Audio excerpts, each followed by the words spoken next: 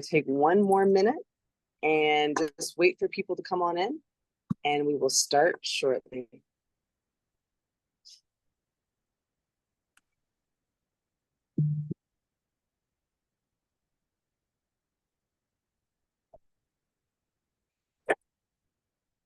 So again, we would like to welcome everyone.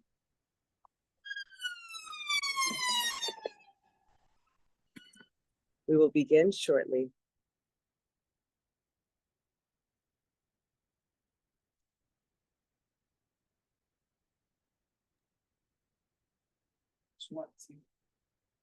I did, but thank you.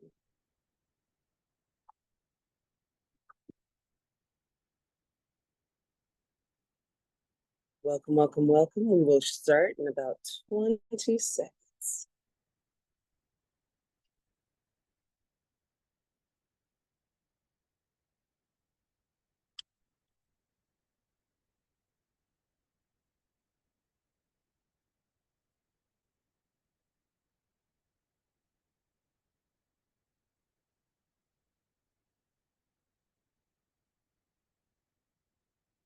All right.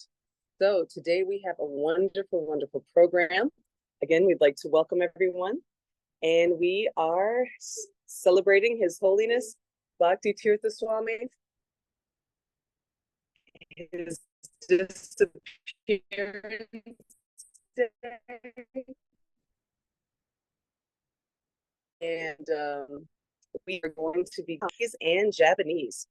Today's schedule will be, we're going to begin with opening prayers on Nishringadev, followed by a video clip by His Holiness Bhakti Tirtha Swami, followed by Arti and Pushpanjali, followed by an interview with Bhakti Tirtha Swami's caregivers, followed by remembrances by Srila Prabhupada's disciples, followed by a book reading with His Holiness Bhakti Tirtha Damodara, followed by offerings from different yatras, and ending with remembrances by his disciples. So we have a wonderful day ahead, and we look forward to hosting everyone. Okay. So I would like to again welcome everyone and look forward to a wonderful, wonderful day. All right. So let's get started again. And if anyone would like to sing the Nishringadev prayers, please let me know immediately, and we can begin with that.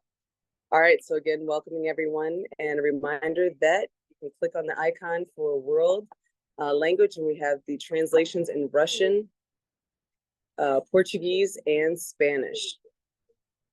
So, right. So whoever would like to sing the Nishringadev prayers, please just let me know, and we will happily welcome everyone. All right, so Amagyanatingiravasya Gyananjana Shalakaya Chakshuru Militam Yena Tasmai Shri Guruve Namah. Jai Shri Krishna Chaitanya Prabhu Nityananda Shri Advaita Gadadhara Srivasadi Gaura Bhaktivinoda. Om Vishnu Padaya Krishna Sadhara Shri Bhakti Tirtha Swami Namine Namaste Krishna Padaya Prabhupada Shri Tatmane Shri Gaurakanuna Shakti Bhakti Tirtha Swami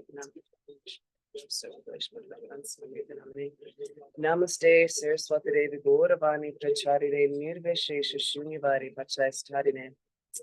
All right, so welcome everyone. We are excited to have a wonderful lineup today. We just read the itinerary for today, and we look forward to having a wonderful day. Who would like to lead us in Nishringadev prayers?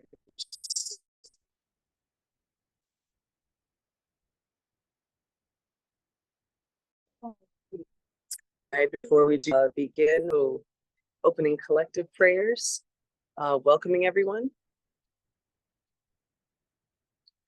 Okay. Yes. All right. So we want to welcome everyone, and also may everyone everywhere be blessed by His Holiness Bhakti Tirtha Swami. May we all dive deeper into our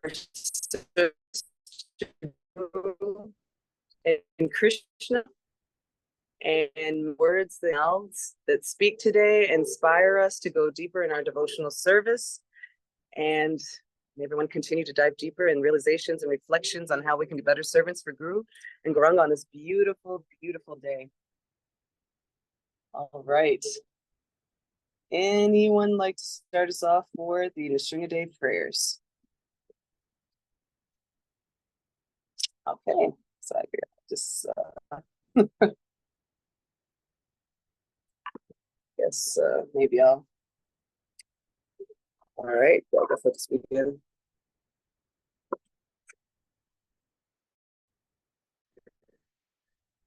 Namaste Narasimhaya, Namaste Narasimhaya, Pralara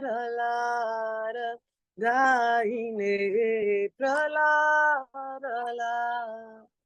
Daine, Hiranyakashi Purvakshar, Hiranyakashi Purvakshar, Shilatankana Kalaye, Shilatankana Kalaye, Ito Nisima, Parato Nisimum, Parato Nisima, Parato Nisimum, Yato, Yato Yamita To Nisimum, Yato, Yato Yamita To Nisimum, Pahe Nisimo, Hridaye Nisimo.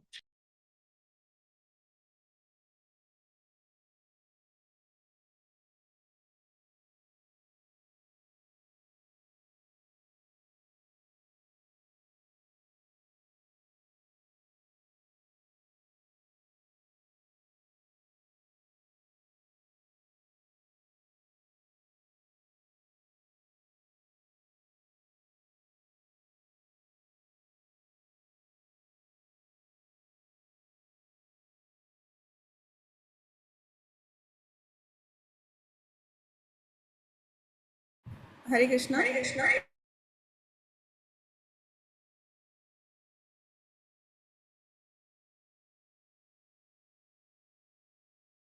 Shahare, Jai Jagadish Hare, Jaya Jagadish Hare, Avakara Kamalavare, Nakama Bhuta Shringa, Dalita Hiranyakashipu, Tanumringam, Keshavadrita, Dhanari Rupa, Jai Jagadish Hare, Jai Jagadish Hare, Jaya Jagadish Hare, Jaya Narasimhadev, Jaya Narasimhadev, Jaya Narasimhadev, Jaya Narasimhadev, Jaya Bhakta Prahlad, Jaya Bhakta Prahlad, Jaya Bhakta Prahlad, Jaya Bhakta Prahlad, Jaya Lakshmi Narasimha, Jaya Narahari, Jaya Lakshmi Narasimha, Jaya Narahari. Haribo, Haribo, Haribo, Nitai Gora, Haribo, Nitai Gora, Haribo, Haribo, Haribo, Nitai Gora, Haribo. All glories to all assembled devotees. All glories to Lakshmi Shringa. All glories to Prahlad Maharaj. Gaur Pramanandi, Hari Hari Bol. All right, so now we are going to begin with a video from His Holiness Bhakti Tirtha Swami, and we look forward to watching the video clip. The second star. Yeah. So now we're going to begin with the video clip from His Holiness Bhakti Tirtha Swami. And we look forward to a fabulous day. We are again going to have translations in English. Well, no, the translations are already in English. We're going to have a wonderful session today. And if you need translation in Russian, Portuguese, or Spanish, please click on the world language icon and you can get translations readily available.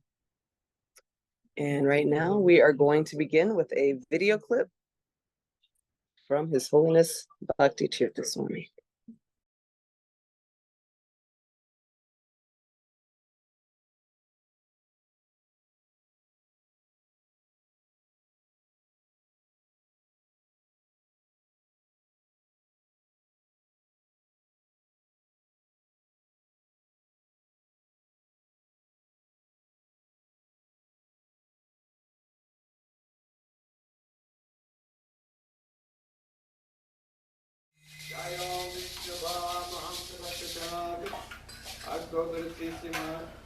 The divine grace is gone from the child of easy Bhakti Tirtha Swami Bhakti. Jai. Jai Om Vishnu Bhad Mahamudrakacham the divine grace. Sri Bhakti Tirtha Swami Maharaj ki. Jai. Sri Nama Dal Dhira Sukor ki. Jai. Fame say Lord Sri Krishna Chaitanya Prabhu. Sri Advaita Gadhan Sivasri Go Bhakti Vrinda ki. Jai. Sri Radha Krishna Govinda. Saima Kumrivada Kuni Giri Govardhani ki. Davindam ki.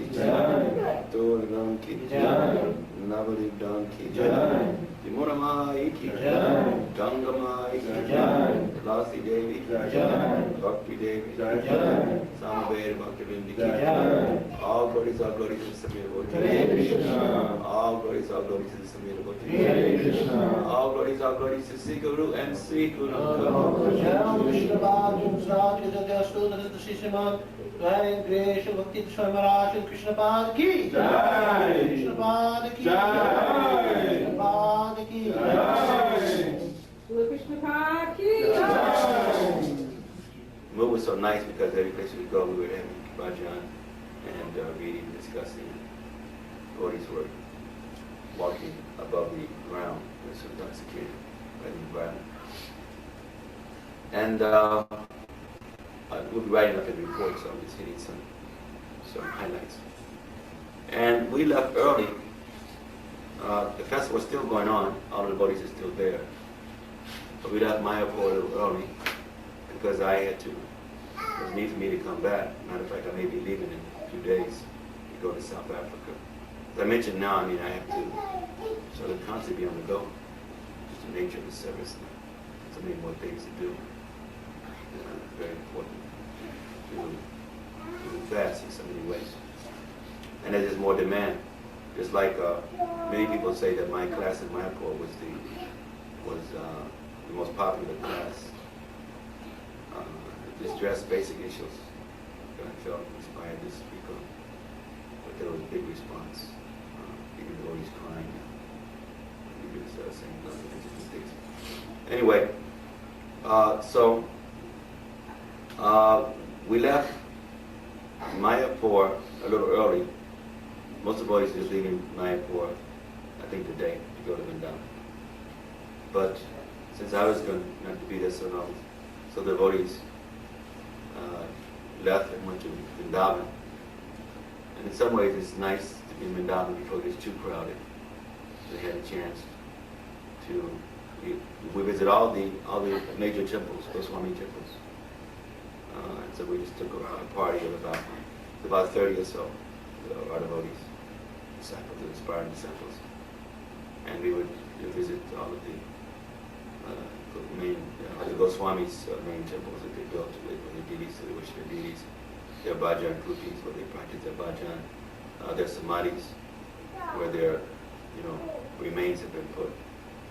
And the idea was going there for prayer, for blessings, and also for the devotees to behold these places and to better imbibe the consciousness thereof. Spent a lot of time at Damodara, where Srila Prabhupada himself lived before he came to America. Nobody's had a chance to see Prabhupada's, kitchen, his bedroom, where he stayed. Very simple facilities. Kitchen where he overlooks, where other window overlooks Samadhi of Goswami. And then we went in the evenings where we get to the evenings to attend the artis to the different temples. That was very interesting. We went, like, for instance, to the place where the Ras Leela takes place. And Lord, had a chance to just absorb yourself in so many wonderful environments. So then when, we also had your Vyas Puja there, which is very sweet. The leaders of Vrindavan, they also came. So God brothers came. And it was very moving by being in that environment, having it also made it more sort of surcharged. Mayapur was too busy with the TBC meeting, so we decided to just do it later in Vrindavan. What is organized very nicely. Wonderful feast. And I left a little after that. Most of the devotees are still now in Vrindavan. And right now, I guess the masses of the devotees have caught up with them. And they'll be there. They'll be going around on parikrama for the next 2 weeks, visiting holy sites. Sometimes walking, sometimes go by bus and they walk. And it's just, dozens and dozens of places to visit. And there's hundreds and hundreds of various temples in Vrindavan. Vrindavan is just another world, totally another world, where everybody is more or less reflecting on Krishna. Whether it's, rickshaw wallahs, like taxi drivers, or, merchants. And the devotees are having fun buying all kind of stuff. They're running here, running there, find everything they can put their hands on. So, we also were selling a lot of books. People were very interested in the books. Every day after class, they would set up a table. People were buying books. And on top of it, just before I left, and I realized this was a good omen, auspicious omen. Before I left, the head of the BBT for Europe had contacted us and wanted, several thousands of dollars. Well, I guess about $3,000 worth of books. And we carried here to England about 6 suitcases of books, just for Europe alone. Then the other books to India. So we gave the books to them wholesale, at wholesale arrangements, and then they will retail them to the temples, the bookshops, the boutiques. So that's nice that they'll be sending the books for us. Many devotees will get a chance. And having so many devotees who have been expressing their appreciation. I mean, it's like now, just coming from England, I met several leaders who said they read an entry from the beggar every day. One or two leaders telling me how they felt that it addresses such core issues that's going on in their home life. And the Spiritual Warrior book has created a revolution. A lot of devotees have interest in some of these areas, or have had certain realizations and self-crystallized certain things for them. The leadership book, is selling more than any of the other books. And it's beyond my anticipation or appreciation of what's happening. I didn't think it would gradually begin to snowball in such a way, but you can see that it's really building up, like anything, appreciation. And especially with some of my god brothers, god sisters, it's like a breath of fresh air for me. So I left. I went to Bombay. I rerouted my ticket at the last minute so I could visit a few other places. So I also had a chance to stop in Bombay and to visit, especially with Radha Swami. We had this huge programs. very exciting. Then when programs we had before I went to India, then it had built up some kind of momentum. And many devotees who had been associated with the temple for a while, the devotees was disciples of Govinda Maharaj, disciples of Narayan Maharaj, disciples of other also acharyas, heard that I was coming, and they come from all over the place.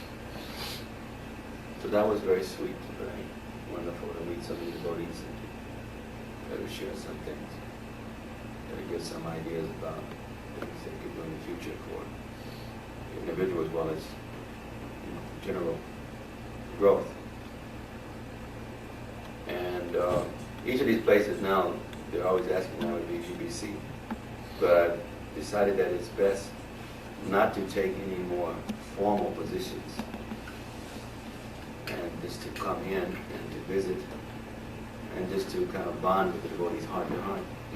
Sometimes being an administrator puts you in a slight different category. One, you got to deal more with just maintenance itself. Then sometimes as an administrator and the sadhu, it gets a little mixed up. And since it's not my formal responsibilities also, since I see that now, in so many different places, it just seems better not to officially take on any other responsibilities, other than just preaching, give some ideas about pioneering and to assist the devotees in different ways. I meet the leaders, spiritual and material leaders. So, we had something almost like a Rath Yatra, which is interesting. And they were shocked because it was the first time they got permission down Piccadilly Street, which is the #1 street in England, in London. And we were able to get police escorts, and they blocked out the street and everything on a Saturday, which is the busiest day of downtown. And England is usually kind of, cold and foggy and whatnot. But it was like so bright that day, the sun was out, it was warm. And this huge congregation, this struggle with the manor, the local town council was trying to close the manor for so many years. It was going on for 10 years. And finally they were successful.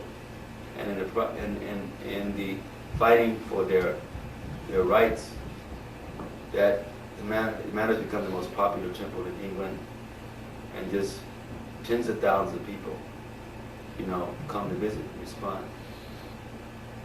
And it's already like, such a gorgeous place. It's a place that George Harrison bought, and it has so much land. It has, they have cows, they have beautiful lakes. It's just a beautiful place. In a few weeks, we're going to put on the biggest Food for Life program that ISKCON has perhaps ever had.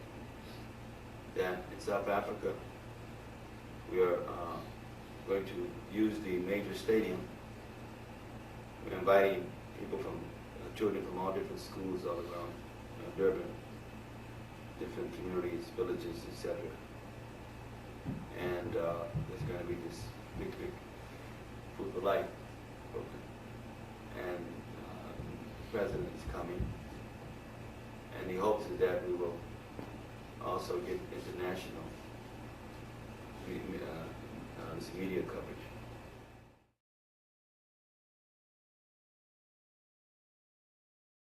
Jai. Beautiful. Excellent. Beautiful to see Maharaj, and also to see and hear his voice and hear how things were going on when he was on the planet. Now we are going to head to offerings. So now we're going to have offerings, and we look forward to a wonderful day. Again, I want to remind everyone that we are having translations in Russian, Portuguese, and Spanish. So we are having translations in Russian, Portuguese, and Spanish. So you are welcome to hear in your own language shortly. So we are happy to have offerings from Her Grace Nandapriya Devidasi and Kanchan Mishra Mataji. Welcome and thank you for your offerings.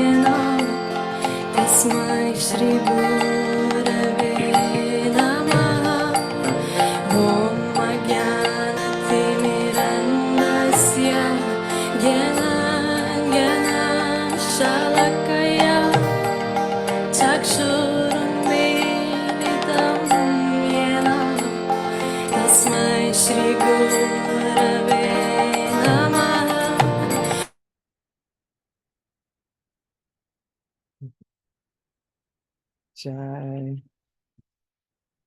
Thank you so much. Beautiful. Beautiful, beautiful. All right. Okay, so now we are going to continue. And okay, we're going to read 3 days. I have next. Looking forward to it.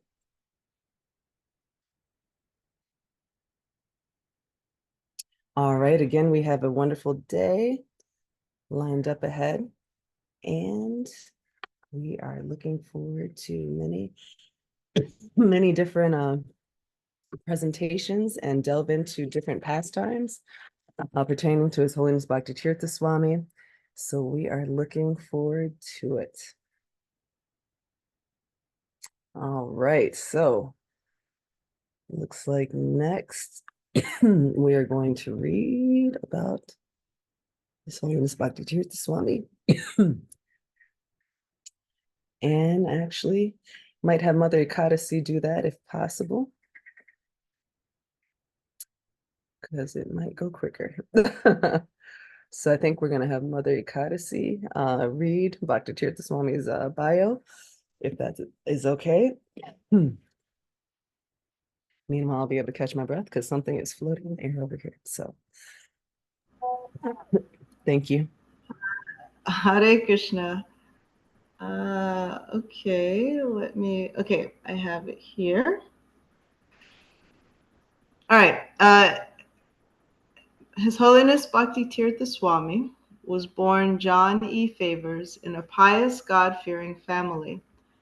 As a child evangelist, he appeared regularly on television, and as a young man, he was a leader in Dr. Martin Luther King Jr.'s civil rights movement. At Princeton University, he became president of the Student Council and also served as chairman of the Third World Coalition. Although his main degree is in psychology, he has received accolades in many other fields, including politics, African studies, and international law.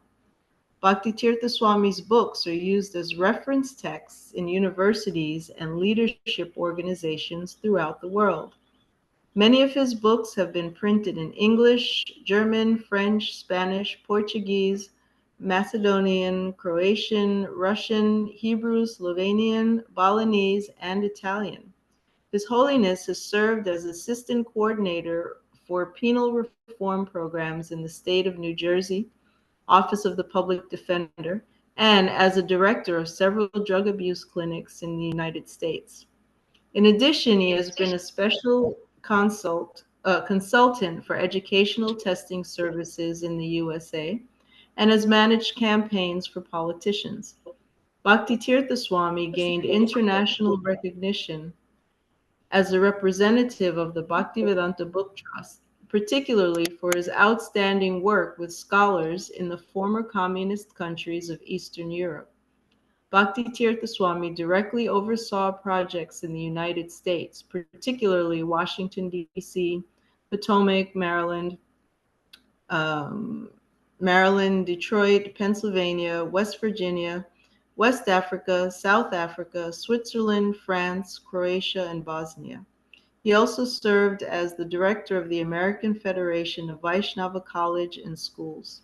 In the United States, Bhakti Tirtha Swami was the founder and director of the Institute for Applied Spiritual Technology, a director of the International Committee for Urban Spiritual Development, and one of the international coordinators of the Seventh Pan-African Congress.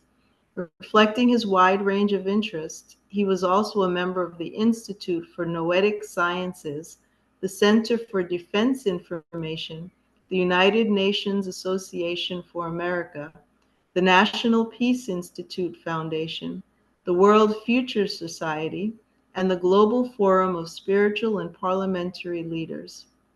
A specialist in international relations and conflict resolution, Bhakti Tirtha Swami constantly traveled around the world and had become a spiritual consultant to many high-ranking members of the United Nations, to various celebrities, and to several chiefs, kings, and high court justices.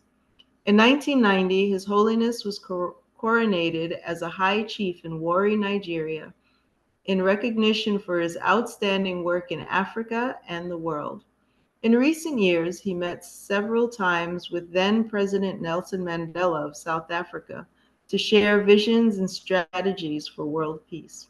In addition to encouraging self-sufficiency through the development of schools, clinics, farm projects, and cottage industries, Bhakti Tirtha Swami conducted seminars and worships on principle-centered leadership, spiritual development, interpersonal relationships, stress and time management, and other pertinent topics. He was also widely acknowledged as a viable participant in the resolution of global conflict. On August 5th, 2004, Bhakti Tirtha Swami was diagnosed with melanoma cancer in his left foot. Although he made every effort to treat his condition, the cancer continued to spread, leading His Holiness to teach the most important lesson: how to die. During the time after his diagnosis, he gave numerous lectures on the topic and completed a book of meditations, The Beggar 4, Die Before Dying, also dedicated to the same topic. Almost a year later, on June 27, 2005, His Holiness departed from this world, surrounded by loving friends, relatives, and disciples. Although His Holiness Bhakti Tirtha Swami has seemingly gone, he actually left behind him a powerful legacy that will continue to live on through his students and well-wishers, and specifically through his books. Numerous lectures, seminars, and workshops wait in the archives for Harinam Press to transcribe and then to publish in future books. B.T. Swami's teachings will undoubtedly continue through these unique books and through the lives of those who imbibe his message. Jai. His Holiness Bhakti Tirtha Swami Maharaj, Srila Krishna Pada Ki Jai. Jai. Hare Krishna. Hare Krishna. Thank you so much. All right. We are continuing and we are getting started today. So we are first going to have an offering. Bueno.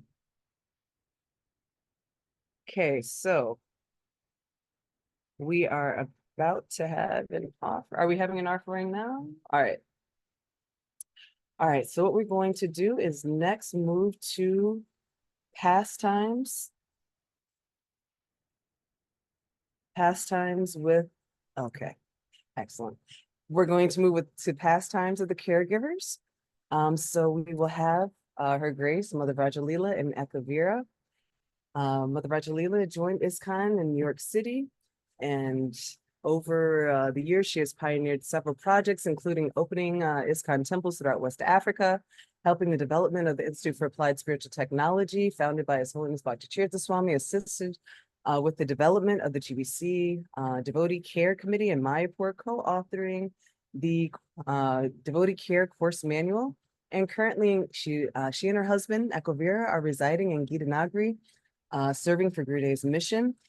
They understand the importance of devotees, taking care of devotees spiritually, emotionally, and physically as a foundation of exemplary couples, and they represent that themselves.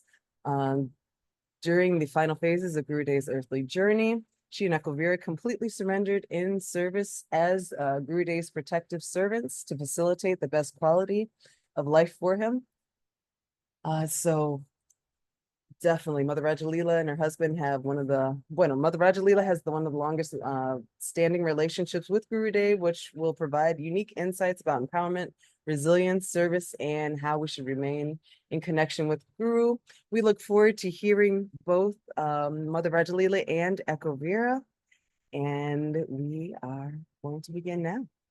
So we are going to hear about pastimes of Bhakti Tirtha Swami during the final days, and beginning now.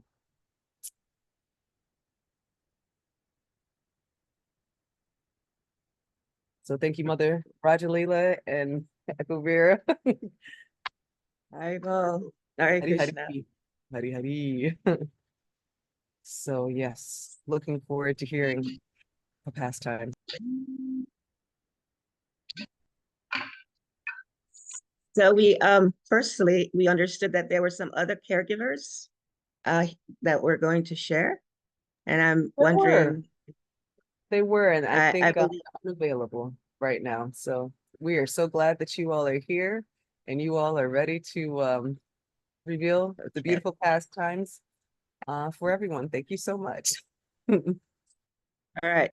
If you can see our backdrop, we're in the midst of painting. So we're painting the Institute house here. And so that's the backdrop that's covering some of the things so they don't get painted on. Ekavir, maybe we can start. Thank you so much, Krishna Shakti. It's so nice to see you always and all of the devotees who are present. We're grateful that we could actually be here in your presence today.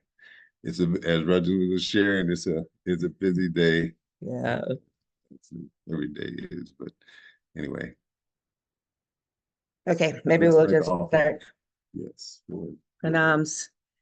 Nama Om Vishnu Padaya Krishna Prasthaya Bhutale Srimati Bhakti Tirtha Swami Iti Namine. Namaste Krishna Padaya Prabhupada Shritadmane Shri Gaura Karuna Shakti Bhakti Tirtha Dinamine. Nama Om Vishnu Padaya Krishna Prasthaya Bhutale Srimati Bhakti Vedanta Swami Iti Namine. Namaste Saraswati Deve Gauravani Pacharine Nirvishesha Sunyavadi Pashatyadi Shatarine. Hare Krishna,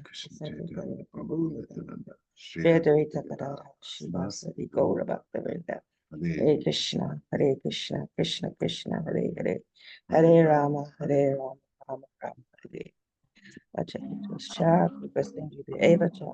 Atita Nam Pavane Bio, Vaishnavi Bio, Namo Namaha, Hare Hare. And before we get started, I want to just first we're going to have offering of garlands to you all from Kenya. And so Haribol. Jai Ho. Mercy from Dr. Kamita. So great to see you. So Hare Krishna, nice to see you as well. Thank you so much. All goes to Srila Bhakti Tirtha Maharaj. Hare Krishna, Ekavir Prabhu and Vrajnila Mataji. We are very pleased to have you around, and we are waiting to hear the sweet pastimes that you shared with Gurudev.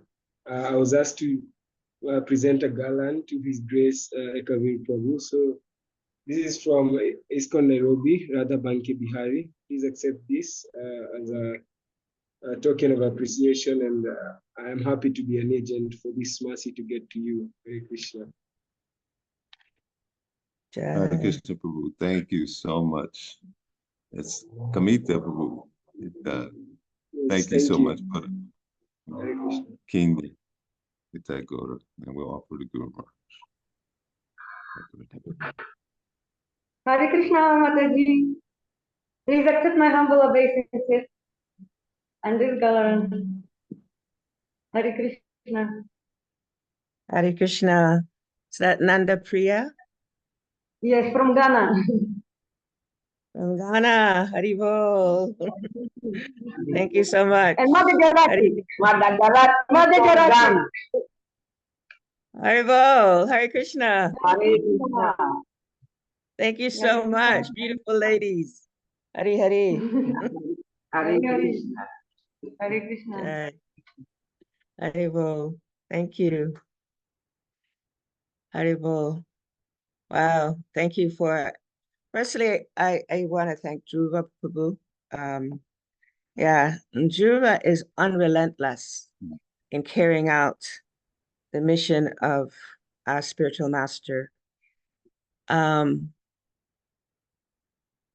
Unrelentless in bringing us together. And that's one of the instructions of Guru Maharaj throughout the time that I've known him is he always wanted us as disciples to come together and to go deeper with each other. And he even wrote about that, actually, in his beggar book. He wrote about how we can become deeper and sweeter with each other. So that's what we'll talk about a little bit today. Some memories on how to go deeper in our Sangha of disciples of Bhakti Tirtha Maharaj. Hey, Kabir. Yes. Please start with the beggar, please. Okay, so we're gonna just read a little bit from his last book, The Beggar, and we were honored and privileged to be with him while he was writing this book. So we'll tell a couple of pastimes, we'll share a couple of pastimes from our experience being with him while he was writing, because he was in a lot of pain at the time. However, he was very focused on bringing something which he understood would be probably his last writings, physical writing, for the benefit of all his disciples and everyone that may read his books. So this particular pastime, I'm dedicating this pastime today to Dhruva Maharaj Prabhu, because he is doing a service that I don't know how many of us may understand. I know we do, we have some idea, but the magnitude of the commitment that Dhruva has made to help us to come together is quite huge. And I say that because we had our departure program yesterday and here in Gitanagari at the Samadhi, and it was quite beautiful. At the same time, organizing it is always a challenge. So Dhruva, kudos to you. Thank you very much. Thank you. Thank you, Mataji. My dandavats to you both. So this is one of his meditations for all of us and dedicated to Dhruva Prabhu. We bid each other farewell to connect deeper. When we greet someone, we're honoring their presence and recognizing their existence in connection with ours. We're expecting them into our reality. We are accepting them into our reality. When we bid someone farewell, we are normally doing the opposite. We're separating ourselves as they are separating themselves from us. A farewell establishes a formal recognition to alter the relationship, to dismiss oneself from the environment, and to honor another's dismissal. When I was told that I had melanoma and might have only 6 months to live, I began to think of all the people in my life to whom I should bid farewell. But did I actually want to dismiss myself from them or them from me? It seemed that instead, I wanted to be more present in their lives, and I wanted them to be more present in my life. And so we're going to share some things from that in terms of him wanting to be present with all of us, even though Srila Prabhupada and Krishna, Srimati Radharani, they were calling him. However, part of him wanted to be here with us. Why did he still want to be with us when he was given the privilege to be in his spiritual body, yet he wanted to be with us? So that's the message we have today. Why would he want to stay with us? And why would he want to stay with us? Right? Well, as we understand, Gurudev, he was experiencing so much of the devotees' trauma, challenges that they were having throughout the entire world. And during those last years especially, he used to have conversations with us and express that the devotees are suffering so much. They're trying to connect with Krishna, trying to connect with Srila Prabhupada, and at the same time having so many personal struggles, trying to navigate through the material energy. And so we know about the prayers that he made to Srila Prabhupada, taking on the suffering of all of the devotees so that they can be happy in their experiences and Krishna consciousness. And so why did he want to be with us? Because he saw the struggles. And at the same time, the sincere attempts that the devotees were trying to make to connect with Guru Parampara. And so when Brother Leela and I have been rather engaged, and I came in late last night after our program, then I was working with a contractor. We didn't discuss what we were going to discuss this morning. At the same time, we are on the same page by praying to Guru Maharaj what to actually share with the devotees, because I was thinking, what should I share with the devotees that I think Gurudev would want us to hear and reflect on and benefit from, that most of the devotees could benefit from, not only myself, but all the devotees who hear the message. And so during the departure of our beloved Guru Maharaj, we had a conversation, and Gurudev used to always intentionally come to me in dreams, and regularly. He used to come so frequently. And then we would talk about it, you know, and he expressed that sometimes he would come to me in that way because, you know, my false ego was so tender, Gentile.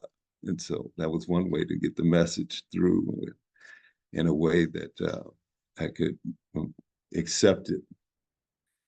And then this was just before he reached a point where he wasn't speaking physically, just a few days before that.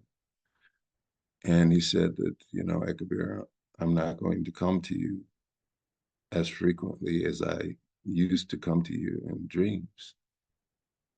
And it was like a thunderbolt in my heart, hearing that coming from him. And I remember my eyes welled up, tears, and I said, Guru Maharaj, why? Why is this? This is a time where I need you most. And, it'd be very difficult for me. Yes, I understand you're there, Bonnie. At the same time, it's still going to be very difficult for me. And so he expressed that, yes, I won't be coming to you in that same way. However, you will always be able to hear me and my message through the devotees. And also remember that I will be present with you by your side when you chant the holy names. And so I realized in that interaction later, of course, it was still painful, that he was giving insight, one, to appreciate the song of the devotees and the gems that we have in our presence, and to understand that Guru Dev and Parampara, they're always trying to reach out to us through the many different ways of making the connection, and primarily through the devotees. And so he was giving insight on how to always see him and always experience his presence. Not only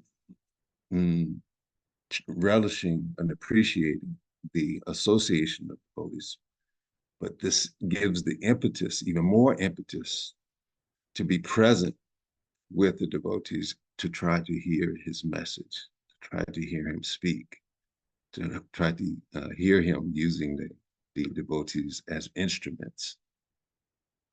And then also he was giving insight on how he always experienced Srila Prabhupada's presence. One of the things that Gurudev was noted for those who knew him dearly, of course, he had this external persona of being regal and, very charismatic, and he was. At the same time, with those qualities in the material world, there's a tendency for personalities to not have the humility to accept feedback. And this was a quality that was very special in our beloved Gurudev. He accepted feedback. Of course, he had certain situations which helped him to appreciate feedback even more so. But he not only accepted it, but he looked for it. And not only in his peers, his God brothers and God sisters, but he also looked for it in his disciples. And sometimes, he would even ask Brother Leland, what should I do in this situation?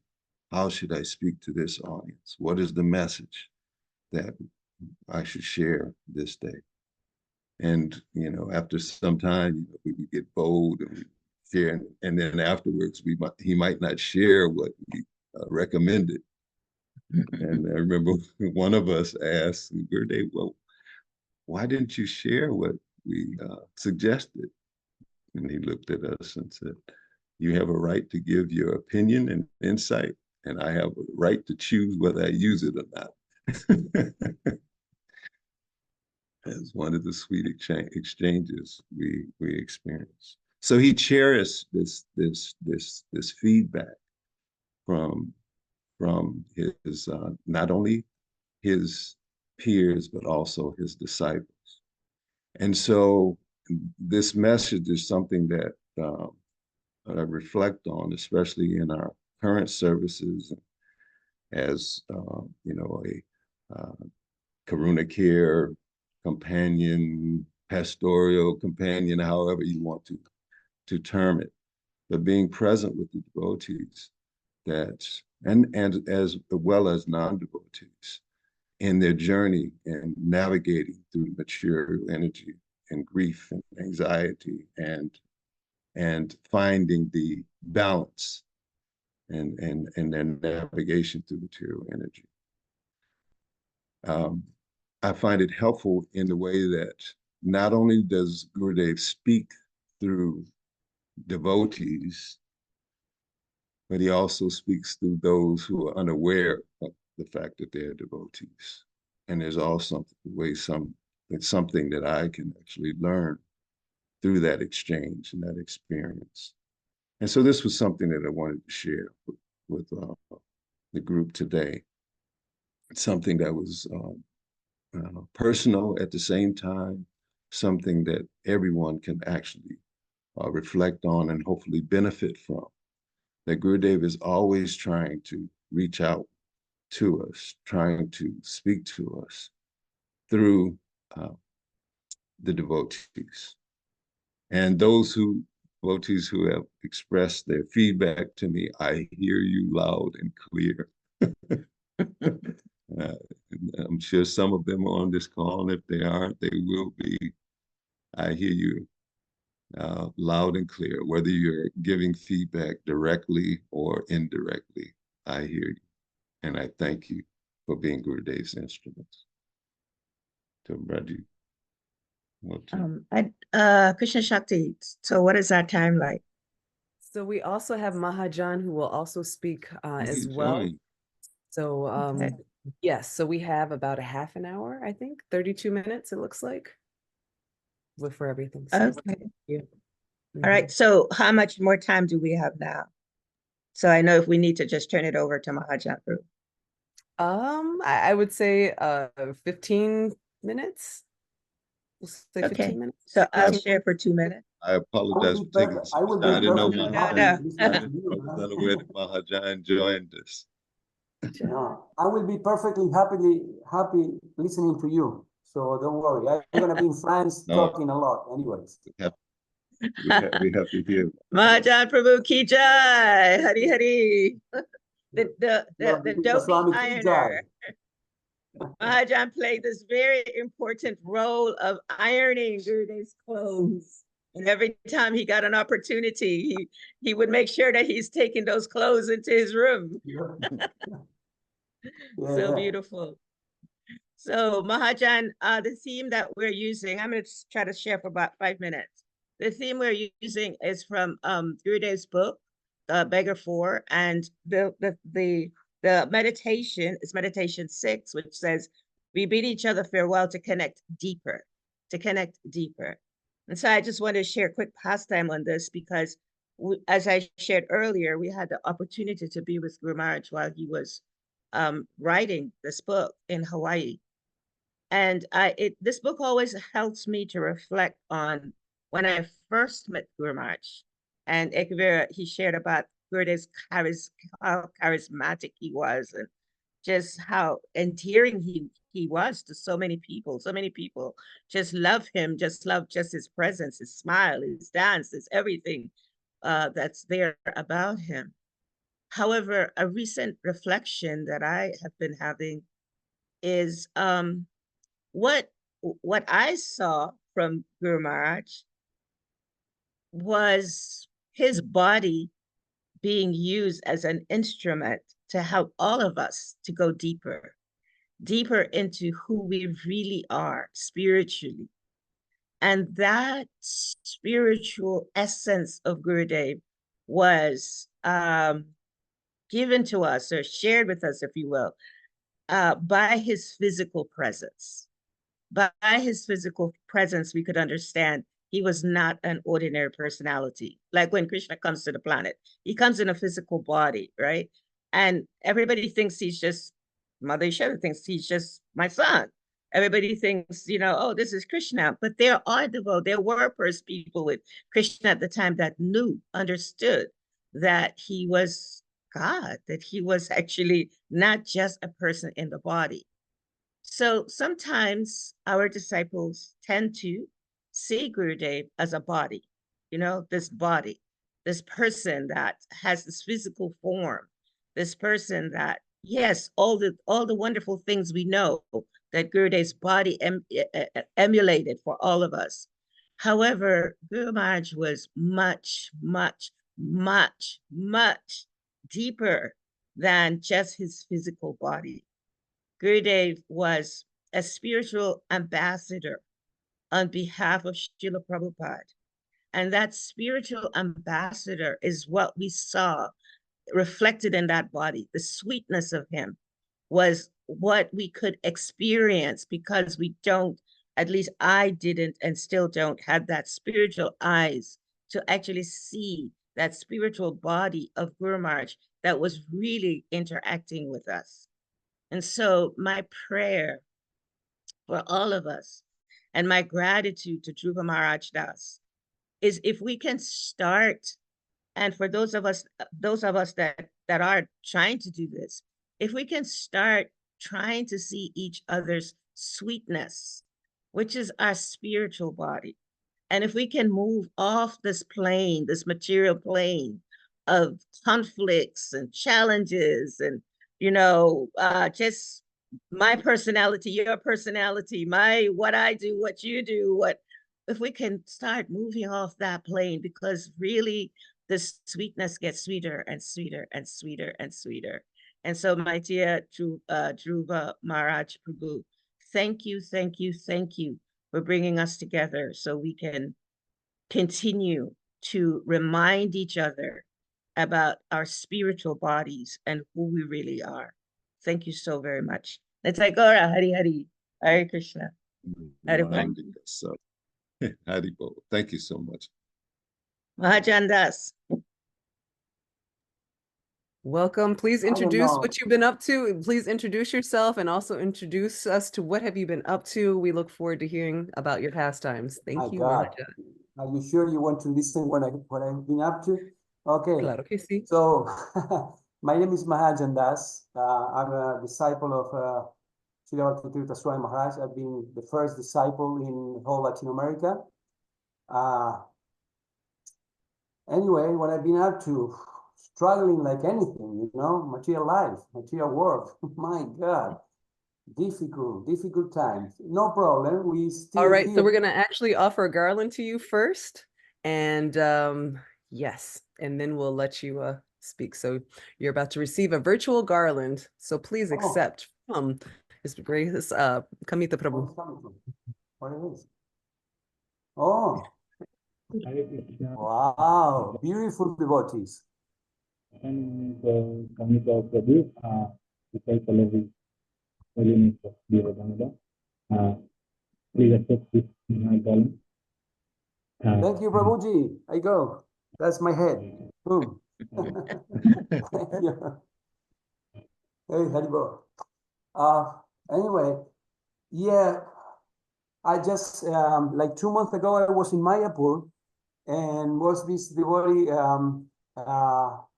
I forgot his name. He's doing Mayapur TV in Spanish. And he make an interview to me, about Srila Bhakti Tirtha Swami's departure. I was in a very, very well-received interview. And because of that, many people started to call me and they wanted to buy the books, and because they all, new generation, and they want to know, but we never knew about this amazing personality, and everything, how you express it and how you explain it. Yeah, we would love to know more about that. And even I think I just getting some donations even in order for me to print Gurudev's books. So Gurudev was such an amazing personality that even 20 years later, you just speak a little bit about him, and people get completely, fascinated by him. Yeah, I'm like type of like a vice director or something, however you call it these days, you know, here in New Brajamandala in Spain, in the farm. And I have a big office, as you can see, you know. And yes, trying to keep up my Krishna consciousness and thinking about Gurudev every day. My family life goes on and everything, and chanting my rounds, of course, and just struggling, just trying to chant better rounds every day as Gurudev instruct me. Okay, so we're looking forward to go on to France. You know, I will be taking Bhakti Tirtha Maharaj, you know, in my car, and I will take my little daughter also with him. And anyway, big contrast, you know, a Swami and a little 8 years old little girl. It would be interesting for 11 hours. My God. Anyway, so yeah, when Rajalila was talking, and she was saying just a little, you know, like a little drop of nectar. And then I was thinking and reflecting, and you know what I can say about Gurudev that just really struck my heart. I mean, many things struck my heart, but this thing is like I was thinking as Gurudev, like 2 days before he was leaving, he told me in a very, very emotional, I will tell more about this in France, okay? In a very emotional situation, he was telling me even crying, you know? He was crying. And he looked at me, he telling me that he was like Lord Chaitanya and Haridas Thakur. I don't know who was who, but I don't think I was none of them. But anyway, he was looking at me and he was saying, you know, we are a team. So I was getting proud at that time. I mean, after, you know, a few months after that, I was, well, I'm a team with my Guru Maharaj, it's him and me or whatever, you know. But after a while, I start to realize that, yeah, the Guru and the disciple, they're a team, you know. It's not Bhakti Tirtha Swami and Mahajan Das a team, you know. We are a team. And he said, I will come for you. You know, I was crying at that time. So I put my head on the bed like that, and he was caressing my head, you know, and he was crying, and he said, don't worry, I will come for you. He didn't say that to me. I mean, this is what I feel, you know. He said that to all of us.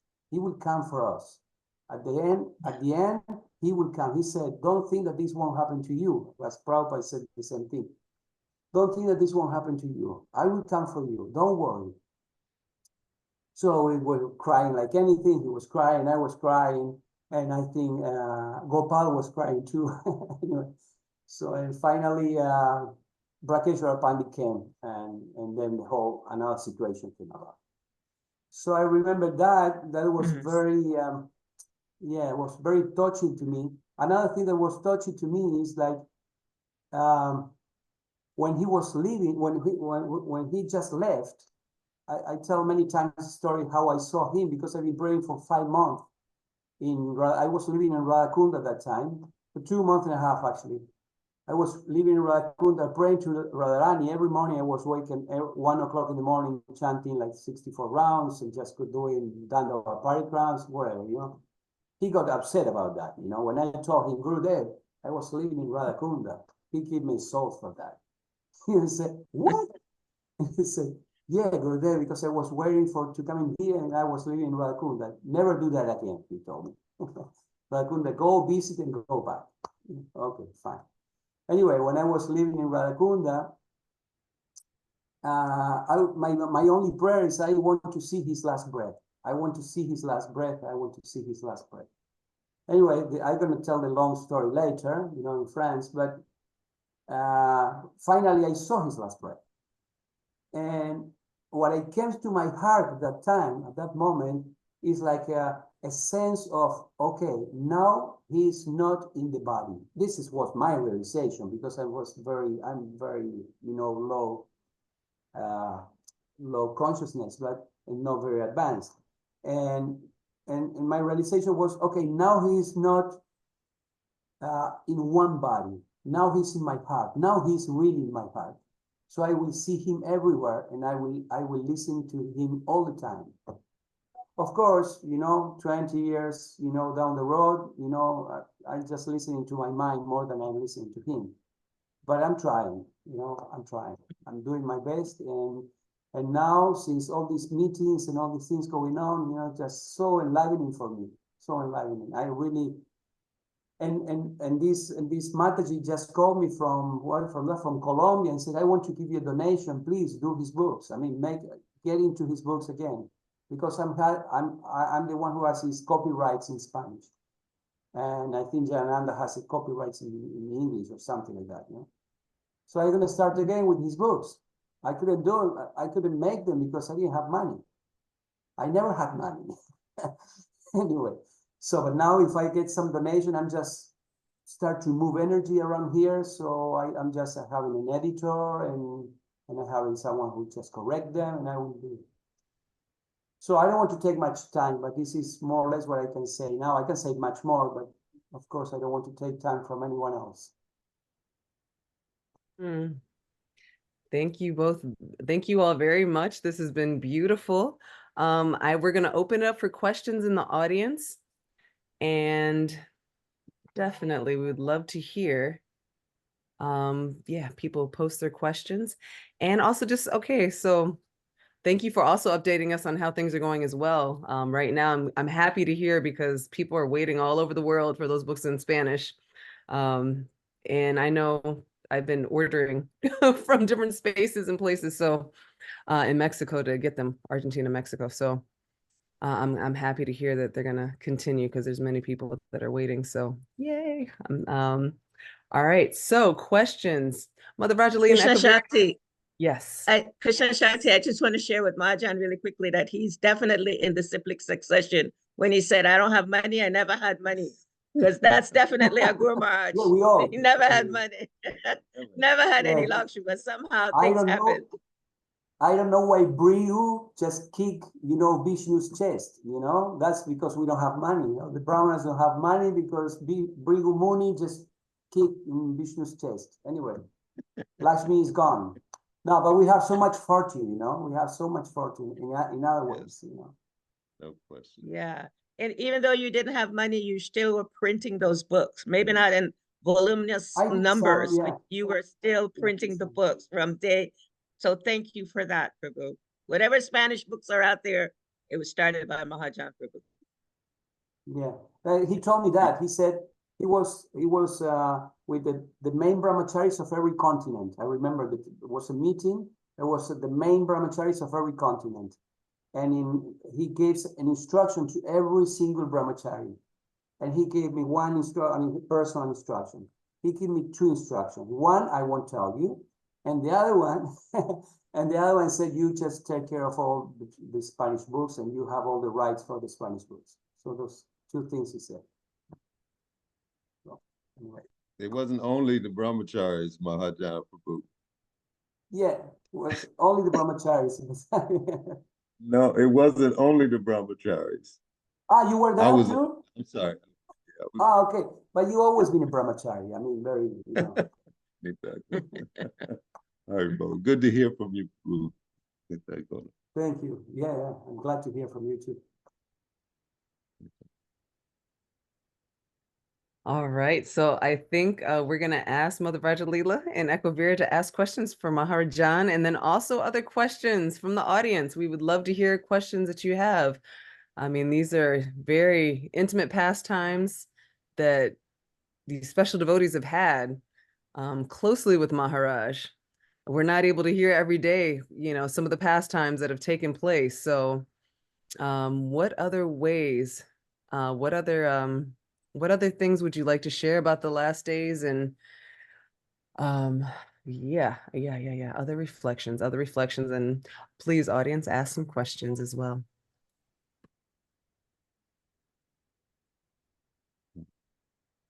I did see someone's hand up recently. All right, whoever has their hand up, you can unmute yourself and speak your question.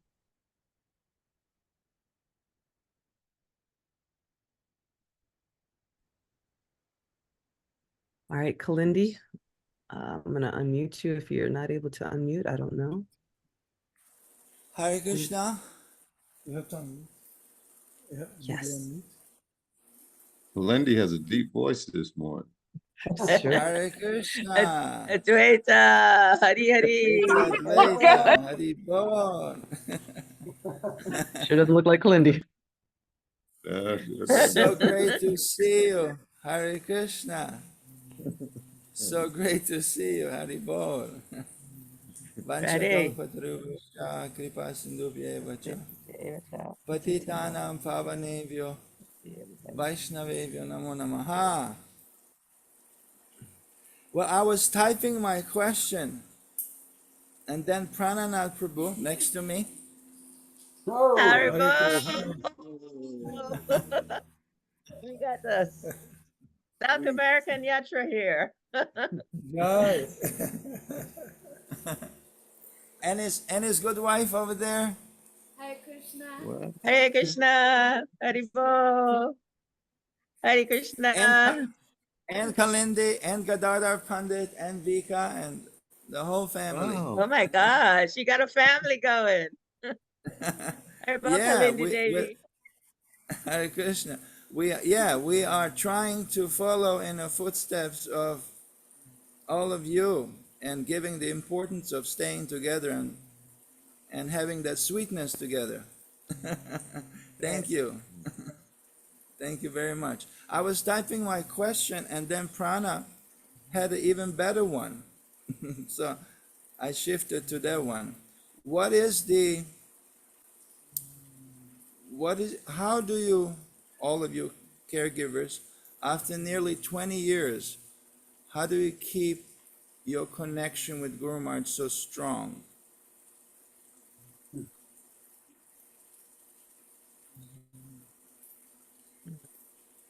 Mahajan Prabhu, you want to go, please? Yeah, very, very short. Yeah.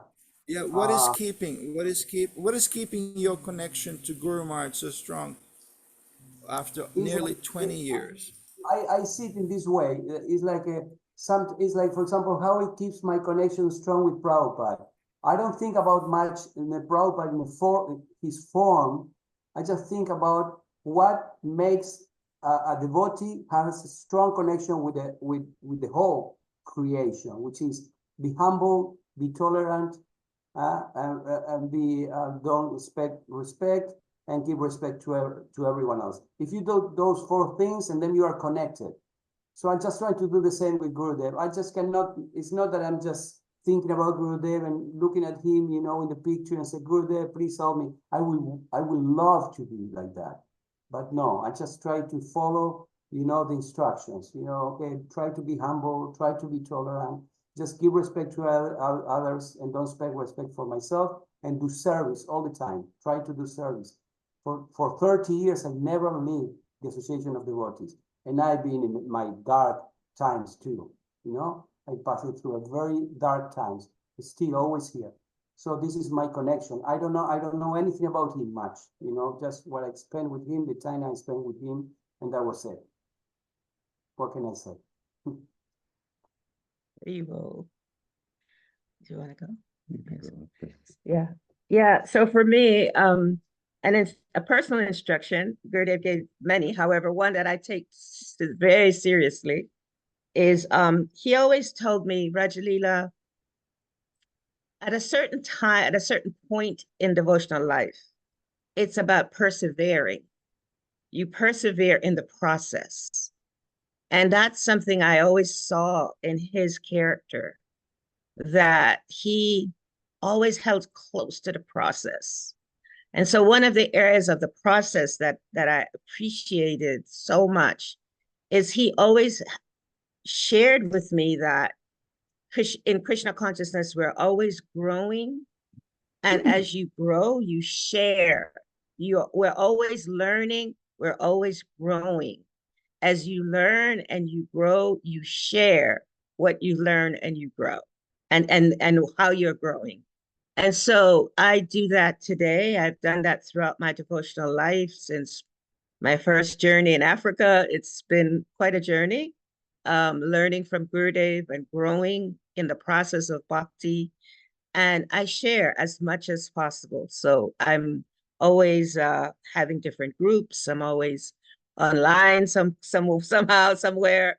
And because that was Guru Maharaj's instruction to me. And I find that that helps me to keep growing in my spiritual life. Share it even when you think that you're not a speaker or you're not good at whatever or whatever you learn, share it. Share it. Even if you share it with one person, share it. That keeps Gurudev alive in our hearts. As Mahajan says, Gurudev is in our hearts. And it also makes us sweeter with ourselves, and we become sweeter to others. Share it. I appreciate the practical examples that both Mahajan and Rajalila actually shared. And for me, along with some of the things that you've said, is one of the personal instructions is chanting the holy names. And Gurudev expressed it, again, like I shared earlier, that you'll always feel my presence when you chant the holy names. Know that I'm with you. And so that's another impetus to, you know, at least try to chant sincerely. And so, yes, chanting, that is our lifeline. When everything else, when I don't feel humble, Mahajan, it's so difficult for me to experience that. I don't have that humility. And, you know, one thing in regards to speaking and even chanting, Rajalita shared about sharing with others. I mean, when I speak, my knees knock. I remember sharing with Radhanath Swami, I said, Maharaj, he asked me during a program, he said, how do you feel? I said, I'm extremely nervous. And Radhanath Swami, he said, Bhakti Tirtha Maharaj would want you to be nervous. And I was thinking, what does that mean? You to be nervous. And then I prayed, what does that mean? You know, of course, he left right after he said that, so I couldn't ask him. And then what came is, of course, when I'm nervous, that puts me in a prayerful state. And I prayed to Guru Maharaj and prayed to Srila Prabhupada and prayed to Krishna. And so therefore, you know, every experience that I have, nervousness, and it helps me to reflect on chanting the holy names. And I feel Guru Maharaj's presence. Can you share when you're talking about chanting the holy names, so some devotees might think that might mean japa, and it does mean japa. However, Ekavira is an amazing, amazing kirtaniya. I mean, we just got a call from Potomac Temple, and specifically they wanted Bhakti Tirtha Maharaj's disciples to come to do a program. However, they said Ekavira has to come to chant specifically. And so maybe you can quickly share that pastime with how you even started chanting and playing the harmonium. The Gurudev gave him a personal instruction. Mahajan expressed it when he was in Radhakund and shared that with Gurudev. He told him, leave there. And in my experience with Guru Maharaj during the last, and that's the reason why we have to also understand the instructions that we have in context. You know, there's some that are instructions that are general instructions, some that are personal just for the individual.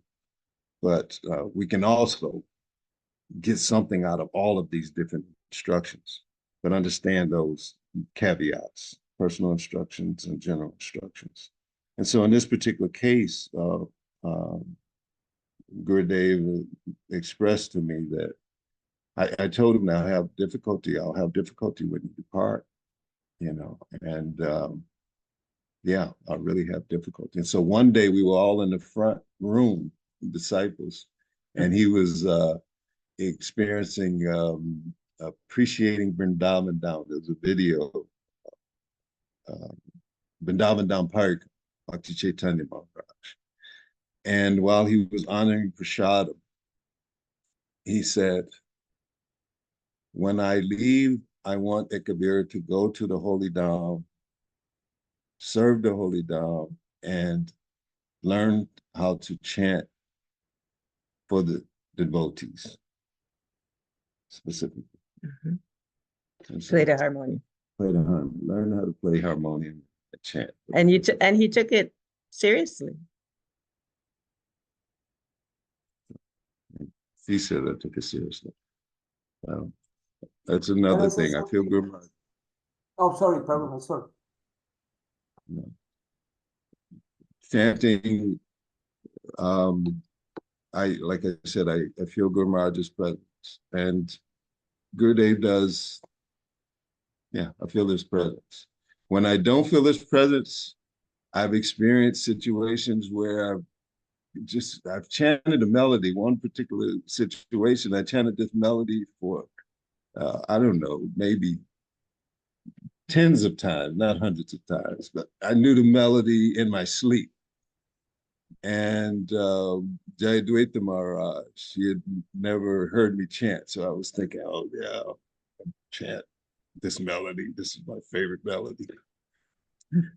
I mean, I couldn't play that melody for anything in the world. I was hitting all the wrong keys, Mahajan Prabhu. And Jagannath Pandit, I remember him turning to me and looking at me, and his expression was, "What is wrong with you?" And I said, I didn't pray to Guru Maharaj. I thought that I was the instrument in this particular situation. And so I prayed to Guru Maharaj and begged his forgiveness. And just right after that, the fingers hit all of the right keys. And so, yeah.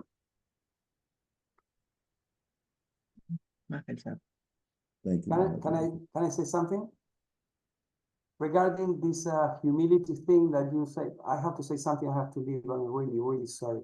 But regarding the thing that you're saying about humility, is like, in the way I'd like to see it, is to fight every battle. Every battle, you know, you have to really try to be humble in order to be able to fight every battle. Because many times you just want to give up. And I think this giving up is like, it's a sign of pride. You know, fighting every battle means whatever is coming up on me, whatever hell is falling to my head, you know, I will take it in my head and I want to continue going on because I owe this to my Guru Maharaj. I owe this to the people who really give up their lives for me, the people who really think that I could be of some value, you know. He thought that I have some value, you know, so I just cannot just give up.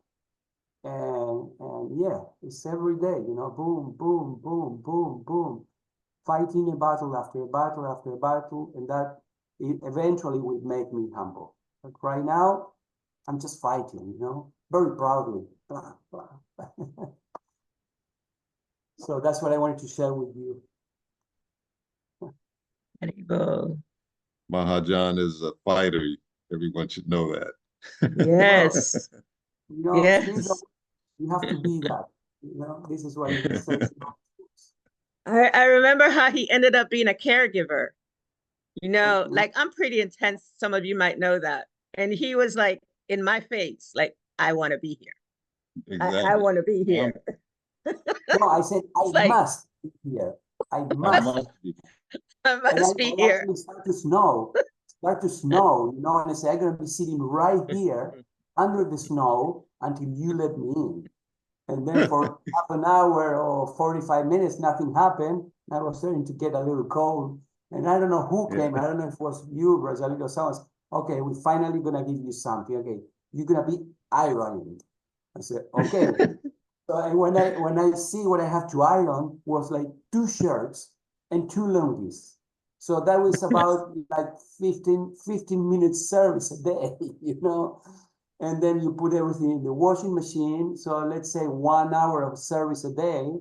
And then the rest of the time I was reading Gurudev's private library down, you know, in the, you know, and yeah, just trying to be noticed by him, And it's something Yeah. real quick. I will say, you see this one. When he was leaving, every day I have to cross, the forest, and the forest was going. I mean, the flowers was winter time, but was coming springtime, and everything, all the little flowers start to come up, And as I was seeing the the ocaso, how you say, the end of my guru's life, but at the same time I was seeing everything so full of flowers again, So I was thinking, please, why you don't notice me? Why you are not noticing me? Yeah, of course, I'm in the sotano, I'm in the basement. How are you gonna you never see me. I was the Iron Man, the ironing man, not the Iron Man, the ironing man. So I was ironing there and no one was noticing me. And I said, okay, so good. They talked, I don't know, I think he was talking to you, Kabira, or maybe Drew. I said, who is in this house taking care of me? So some of you mentioned, well, it's this one and this one and this one. They said, okay, but it's someone else. No, Guru, there is no one else. Yeah, someone else have to be there. I'm sure it's someone else there. And you all start to think about it. Oh, yeah, Mahajan is down there in the basement. And so, okay, just please tell Mahajan to come up here. So I just went up, and from that day on, he started to notice me. Because I was praying to him on the forest that please notice. He didn't know that I was there. I mean, he knows everything, but he didn't know that. And all of a sudden, he noticed me and said, just please tell him to come up here. So I went there, and that's all my odyssey started. I just started to massage his feet and helping him to bed or wherever it was needed to be done. Anyway, pure mercy. Terrible. That was an indication of how subtle Guru Maharaj was. I remember him expressing yes. that. Thank you. Oh, Said yes. someone else is here. Yeah. And that intensity that Mahajan has, and probably still do, he had that even when he wanted to get initiated. I remember the same kind of mood. I want to get initiated by him. Okay. Yeah. We have somebody at the front door. I gotta go check who that is. Prabhus, I love you all, but I really have to go. Yes. Please. Actually, Excuse me. perfect Thank you. timing. Thank you all for sharing your wonderful, wonderful pastimes. This has been beautiful. Good to see you. Let me know how I can be of service over there. Yes, wonderful, wonderful, wonderful. Thank you so much. I definitely. Shakti, I just want to acknowledge, sorry, I don't mean to interrupt you. I want to acknowledge Advaita Acharya Prabhu, because he's also very much, personality that try to keep Gita Nagri going, as well as coming in every so often and chanting for Guru Maharaj. Haribo. Yeah, yes, thank you so much. Yes, very much so. Yes, so we had beautiful remembrances and beautiful pastimes, hearing from Bhakti Tirtha Swami caregivers. Now we're going to move into remembrances by Srila Prabhupada disciples. First, we will have Sesha Das, and then we will have Kavi Chandra Maharaj, and possibly also Charo Das. So Sesha joined ISKCON in 1973, inspired by political activism of the In God We Trust Party for Purified Leaders, organized by members of ISKCON. He was initiated by His Divine Grace, A.C. Bhaktivedanta Swami Srila Prabhupada, in 1974. While he was traveling as a member of the initial Bhaktivedanta Book Trust Library Party, he attended the United States Military Academy and later received a degree in political science from the State University of New York, Albany. In 1991, he earned his Juris Doctor, a doctorate degree from UCLA School of Law. He served ISKCON Temple as ISKCON Temple president of both Washington, D.C. and Philadelphia, Pennsylvania, as the managing editor of the Back to Godhead magazine and as the North American trustee of the Bhaktivedanta Book Trust. This capacity for responsibility earned his membership on the ISKCON GBC in 1994. Shesha has had a portfolio of 2 ministries on the GBC, Minister of Education and Minister of Justice. Currently, Shesha Das serves as an emeritus GBC member. He also taught a course on ethics for 13 years as one of the initial faculty members of the Bhaktivedanta College in Radhadesh, Belgium.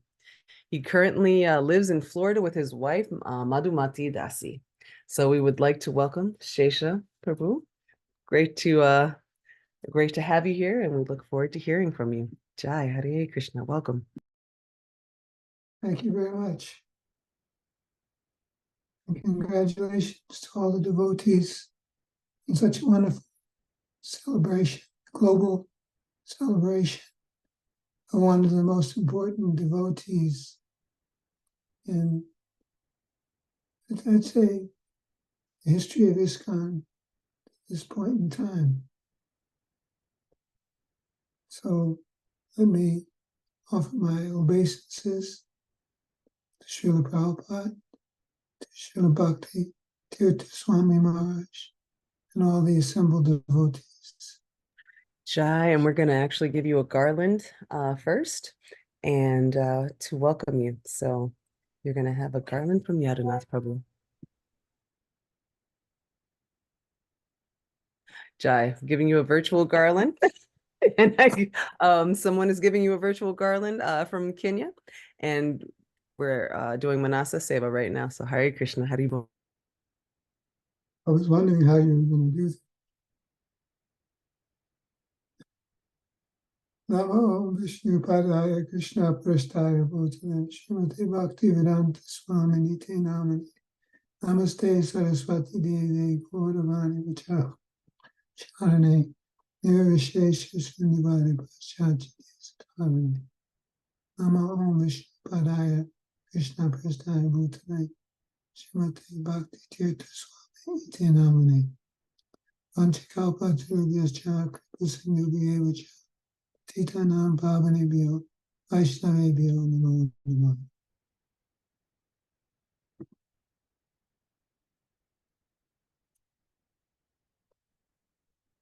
Can everyone hear all right? Yes. Today I wanted to just say a few words about how special a devotee Bhakti Tirtha Maharaj is. And by special devotee, I have a particular meaning I'm trying to convey,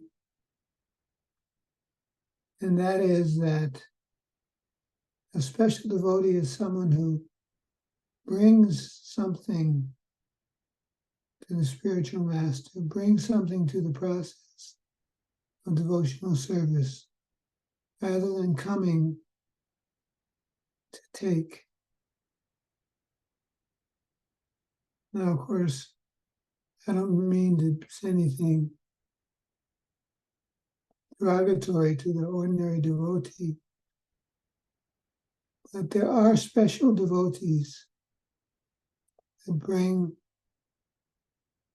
special qualities, special abilities to their devotional service. They're givers, not takers. Let me give you an example of what I'm talking about. When Srila Prabhupada first came to America, he was in New York, going from place to place, trying to start something. And he was advised by one Indian man, a friend, that Swamiji, you should learn how to use a knife and fork. Then you can relate to the people. And Prabhupada told him right away that I've not come to take anything. Rather, I've come to give them what they have forgotten. So Prabhupada was a giver, not a taker. Similarly, Bhakti Tirtha Maharaj, in my view,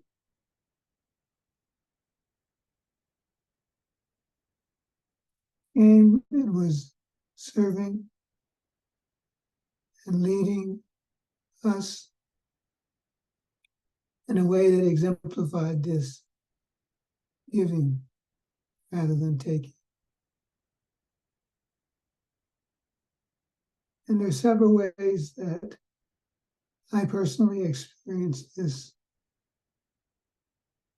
with Maharaj and traveling with him as brahmacharis on the Bhakti Tirtha Book Trust Library Party.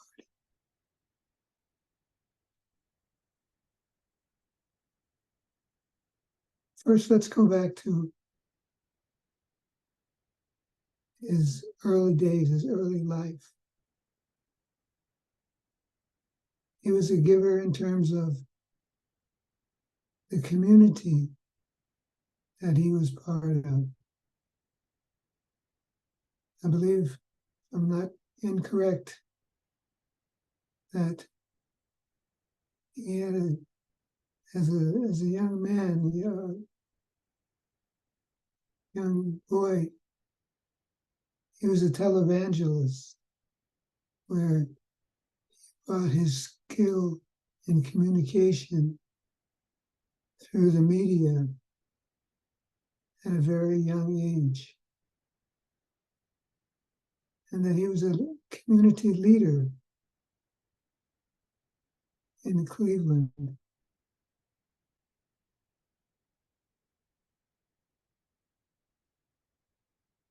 So he was qualified as a messenger of God from a very young age. Later, when he went to university, he was a leader among students at one of the top universities, Princeton University, one of the top universities in the United States.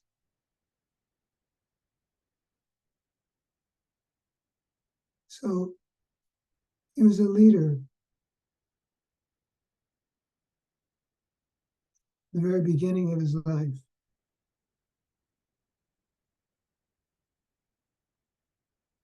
And because he brought those qualities to devotional service and engaged them in completing his service, right from the very beginning,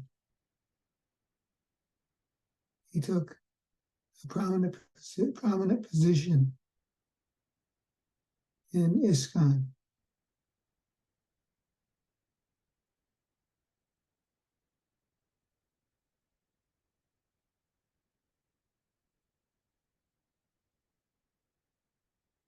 Because he had these qualities, he could display these qualities.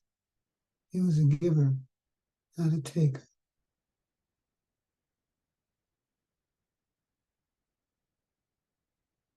Therefore, in interacting with other devotees, he showed us how we should and could live together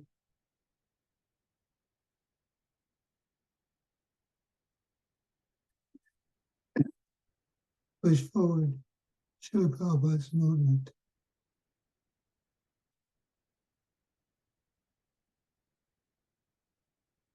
On a more personal note, my interaction with him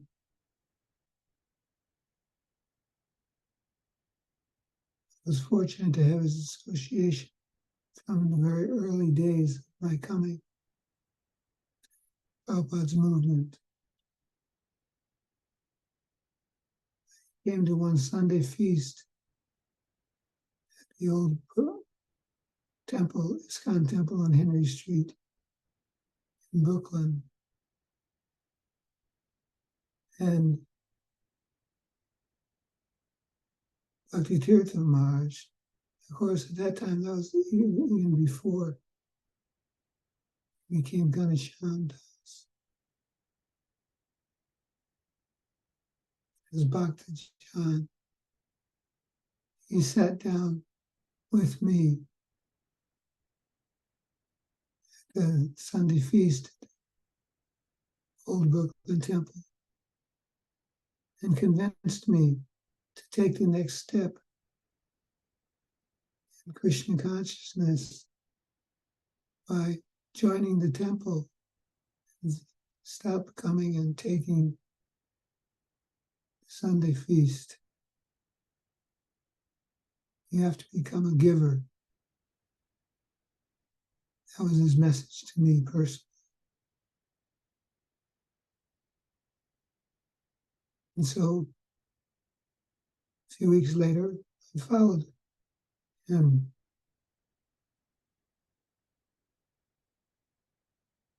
Joining the ashram in Washington, D.C.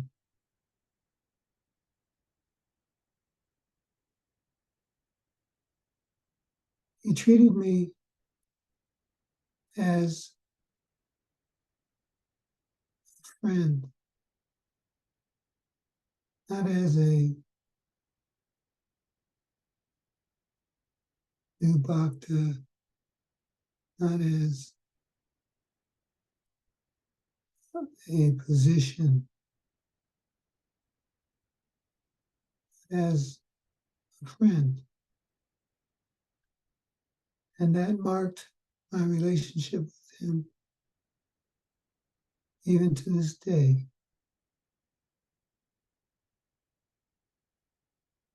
Just being treated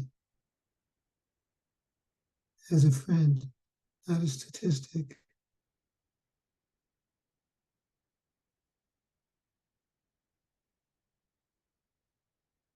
So over the course of the years, I saw him display his quality.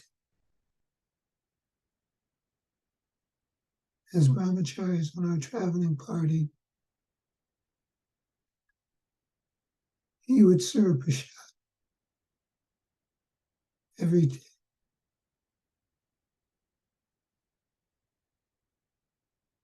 Didn't matter that he was the leader of the party, selling Prabhupada's books at a rate not equaled by any others.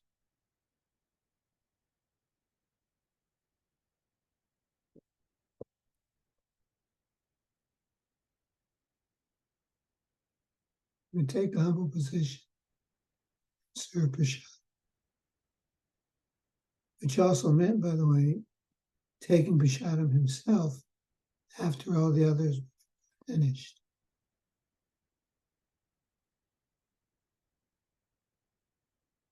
I think this is the kind of person we see in his books when he talks about leadership. Being ready to take humblest position despite one's qualifications. So he would always serve prasad, brahmacharis.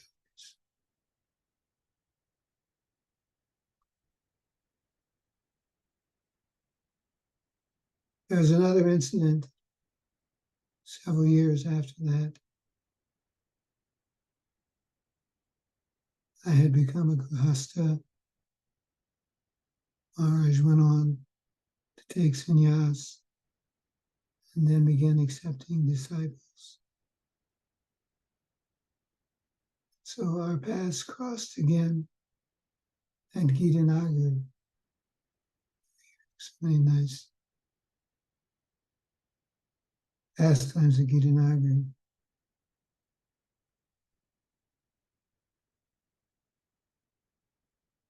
I would visit Gitanagari with my family, and Maharaj would invite us for lunch. Of course, an invitation from sannyasi, GBC, guru. It could only mean that it was a power lunch.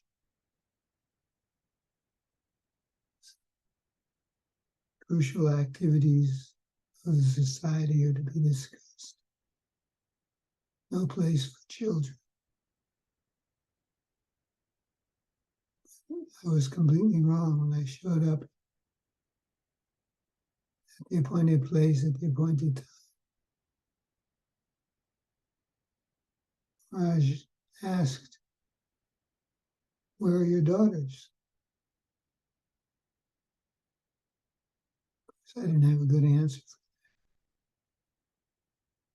that. I didn't think that daughters were part of the deal. But that's not the vision Bhakti Tirtha Swami had. He showed us a separate table, or a little table. There were place settings for each of my daughters. Not only place settings and expecting being part of the meal,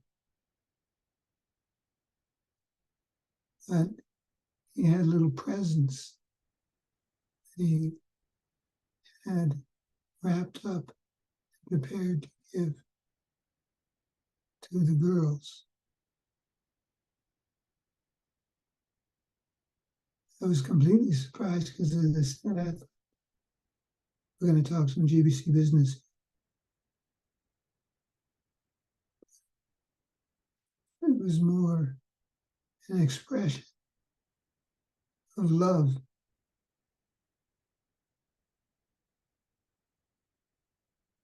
All the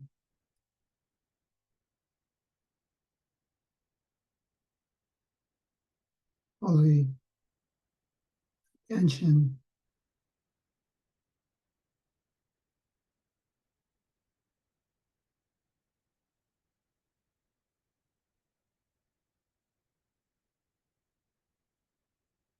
all the attention given was to loving exchange, not business or position.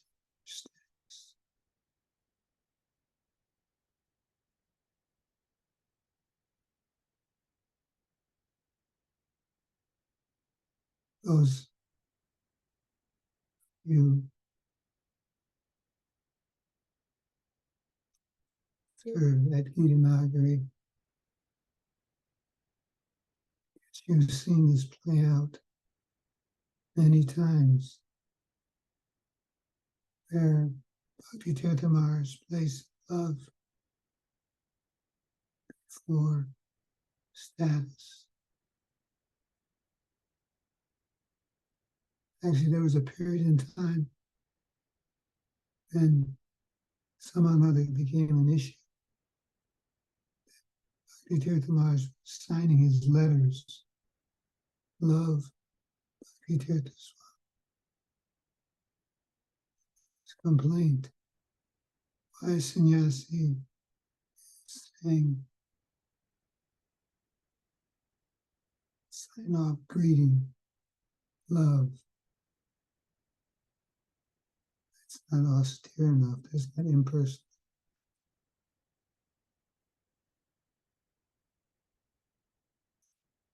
Again, Bhakti Tirtha Maharaj is bringing to the process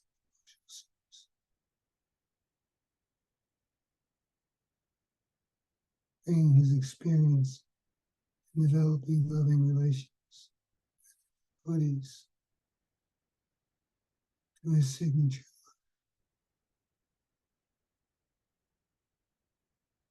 That's what he came and offered to all of us in ISKCON. Have genuine loving relationships. The last time I saw Maharaj was on a visit to Gitanagari, especially so that we wouldn't miss him before he departed from this world. So our whole family got vehicles and drove hundreds of miles, Alachua, Florida, Eden,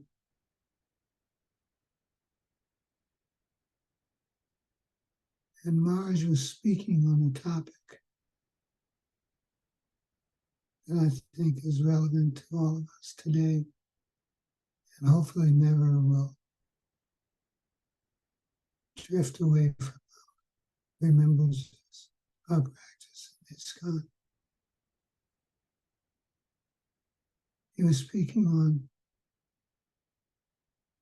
as you live, so you will die.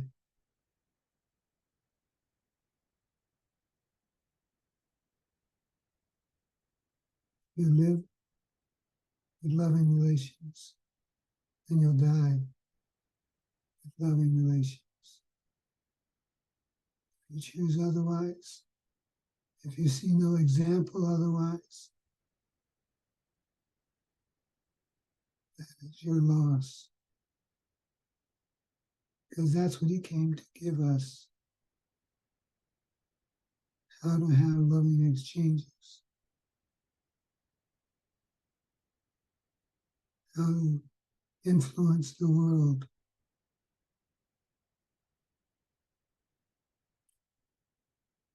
With loving relations.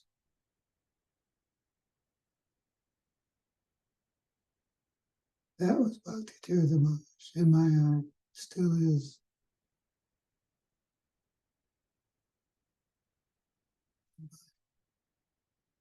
Remembrances, my heart. So I wanted to share these thoughts with you, these feelings with you, this global celebration.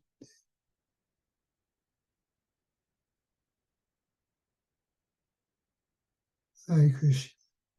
O Lord, Srila Bhakti Tirtha Swami Maharaj. Jai. Jai, thank you so much. So beautiful. We actually do now have a virtual garland to give you that it's actually manifested in person now. So we're going to do that now. And so we can actually give you what we were going to give you earlier. So Yadanath Prabhu.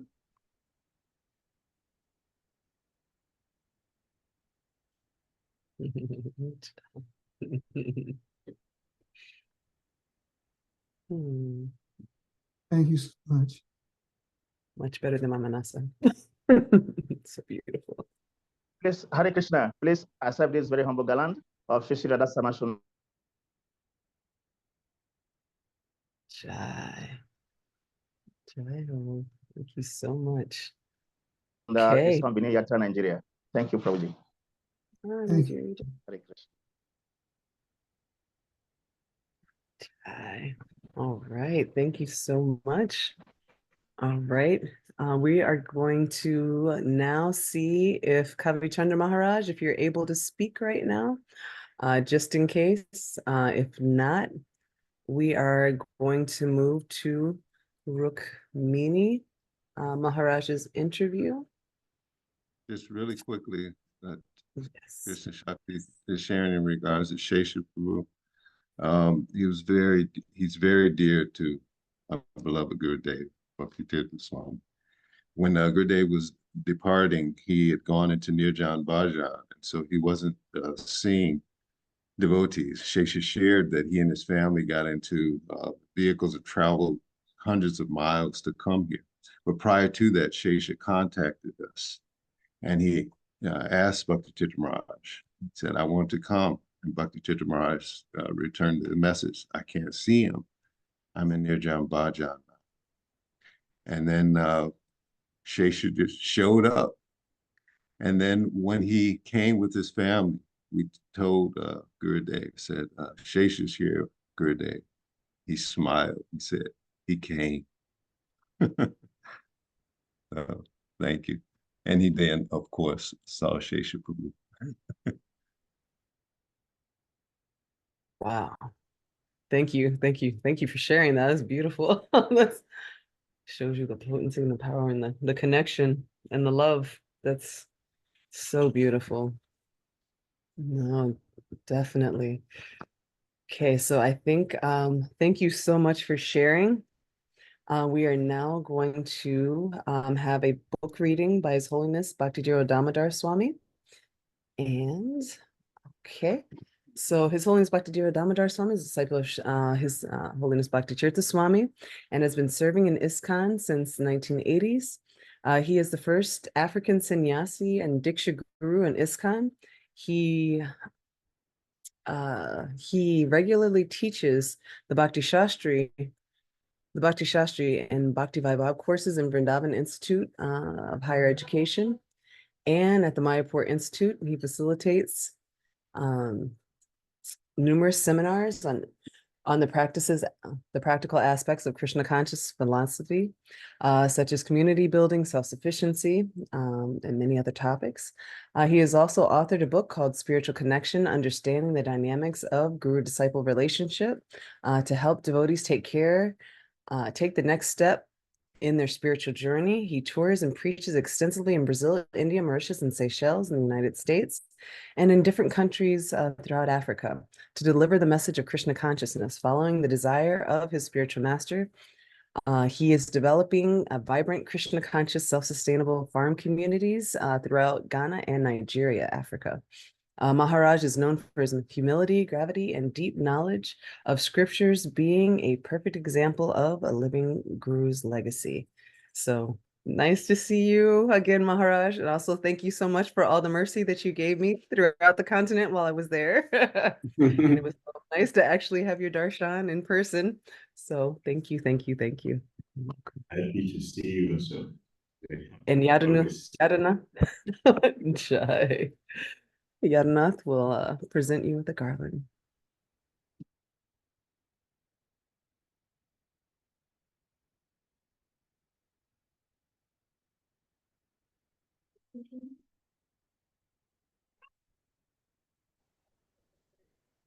What should I do now?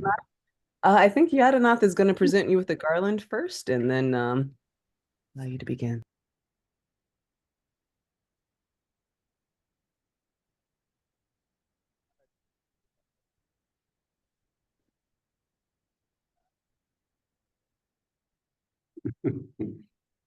Although I'm not hearing, but at least I can see the garland before me. So thank you, Jana Prabhu, for offering the garland. Hare Krishna. Thank you. Hare Krishna.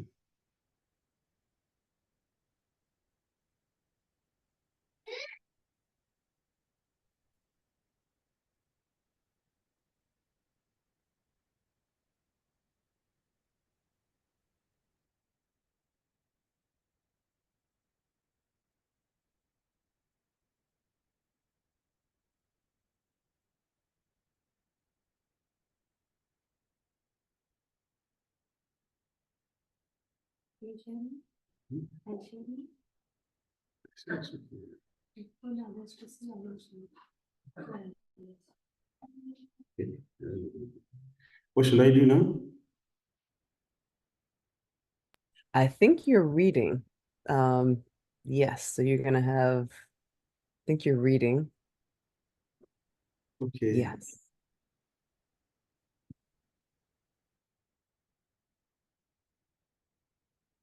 Namo Vishnu Padaya Krishna Pristaya Bhutale Srimati Bhakti Tirtha Swami Namaste Krishna Padaya Prabhupada Shitanani Shri Gaura Karma Sakti Bhakti Tirtha Swami Namo Vishnu Padaya Krishna Pristaya Bhutale Srimati Bhakti Vedanta Swami Namine Namaste Saraswati Devi Gauravani Chari Nirvisesa Sanyavadi Pastatavadesatari Jai Shri Krishna Chaitanya Prabhu Nityananda Shri Advaita Gadadhara Srivasadi Gaur Hare Krishna Krishna Krishna Hare Hare Hare Rama Hare Rama.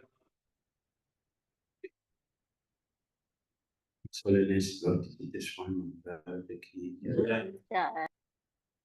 My respectful obeisances to all the devotees present, Manson, the leader of you for some time. I'm very happy to see all of you. Please accept my humble obeisances. And His Grace, Dhira Maharaj asked me to read some portion from a Gurudev's book, but it should be an interactive thing. Because of that, I have selected this section, which a Gurudev has given us an introspection for all of us. He titled the exercise to help us introspect from the reflections with the sacred teachings. So I'm reading. So let's reflect on the following sentences to evaluate our own level of humility and tolerance. My sweet experience in reading all the books of Sri Gurudev is that anyone who reads his books very carefully and understand the essence, one will be a good devotee. We will have a practice which will take us to successful end. For example, this. We talk about tolerance, but it's not deep philosophical. But the exercise helps us understand what is tolerance, what is humility. It's a common word which we use every day, but when we look at this, we want to see it's really what Dave has done heart surgery. This is heart surgery. So he said, do we worry too much about our sickness, lack of intelligence, lack of achievement? Is that our concern?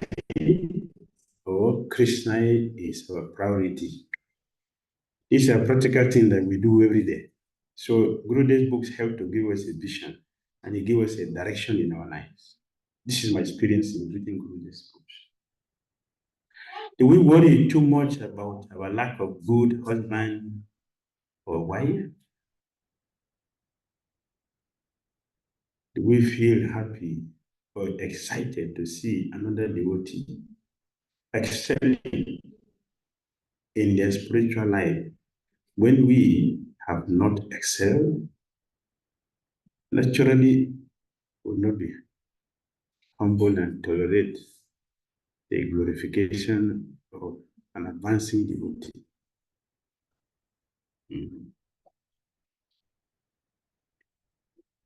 Very difficult. Few years ago, Gurudev was introducing one devotee, one of his disciples. Many of us were there. And one devotee reacted. Gurudev, I just want to remind you that he is not the senior devotee, I am the senior most. Of course. It's very gross.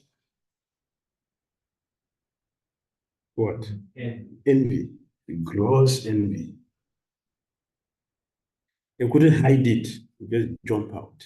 So the envy does not give us tolerance, no humility. To burst that out. I cannot call him. I should be the one. And I also have this experience from Chaitanya Chaitanya. Lachita Mahaprabhu, he took Ramananda Rai, Sarvabhauma Bhattacharya to Haridas Thakura's Kuti. His house.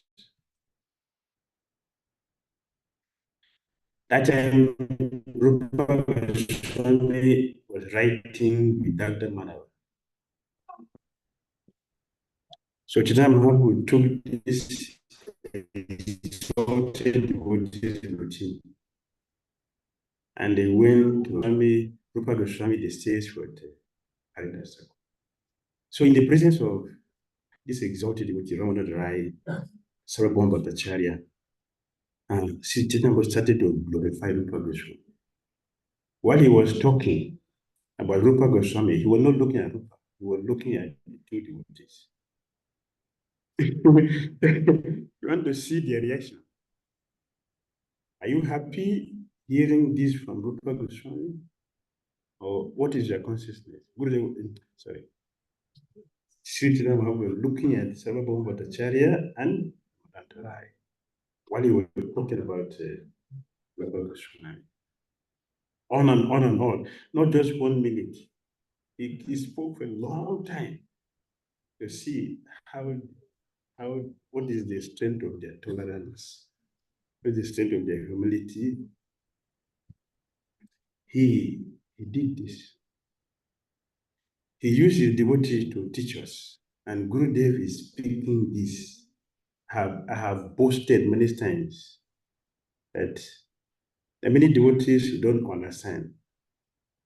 Any person can come to me and bring any Gurudev's books to me and ask a question. I will refer you to all the things he said to Bhagavatam, Bhagavad Gita, etc. I can do that. Any devotee can challenge everything he has written. I can refer you to Bhagavatam and Bhagavad Gita, etc. Like this one. Chaitanya Mahaprabhu did. The Rupa is not Goswami. Tolerance, envy, and humility. Not only this.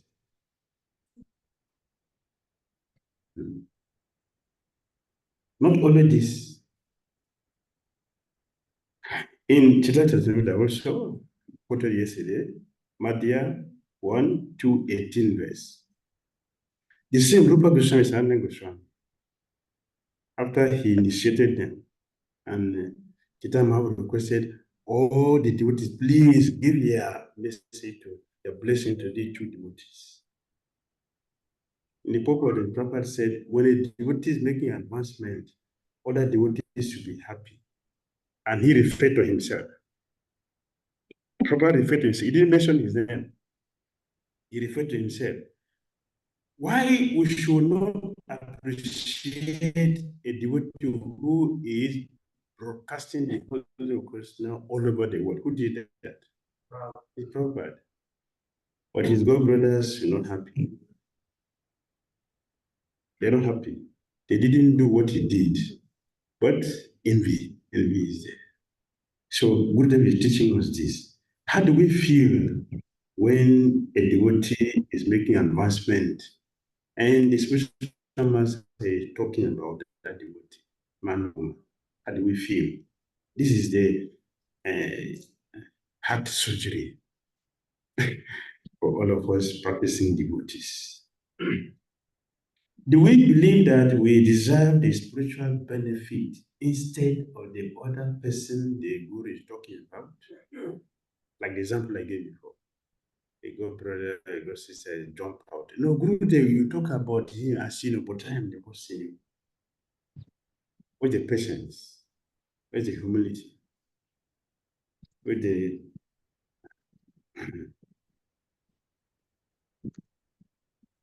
lack of envy. Envy can just come out. How do we feel? Many times I've made this experience. I started from New Delhi. I was in New Delhi temple when they gave a verse which was talking about envy. So I said, it's only if you just come now and they request us to appoint one God brother or God sister here, you want to give the person ticket to go over to Godhead, whom are we going to appoint? Nobody appointed anybody. Nobody. I repeated the question. Can't we select one devotee here for Gurudev to send to Godhead? Nobody appointed anybody. Everybody kept silent. Means what? It should be me. If if any person want to be sent back to God, it should be me. Why should I appoint somebody here? Oh. So this is surgical operation. As it's only about Tita Maharaj is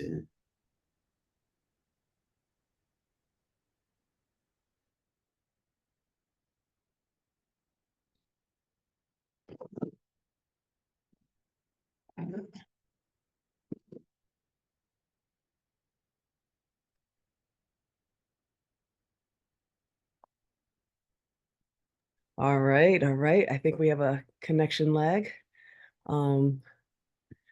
We will wait like 30 seconds to see. Right now we are reflecting on the exercise and how for us to go deeper.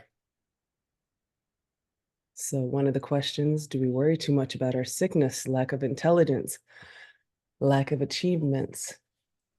Do we worry too much about the lack of a good wife or a husband? Do we worry? Do we feel happy or excited to see another devotee excelling in their life, their spiritual life, when we have not excelled? So just thinking about these things, I mean, literally, I know I've been in New York for the last 3 weeks. And so it's been in the ashram there, and it's just so fascinating, just to, really think about these things. And you can see devotees and you can see your own mind and just see how sometimes these things come up in different ways. And it's like, okay, how are you reacting? How are you witnessing? How are you thinking about some of these questions? All right, so we're just waiting for connectivity, and Maharaj is going to continue. Definitely understand. Jai Ho. Thank you. Thank you very much. Just finishing.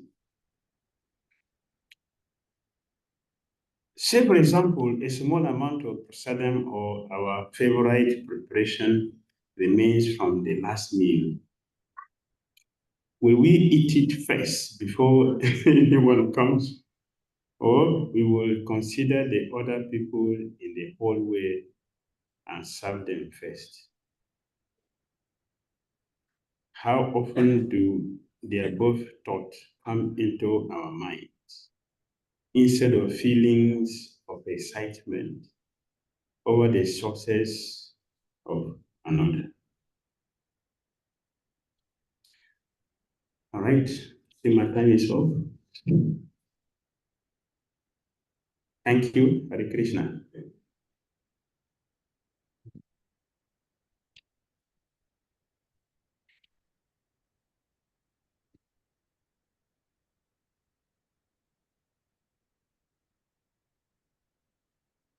Again. All right. Hare Krishna. Hey, Krishna. Thank you. The end of my presentation. Oh, Jai, thank you so much. These are definitely beautiful, beautiful reflections, and thank you so much for sharing.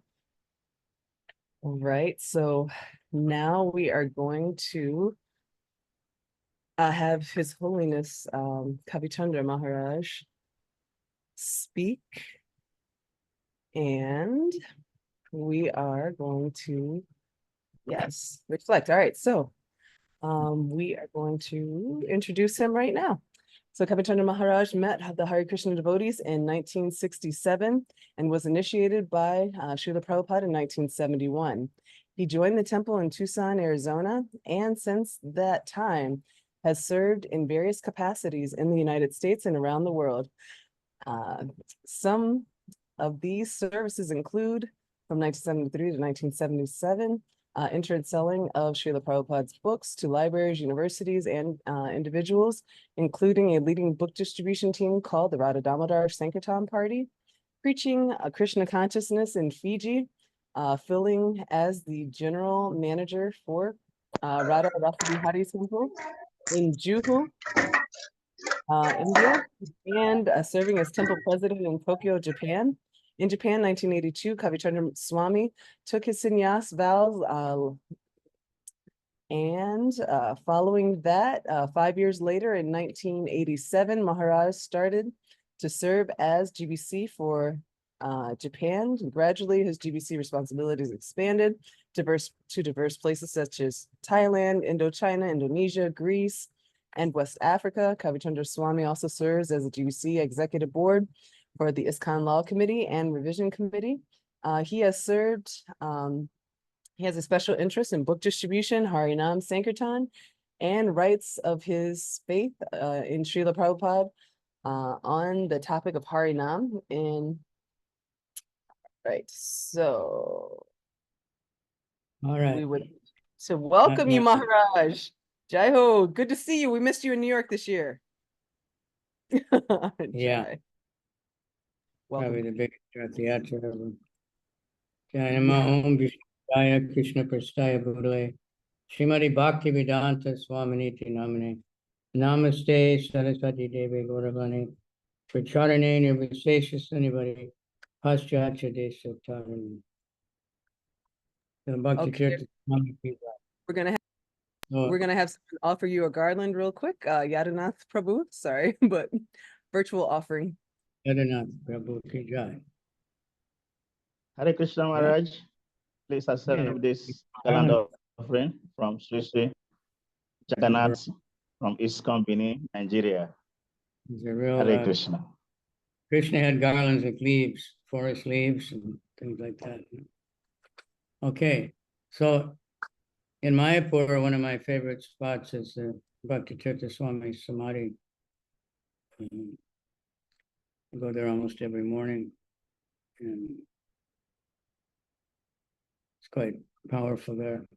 So we've heard so much, it's very inspiring.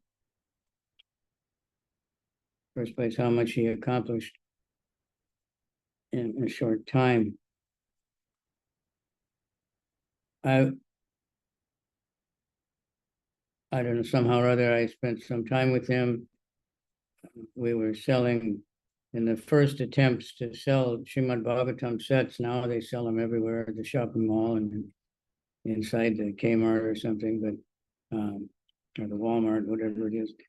But at that time, they were just trying to call up people that might be interested in, transcendental or unique books and visiting their homes. I was more or less just watching him, charming people with his aura reading. And we sold a few, but it was tough. We were in Houston, Texas. It was really hard. But somehow I got, I was friendly with him. And some of you might know there was a lot of madness going on in ISKCON after Prabhupada left and different things. So he wasn't very active inside of ISKCON. He was mostly staying in Africa and in DC. Both were flourishing, but nobody knew. I visited and I saw, yes, this is very good. And then I was just in Vrindavan and Gopal Krishna Maharaj's disappearance day. And I was remembering Gopal Krishna Maharaj was the GBC for West Africa. And he was, for many different reasons, he was not inclined to go there. We don't want to get into the reasoning, but one day we were washing up after prasadam, and he just said, you could go to Africa, right? So I kind of said, well, I don't know. And then we went in the GBC meeting, and right away he said, Kavi wants to go to Africa. And everybody said, okay, good. So they got rid of me.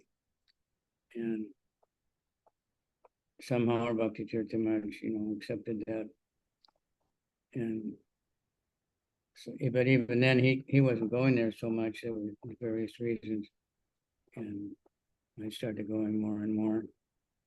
And now we see devotees have matured since he left us and are doing very well, trying to, fulfill his desire for all that list we had there of the cottage industries and the self-sufficient communities and all these different things, which got started at one point, and the economic crisis, things got very difficult.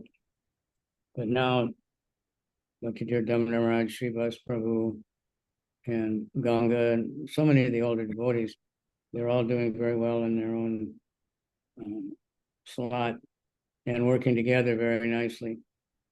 So I always like to mention what he told me. I went to Gitanagari somehow miraculously. One devotee in Ivory Coast was a travel agent, and he was able to give me a ticket. And so at that time, he was expecting to leave maybe in 2 weeks. I think he went to the temple for the last time, maybe right when I first got there. And I was there for about a week or so. And when I was leaving, that morning I'd seen him, and he had had a very difficult night. The pain was extremely intense, and he was telling me about it. And then I came back later, and he had used this Rife machine, his vibrating light or whatever it is, and it gave a lot of relief. So we were talking, and I asked him, "You have a message, for the devotees in Africa?" Because I was going to go back. He told me I should go back. Srila Radhanath Swami came right after that, and he stayed. I didn't get the mercy to stay the whole time, but so he said, first thing he said was, "Don't quarrel amongst yourselves." And somebody was talking or mentioning, the quarreling. It's Kali Yuga, and so that's we have a ISKCON Resolve, and they're one of our busiest ministries. There's just so many quarrels going on all different levels over different things. And, we all get wondering, like, why this is a spiritual society. So Bhakti Tirtha Maharaj really tried to create, like, the structure where we could avoid that. And we should try. Don't quarrel amongst yourselves. It's just inviting Kali right in, makes him very happy. And, then we don't preach. Too busy with like this list of things. We get upset if somebody else is doing good or, whatever. Or we're lamenting, when I met him, when I first came in the room there at Gitanagari, when I came from Africa. And, of course, he was happy. He treated everybody, like they were very important to me. And I was saying, I'm no good. I don't have any leadership. I don't have any talent. I don't have any managerial abilities. And, I don't see what's the use of me. And he said, he's trying to encourage me, but he said, we have enough managers. We have a lot of that kind of people. We need caring devotees. I was there with Chandramauli Swami. He said, both of you are like that. So, he was serious, caring, taking care of devotees. So avoid quarrels. Try to, see ahead of time if there's conflicts, and don't let them fester. And he said, preserve what we have. I took it, devotees. Some think he's just talking about the property. Of course, that's also a fact. But we have to preserve the devotees, because making a devotee is very not so easy. Prabhupada said gallons of blood, to make one devotee. We don't want devotees, and then serve the deities nicely. He said a lot of our problems because we've offended the deities. And distribute Prabhupada's books, and of course his books. his books are extremely valuable. I often recommend Turning Lust into Love. You know, that it's very important. I remember I was in Radadesh and there was one Mataji there. She was a retired, some kind of psychiatrist or psychological teacher or something. And she was saying how grateful she was that he was, you know, dealing with these issues in a spiritual way, because so many devotees are, you know, bewildered by baggage, psychological baggage that we have for many lifetimes. And, you know, there were devotees that were criticizing those books. And I remember I told one that, you know, they'd heard one half of a paragraph or something that they thought was Apasampradaya or something. And I said, why don't you read the whole book? You know, they, no way, I'm not going to do that. You know, but those who do read it, they become very educated and guideline, you know, how to live in this material world and be Krishna conscious. So I miss him very much, especially in the GBC meetings. He had a very powerful presence. Much, you know, he was fearless to speak up when he thought that something was going off, and always had, you know, very good advice. So we have his books, we have the memories. All of you are very fortunate to, you know, be connected with him in a really direct way. So I recommend reading those books. The Beggar is a very special books that where he was so open, you know, about his life and his thinking and, you know, his relationship with spiritual master and Krishna and his prayers, you know, very fearless to expose himself. And that really helped a lot of devotees. What to speak of his ability to deal with any type of person, to address, you know, medical conventions, to address, you know, scholars, you know, all kinds of people. He could just, I was just happened to be listening to Prabhupada Memories earlier, and it was when he was on there quite a bit, talking about, you know, the different times he met Srila Prabhupada. And, you know, and how just one little instruction from Prabhupada, he took that to heart, how to sell the books in the university, and, you know, the next day he was able to sell so many sets just by Prabhupada gave him the technique. So anyway, I feel very fortunate that I had a chance to associate with him and his projects.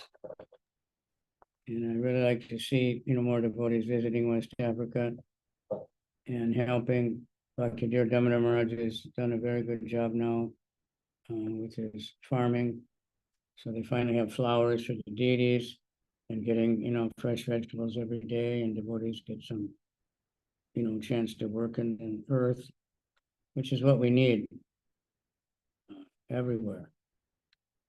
He was really, you know, Africa's a place to do that. It's great potential. You see Yadanath Prabhu there, he's a very good leader. And he needs a lot of help. Of course, the main help we need there, unfortunately, is money. So we can move around a lot more and get more books. But they're making a lot of new devotees now, a lot of young people are joining. So, you know, things come and go. But right now we're on a roll. So I was very happy to hear. I thought maybe I don't need, why should I speak, because so nectarine to hear everybody else. But you know, we take this chance. We're not going to be around much longer.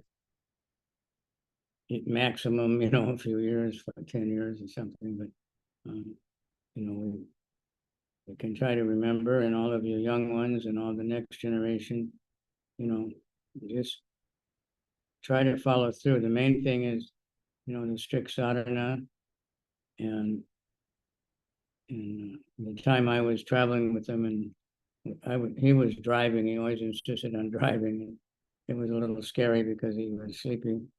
But at that time, he was eating only peanuts and bananas, something like once a day or something, and getting up really early and chanting so many rounds, and then going out trying to sell the books. But he always was talking about Prabhupada's books. He loved to just ask questions, and like I remember one day he was asking, what are the 24 elements, and what's this and what's that, and he really loved to study. And he describes that how he thought devotees were quite odd when he first saw them, and thought they were crazy people. But then he was reading Prabhupada's books, but he didn't really know that they connected to those Hare Krishnas that he would see singing and dancing. When he found out, he was quite bewildered. Then he met the devotees and talked to devotees and found out that they were very deep thinkers and they had the real philosophical understanding. And then we see how he joined and did so much and inspired, so many devotees. So thank you, whoever organized this. I guess Krishna Shakti and a few others. And devotees are dedicating. Vedanagari is really coming up. And the main thing is, read those books, read Prabhupada's books, of course, because his books are based on, many of his later books are all just commentaries on Prabhupada's books. And, get tuned in so that we can, push this forward. Not just talk about how great he is, that's also good, but to carry on, to do the work. That's the real way to glorify the spiritual master, is to, continue the work and expand it. The world is suffering so much, and it's just getting more and more insane.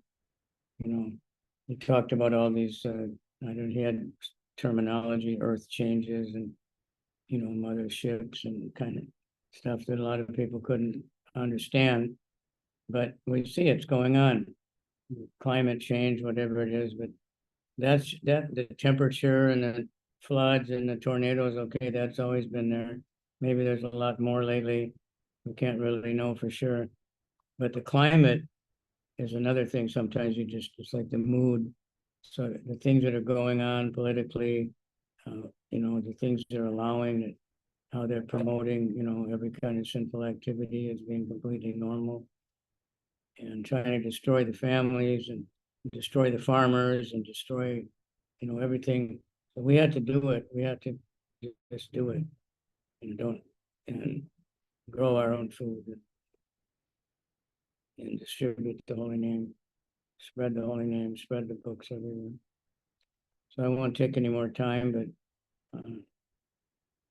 it's not easy to talk about such a personality, how much amazing he was, how compassionate he was, how tuned in he was to what devotees needed. I remember one year in Mayapur, he did a seminar. It's called Forgiving the One Who Hurt You the Most. It was 5 days seminar, and I visited him. I didn't attend it. I should have, but I went to see him that after the first session, and he was just exhausted. And he said everybody was crying and saying how much they'd been abused by their father, by this person, that person. And everybody was just, so much energy and so much suffering. But then as it went on and everybody, got it out, let it go, then, he guided them. And by the end of it, everybody was happy and he was completely energized. But he saw the need, and he took the time to, and to actually, he was a pioneer of those kind of things. Now many people are doing these kind of things. So the Institute for spiritual technologies. All right. So thank you very much, everybody. And I hope to be in Africa in a few months. That's my plan, if I can live that long. And hope to pick up a few books or bands along the way. Can pray for us. Thank you very much. Srila Bhakti Tirtha Swami ki jai. And all this ki jai. Hare Krishna, Krishna, Krishna, Hare Hare. Hare Rama, Hare Ram, Ram Ram, Hare Hare. Oh, thank you so much, Maharaj. Great to see you. Great to hear from you. Beautiful, beautiful, beautiful hearing about the past times, and yeah, also remembering a lot of these lectures. Yeah, forgiving the ones who offended you the most.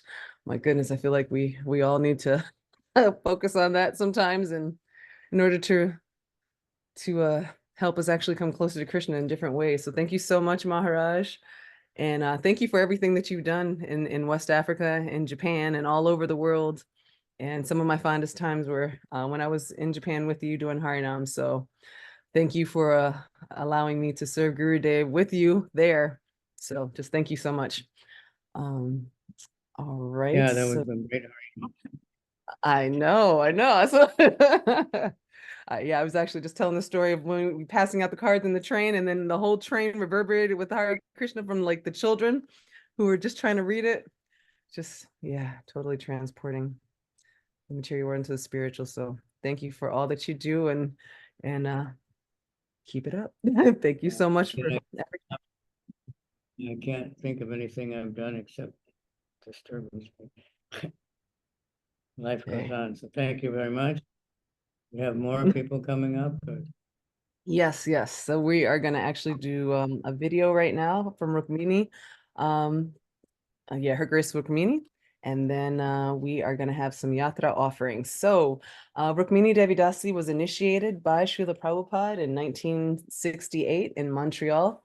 After coming to Krishna consciousness in San Francisco, she has served in Boston, New York, Los Angeles as Pujari. In 1972, she was sent by Srila Prabhupada along with a group of other artists to Mayapur to learn the art of putul, which is clay doll making for the purpose of creating theistic exhibitions. 2 of these exhibitions were completed in Los Angeles and Detroit ISKCON temples. For 25 years, she owned a business in Washington, D.C. called Kindred Spirits, which donated to ISKCON Communications, Children of ISKCON, ISKCON Child Protection, as well as other outreach projects. She is a board member of the Bhakti Center in New York City and the Bhaktivedanta College at Rotterdam in Belgium. She is currently teaching and leading workshops and retreats in New York and in the Washington, D.C. area. She's the wife of Anuttama Das, ISKCON Global Minister of Communications, and the mother of Gauravani, the Kirtaneer. She lives with her family in Washington, D.C. area. So we are going to first offer a virtual flower garland to her. And then by Shama Mohita. Are you able to do that at this time? And if not, we are going to begin the video. And or both at the same time. Let's see which one's gonna come first. And then following but that, we will have a okay, so Shama Mohita is now going to offer the garland. Thank you so much.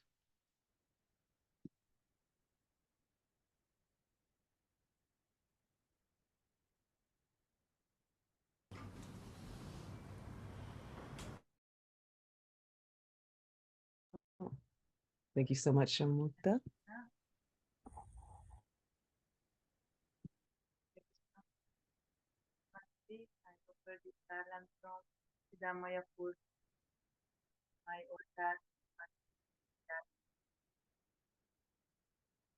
Jai.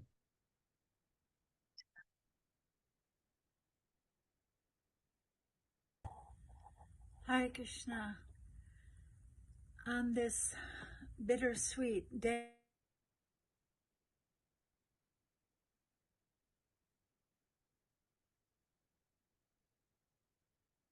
of the disappearance of my dear esteemed godbrother Bhakti Tirtha Swami, I was asked to record a memory about him. In the year 2000, there was a group of Vaishnavis, God sisters, who went to speak to the ISKCON GBC in Mayapur about the, I would say, misogyny and mistreatment of women, neglect, abuse, mistreatment of women that had been endemic in our society for decades, really. And we were allowed to come and speak to the GBC about the problem. Yamuna Devi was there. Sudharma, who's recently passed away, was there. Vishaka and Sitala and Sodamini and some others. And we spoke from our hearts about the problems that women had suffered in ISKCON, the neglect or disrespect of women and children. And it was decided, many of the leaders were not very responsive, not very interested in what we had to say, but it was decided that some of the things we were asking for would be allowed, that women could give class. And before that time in Mayapur, a Vaishnavi had never been allowed to give class, that women could lead kirtans, that whenever possible there would be women's ashrams provided for women who wanted to stay at one of our temples. And it was decided that the next morning a woman would give class in Mayapur for the first time, and we all agreed that our brilliant God Sister Vishaka should be the one to give class the next morning. So what happened was, when it was time for the class, the microphone was gone, the sound system had been turned off, the kartals were gone, the Bhagavatam, the book to be read that morning, was gone. And it was obviously some kind of a reaction to their decision to allow a woman to give class. And in the most amazing way, in the most supportive way, I remember so clearly Bhakti Tirtha Swami standing up. Although he was a sannyasi, a renunciate himself, he was not about to tolerate that disrespect to women. Sometimes men, call us mother, but they were not really respecting us as a mother should be respected. So he just stood up, and I always remember him to be like a firebrand just circling that temple room. I always thought of him like the descriptions of Lord Chaitanya dancing at Ratha Yatra, when he would, he was just circling, his dancing was circling like a flame being waved. So he was just so demanding and so intolerant of the abuse, and, standing up and demanding of the Mayapur residents, the brahmacharis, whoever, get the book, get that sound, get the microphone, get those kartals, now! Just so intolerant that women should be disrespected. So he was tolerant of all things and all people, but not tolerant of witnessing abuse. So, he is sorely missed in this mortal world, but I know he's shining his smiling blessings on anyone who takes shelter of Krishna and Prabhupada and him. So my deepest respect to my dear Bhakti Tirtha Swami, and to all of those sincere devotees who follow his beautiful example. Hare Krishna.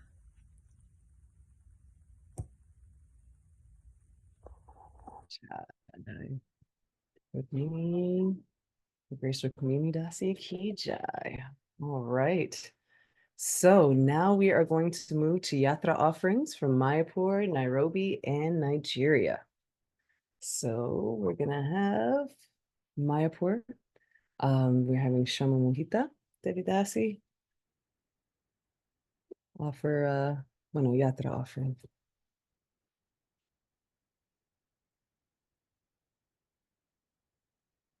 And after this portion, then we're going to have remembrances by disciples. So if you would like to speak, just raise your hand afterwards, and we would love to hear from you and hear some of your reflections. Dear devotees, my name is Shama Mohita. I'm from Hungary. Now I'm living in Shida Mayapur, and we are sent to our God family this bhajan from Mayapur. Hare Krishna.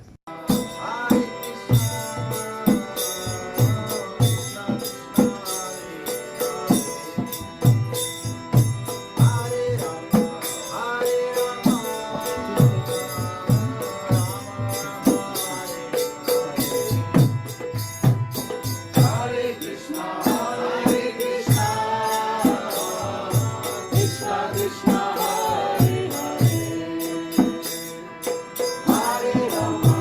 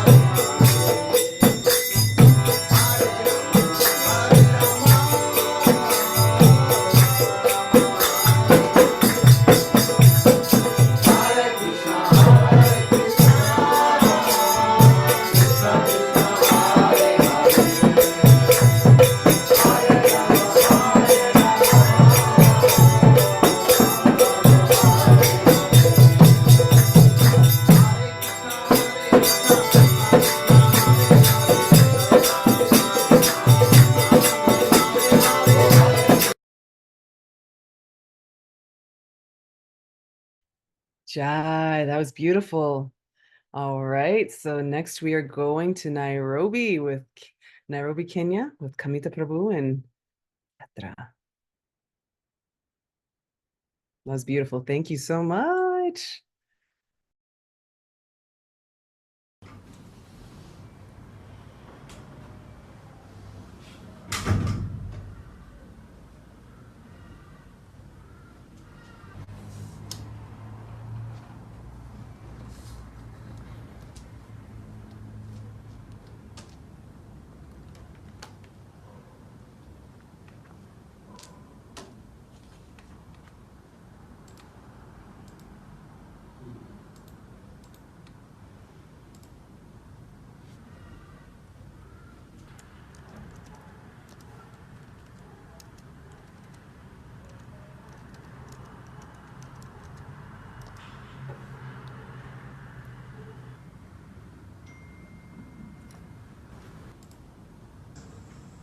So this calling on God's name has tremendous effect in invoking the presence of the Lord, in invoking the mercy and the benediction of God.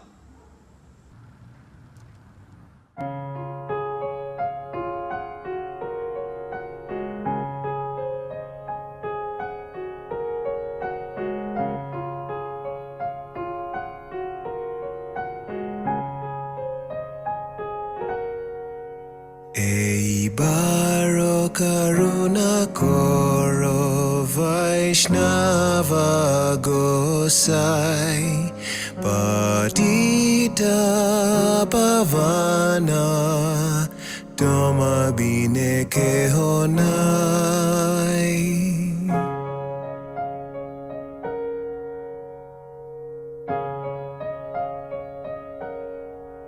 Yaharani kategele papadure jai emona doyala Prabhu kebakota pai.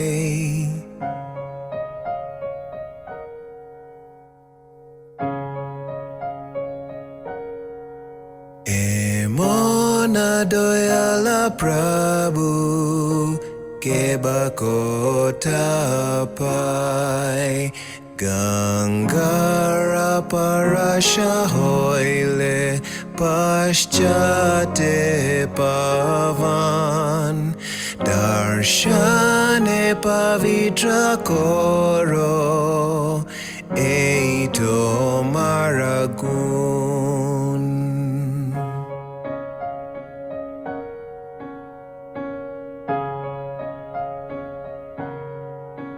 Haristane aparade tare harinam domastane aparade nahi paritran.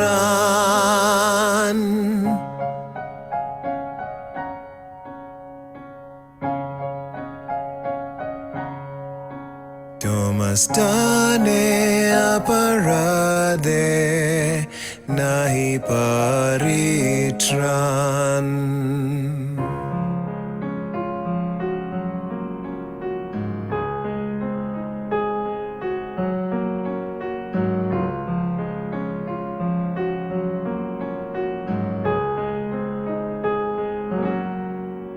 Tomara hirdoye sada Govinda Vishram Govinda Kohena Mura Vaishnava Paran.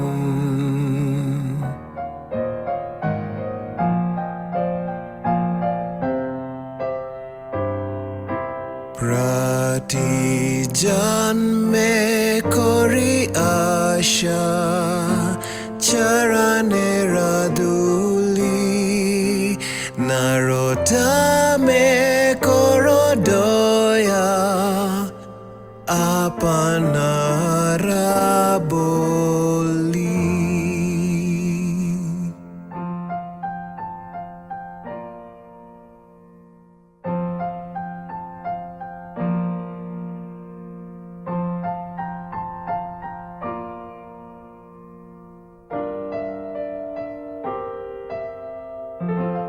We should always view ourselves as love in action, carrying love wherever we go, so filled with love that it naturally overflows to everyone we meet. In this frame of mind, we serve as representatives of the divine in every aspect of our lives.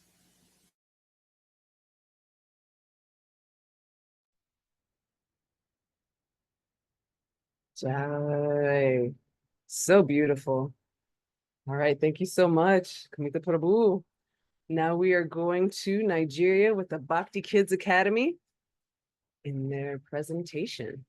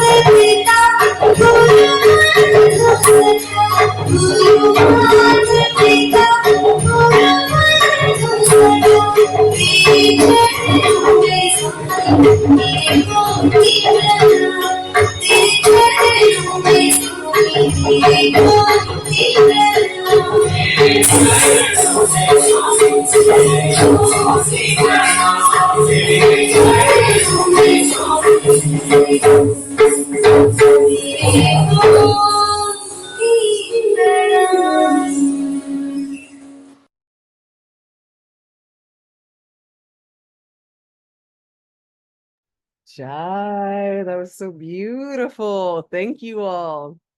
Thank you, thank you, thank you for the beautiful offerings.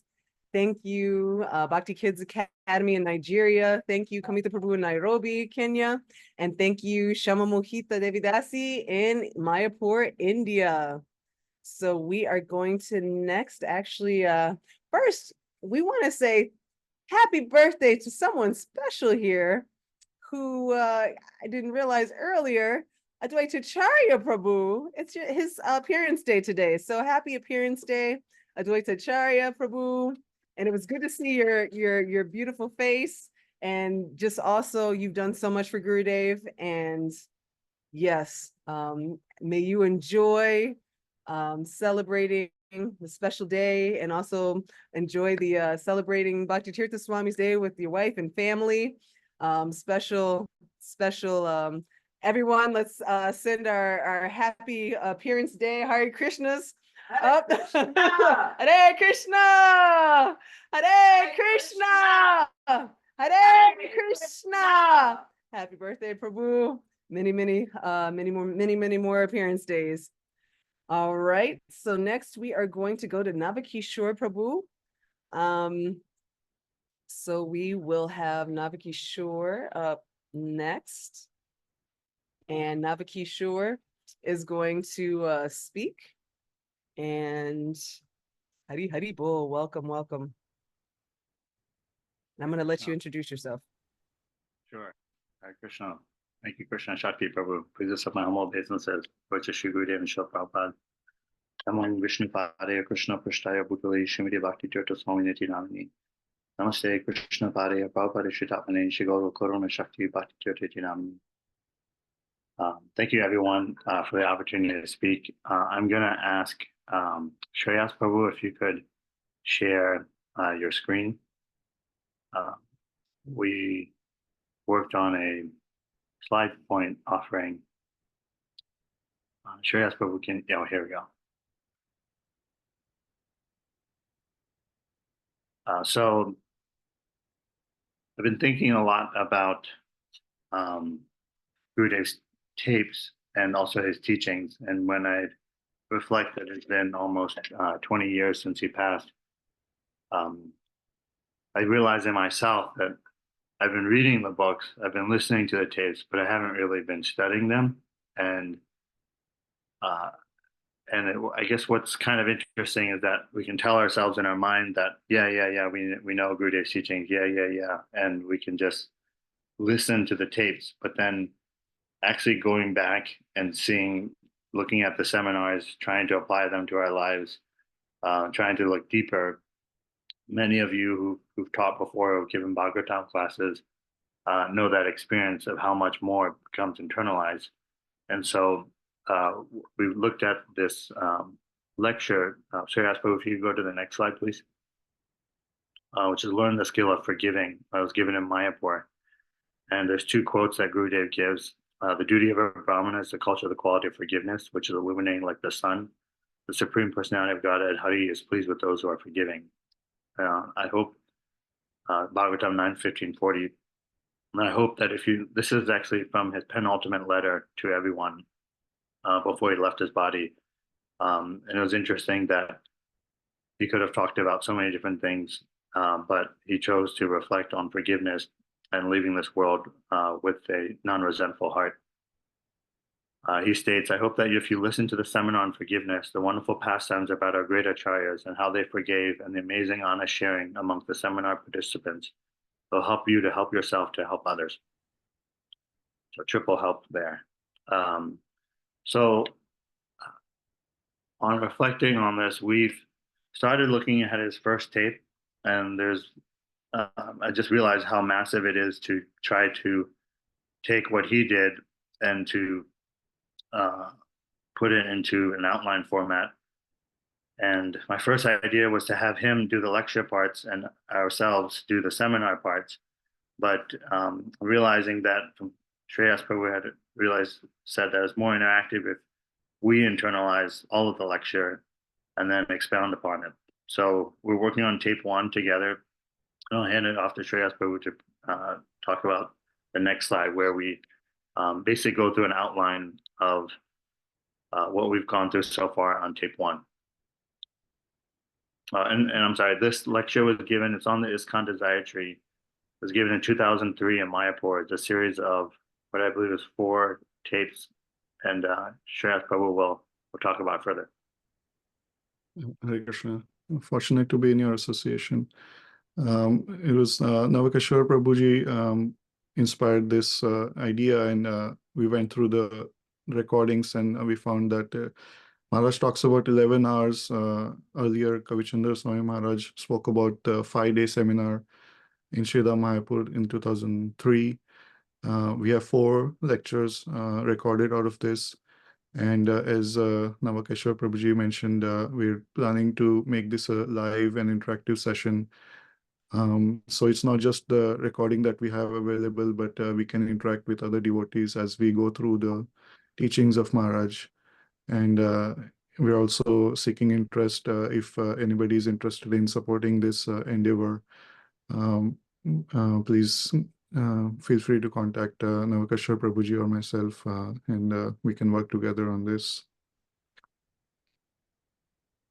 So the purpose of the workshop as given by Bhakti Tirtha Maharaj is to help devotees more genuinely embrace higher Krishna consciousness by having less distractions.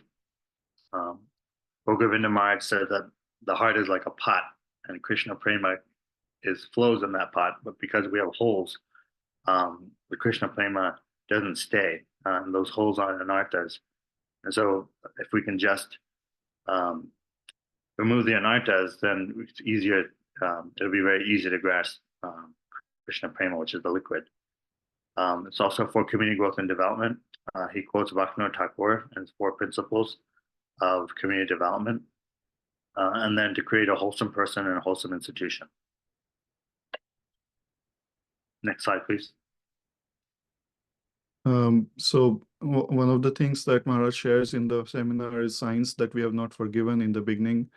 And as I was hearing this, began to listen to the recording, I never thought that I had an issue with forgiving. And when Maharaj shared the first point, being afraid of revealing our mind and heart, and I felt that's actually me. And I revealed my heart here in this devotee association about this. So that caught my attention. And of course, there are many other symptoms that Maharaj gives, and in his characteristic way of revealing the covered the issues that we might face in our devotional life. So Maharaj goes through these and then continues on. Hare Krishna. The next slide. Yeah. So he actually develops these codes, and he applied it to different pastimes where he assigned devotees different pastimes from the scriptures. It's fascinating that he kind of teased out these different themes. And so G is gave up anger, OB is overlooked the bad, just saw the good, NR is no resentment, TR is took responsibility for what happened, AF is accepted fate and relied on Krishna, WW is a well-wisher, assist person in their advancement, and PN is preached nicely. He emphasized that in Lord Chaitanya's movement that it's not just about annihilating the demons, but it's uplifting others in the mood of Lord Nityananda. Next slide, please. And then Maharaj goes on to quote stories from Shastra, and there's a list of 10 here from the seminar. There's more that come in through the series, and I'll just speak of the first one, the pastime of Bhrigumuni testing who's the greatest among Brahma, Shiva, and Vishnu. And Maharaj concludes or gives the example that how in the case of Vishnu, all the 7 characteristics that the codes that Navakeshwar Prabhuji quoted here on the previous slide were exhibited by Vishnu in this case. So this is how Maharaj gives examples of how we can learn and adapt these codes, which might look very difficult, but these are real cases that that can be looked at and learned from. So that's the last slide. Navakeshwar Prabhuji, kindly conclude for us. Yeah, so there's some more interactive exercises that we're working on putting in the outline, and it's surprising how much there is. But perhaps in your own reflections, you can take a look at those pastimes and go deeper in terms of these qualities of forgiveness, and even look at Bhakti Tirtha Maharaj's tapes, lectures, and books and personal instructions in a deeper way, that we may be hearing them, but actually reflecting on them and studying them and making them part of our lives is what he wanted. And as I'm approaching 20 years of being a disciple, it's just helping me realize that there's a lot more work to be done. Hare Krishna. Thank you. Thank you. Thank you very much for presenting on the beautiful project that you all are working on, because definitely forgiveness is needed for everyone, but mostly for ourselves. If we're trying to actually give our hearts. I loved how you described liquid bhakti, like literally, the love we want to give our complete hearts. But if we're holding on to garbage, we're not going to be able to do that. So this is something that we all need to practice in different ways. So it's beautiful to see what you all are working on, and how things are coming together to continue the legacy 20 years later. Dios mío. That's yeah, I can't believe it's been that long. And this is how time flies. But thank you so much for sharing and presenting. Now we are going to open it up to whoever would like to share, and who would like to share pastimes or just remembrances or reflections of Bhakti Tirtha Swami. Please feel free to raise your hand at this point. And I am going to try to make sure I can see you. Definitely. I feel like I just had a pastime just happened earlier. I was remembering one time I was in Chicago and I was driving and I was being reprimanded for my driving. and I was going like this in the car to my mother. And Bhakti Tirtha Swami was in the car right alongside, and he just smiled. It was just like, I was like, oh no. And I was like, oh no, I think I was like, oh my goodness, have I progressed at all? Have I progressed, or am I still reacting like something gets me off? I'm just like, so yes, definitely the fun pastimes. But all right, so other people, we would love to hear. This is your time, and any type of reflections. This is a beautiful sangha, a beautiful place, a beautiful space to share. So please feel free to raise your hands. All right, Nandini Kishori, please unmute yourself and share. Dhanyavad Svanchakalpatarubhyascha. I'm so grateful. And what I see most is the love of Bhakti Tirtha Swami disciples increases over time. The love of Bhakti Tirtha Swami disciples increases over time. And that's out of this world. Usually a disciple gets morose or maybe misses association, like now Kishore Prabhu. He's alone there. There's no devotee association. And he's working so hard to make this available for everybody. And he's just an example disciple. And I really, really appreciate that. Thank you very much. Thank you so much for sharing. So beautiful. Definitely. Glorification of the devotees that are maintaining and preserving Gurudev's legacy and actually are living examples. It's beautiful and something to aspire for in all ways. So it's beautiful when we see this. All right, other reflections, other pastimes that people would like to share. Please do not be shy. I'm going to call on some people in a second. No. Yes. Yeah, right. Other pastimes. I know. I don't know why you guys are being shy now. Mother Brajalila, what are some? Okay. We had you talk about a certain pastime. I know, right? I'm sorry. I just see you right there. So, and then Mother Kasi, I can do this. I can do this, Krishna Shakti. I'm calling on Ekadashi route. Exactly. I was about to say she's next. Hare Prabhu. Hare Krishna Prabhu, please accept my humble obeisances.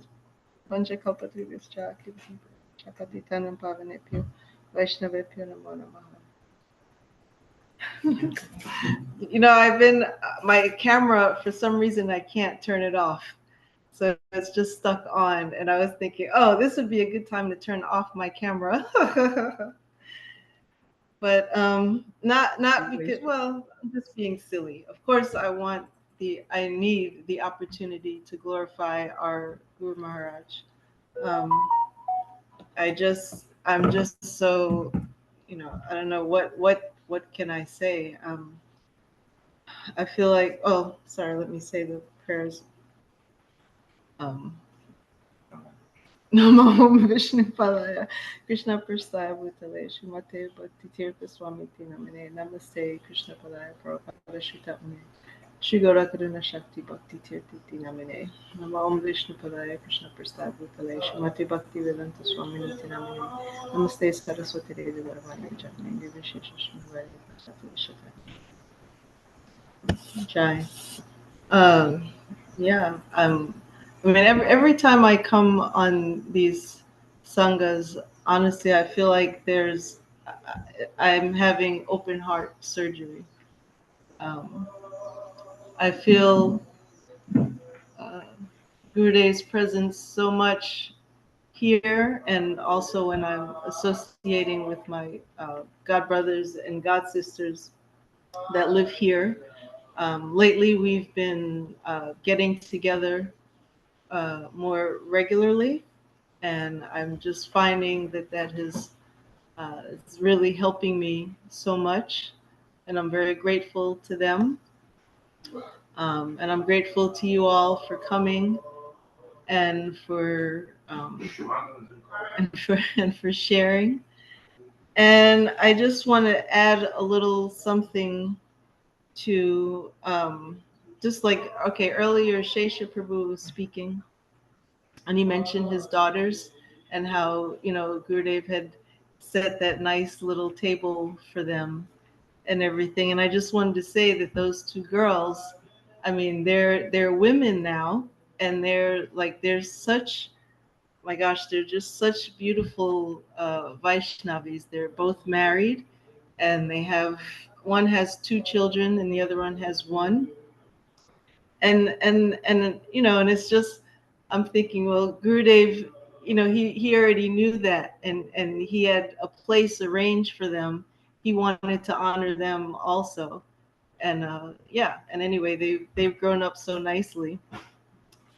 I also wanted to mention when we saw the offering from Rukmini Devi. Could you turn that off for me, please?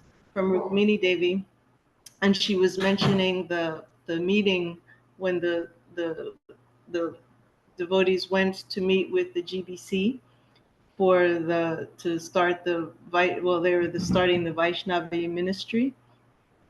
And so she mentioned, so Sitala Devi, she has a series of, she was there, and she has a series of videos called 50 Years in ISKCON, which I highly recommend. You can find that on YouTube. And so she mentions Gurudev a couple times, and one of the times was for that meeting. And she said that how, you know, when they went in, that, you know, pretty much everyone was like, you know, like not really wanting to interact with them. And that, but only Gurudev and His Holiness Radhanath Swami, how they welcomed them so nicely. They treated them like sisters.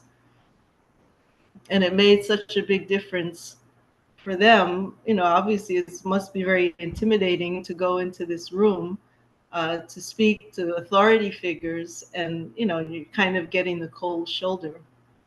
But yeah, so she mentioned that, how they treated them so nicely, and they were very grateful for that.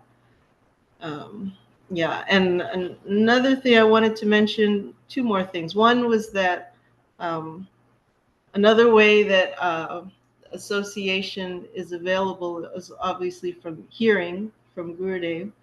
And so, in case you didn't know, you know, Gurudev's lectures are available on SoundCloud and Spotify.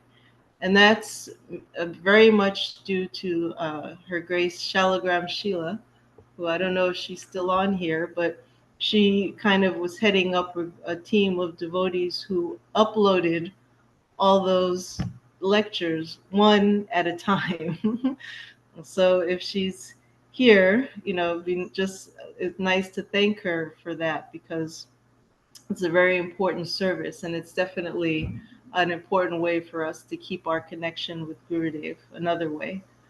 And I wanted to thank Navakishore Prabhu, because that idea of taking Gurudev's workshop and presenting that, I'm thinking, oh, I need to do that too, because he laid everything out already, so it's just for us, it's up to us to kind of first of all apply it in our own lives, of course, and then go out and share that with others. And then the last thing is just to remind everyone about the retreat that's coming up. I think the dates are August the 3rd to the 10th, I think, right, in New Mayapur. And Yes, that's correct.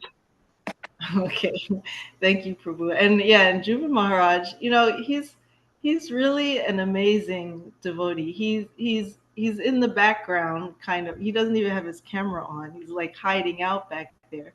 But really, it's because of him that all of these things are still going on. He takes it upon himself to organize these programs, and and it's really amazing, especially considering, he's Gurudev's disciple, but he's originally initiated by His Holiness Tamal Krishna Maharaj.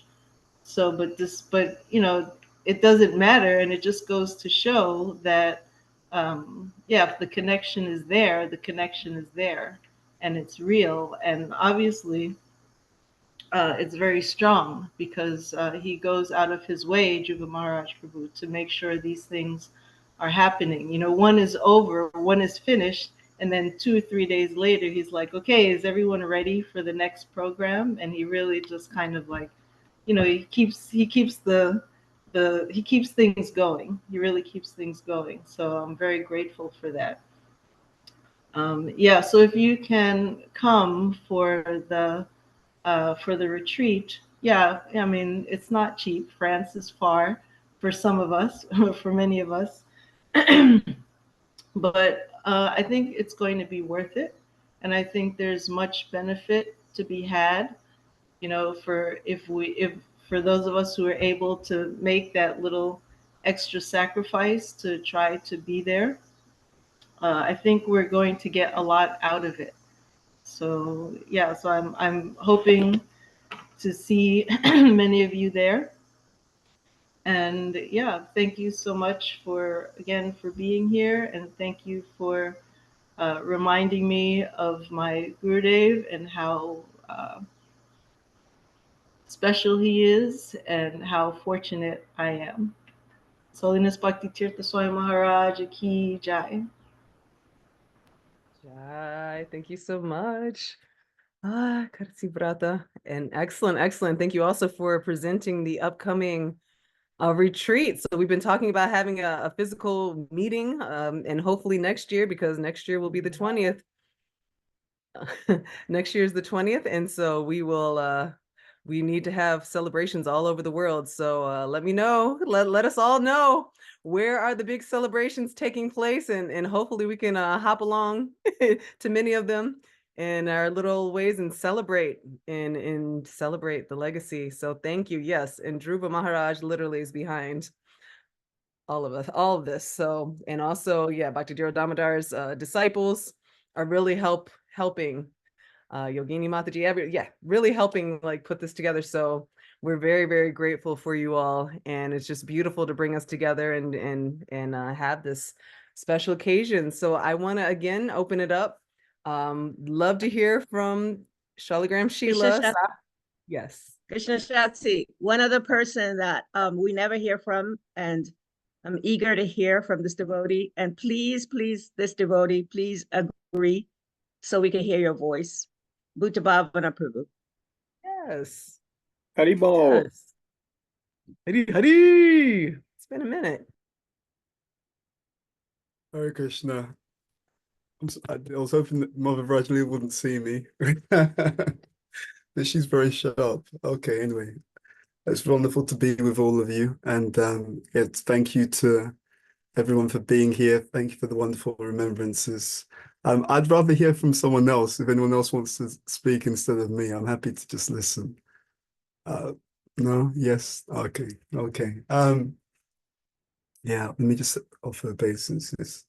Namo Vishnu Padaya Krishna Prestaya Bhutale Srimati Bhakti Tirtha Swami Iti Namane. Namaste Krishna Padaya Prabhupada Shritatmane Shri Gaura Karuna Shakti Bhakti Tirtha Iti Namane. Namo Vishnu Padaya Krishna Prestaya Bhutale Srimati Bhakti Vedanta Swami Iti Namane.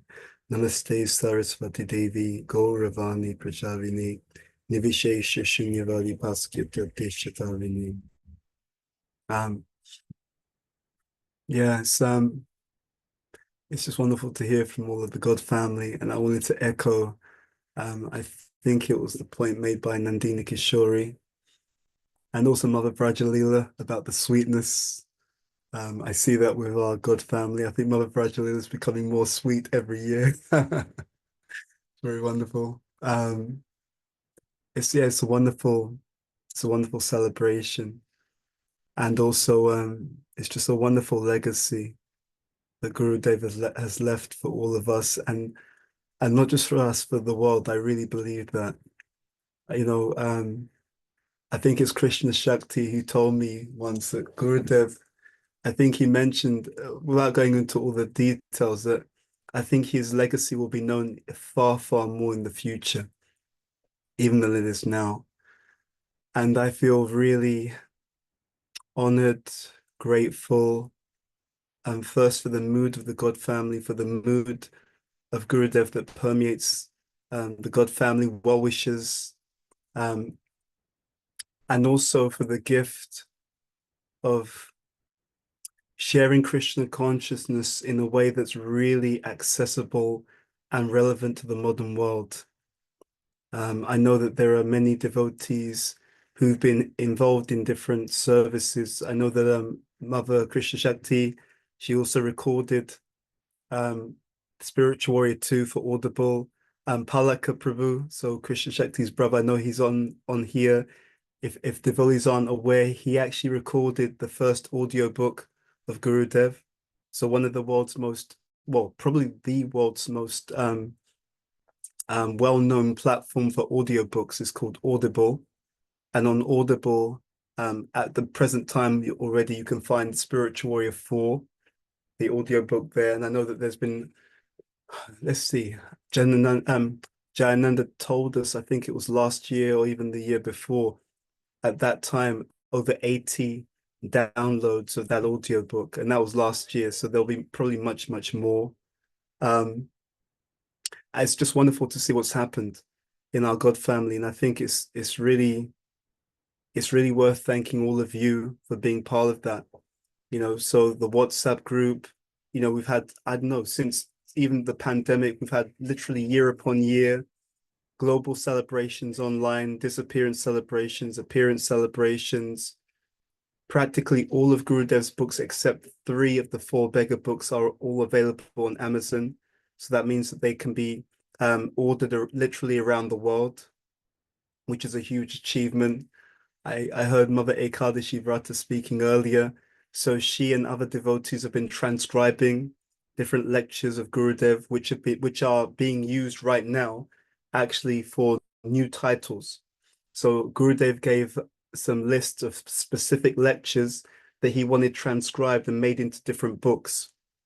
And I'm not sure if everyone's aware, but one of Gurudev's godbrothers, Rupa Vilas Prabhu, he's the godbrother who Gurudev asked to edit the Radha Sunya book, the Reflections #6 book, which is Missing Mercy. So Rupa Vilas, he agreed, and he's actually already put together, I think, 6 chapters of one of Guru Maharaj's books, which he took the transcription and has put that together. He's still working on more, but when we reached out to him to ask him, would he be willing to do this service? And if so, with any kind of, conditions, would he need something? And he shared with us how, and I saw him, he came to Gita Nagari with his daughter when Guru Maharaj was still on the planet. I think it was 2005. And he said that Gurudev spoke to his daughter, and she was so moved by Guru Maharaj's interaction and association that after that, she started chanting 16 rounds. And so Rupa Vilas told me personally, he said he feels great gratitude and personal indebtedness to Gurudev. And on that basis, when we were asking him to do the book, he said, I'll do it for nothing. I'll just do it as a way of kind of showing my appreciation, gratitude, and affection for Bhakti Tirtha Maharaj. And so I was, just always impressed, by Guru Maharaj's legacy and and everything that he's done and continues to do. I think I heard Guru Maharaj say this, but I remember also Mother Vrajalila making the point that Guru Maharaj made the point that he could do more, and he will continue to serve and to help and to really elevate and contribute to Prabhupada's mission even more after he leaves the planet physically. And I think we're all seeing that actually happening in real time, and I know that there are some celebrities in their biographies, they've actually mentioned Bhakti Tirtha Maharaj directly. And they've stated how, actually one of them, she said that when she first heard about him, she thought to herself, how come she's never heard about this great spiritual leader before? And that's something, I take that very seriously. I think that one of the services, and we can all be involved directly or indirectly, because I also appreciate how everyone has so many things on. One of the services that we can do, and one of the ways in which we can get so much mercy from Gurudev, is to continue to push the books, the lectures, like that. And so I think some of you know that there was btswami.com. We won't go into all the details about what happened there, but that particular site is no longer up. But now we have bhaktitirthaswami.com. So Gurudev's site is still there now in a different way. And on that particular site, you can go to SoundCloud. And I know that there was a mention of Mother Shalagram Sheila. She headed up that project to get all of Gurudev's classes on SoundCloud. So they're there and people have been listening to them. There's many followers who connect on SoundCloud. And so, so you can either access them on SoundCloud directly. So you would do a search SoundCloud Bhakti Tirtha Swami. They're on Apple Podcasts. So if you do the same thing, Apple Bhakti Tirtha Swami, or if you go to Guru Maharaj's website, bhaktitirthaswami.com, you can access all of his classes in that way as well. There are some other very exciting things that are being worked on in terms of Guru Maharaj and his books. And but I'll share more about that at the International Global Summit in New Mayapur in France. But yeah, I just think it's an incredible, I think that all of us, because we're all family, whether we're directly initiated or well-wishers, we're all family. And that was Guru Maharaj's mood.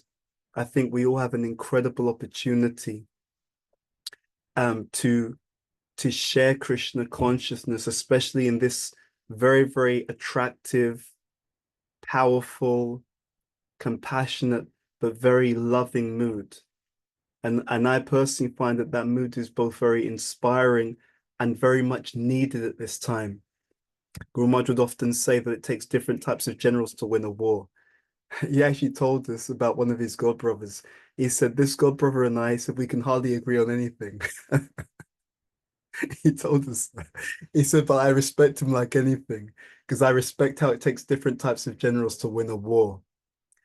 And I find, and that's one of the things that really I love so much about Gurudev. He's such both attractive, powerful Krishna consciousness, and yet such deep and mature and visionary ways of presenting it. Because we see in the modern world that it's so easy to be polarized right now. We live in a world right now where if anyone doesn't agree with the way that we see things, it's so easy to categorize them as an enemy. And yet our spiritual master over 20 years ago, right? So get this, it's not even talking about, something that's happening now. Over 20 years ago, he was already presenting things in such a way that was relevant then and is even more relevant now. In fact, I remember Radha Maharaj told me personally, he told me that he personally feels that Bhakti Tirtha Maharaj's teachings, books, classes, he said that he personally feels that they're even more relevant now than they were when he wrote those books. So I personally feel extremely grateful that we have such a gift, such a legacy that we can first of all imbibe ourselves. And I really loved the presentation by Navakishore Prabhu, and there was another devotee, I forgot the name, who were talking about the forgiveness. But I'm very, very grateful that we have such an incredible spiritual legacy that we can share now, and it will just be relevant more and more. And I really have that conviction.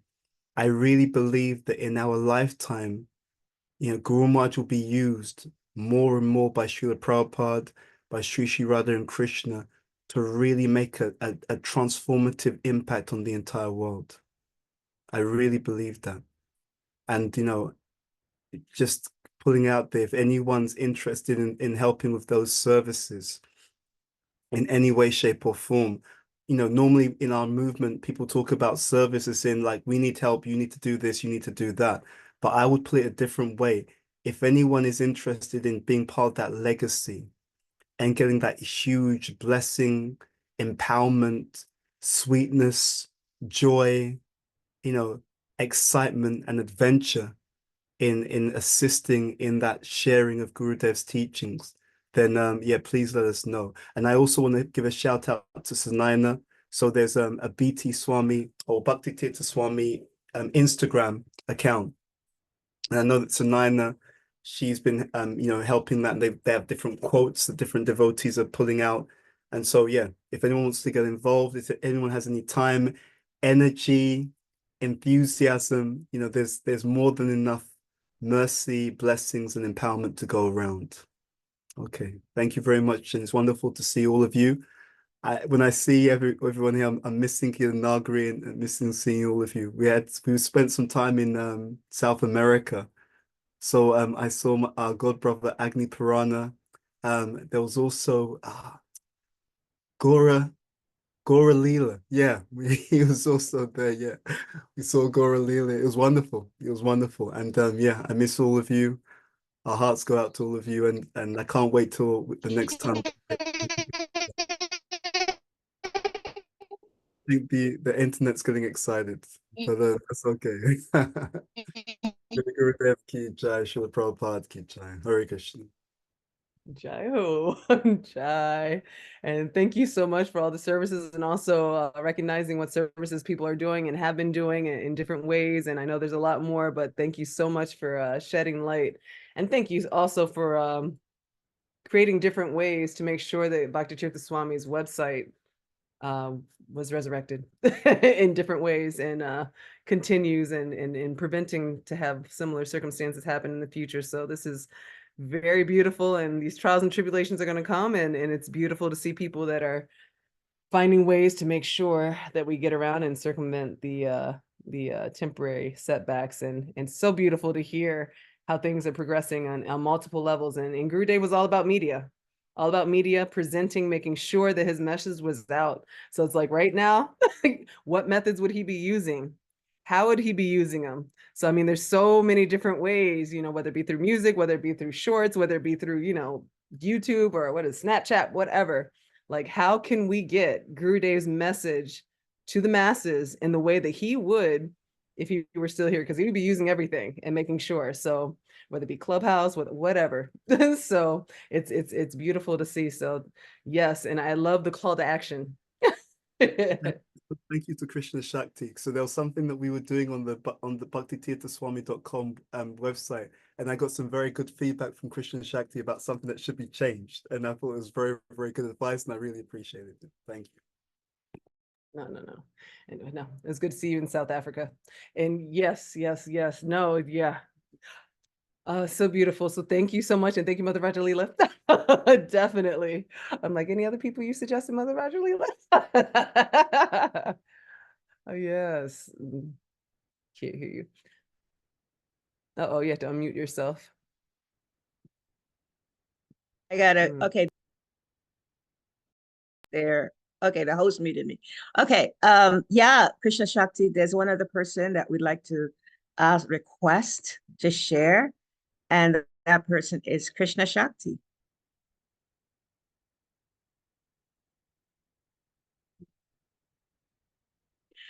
Actually, another devotee, Navakishora Prabhu, who is brilliantly working on the forgiveness presentation, him and Shreyas Prabhu.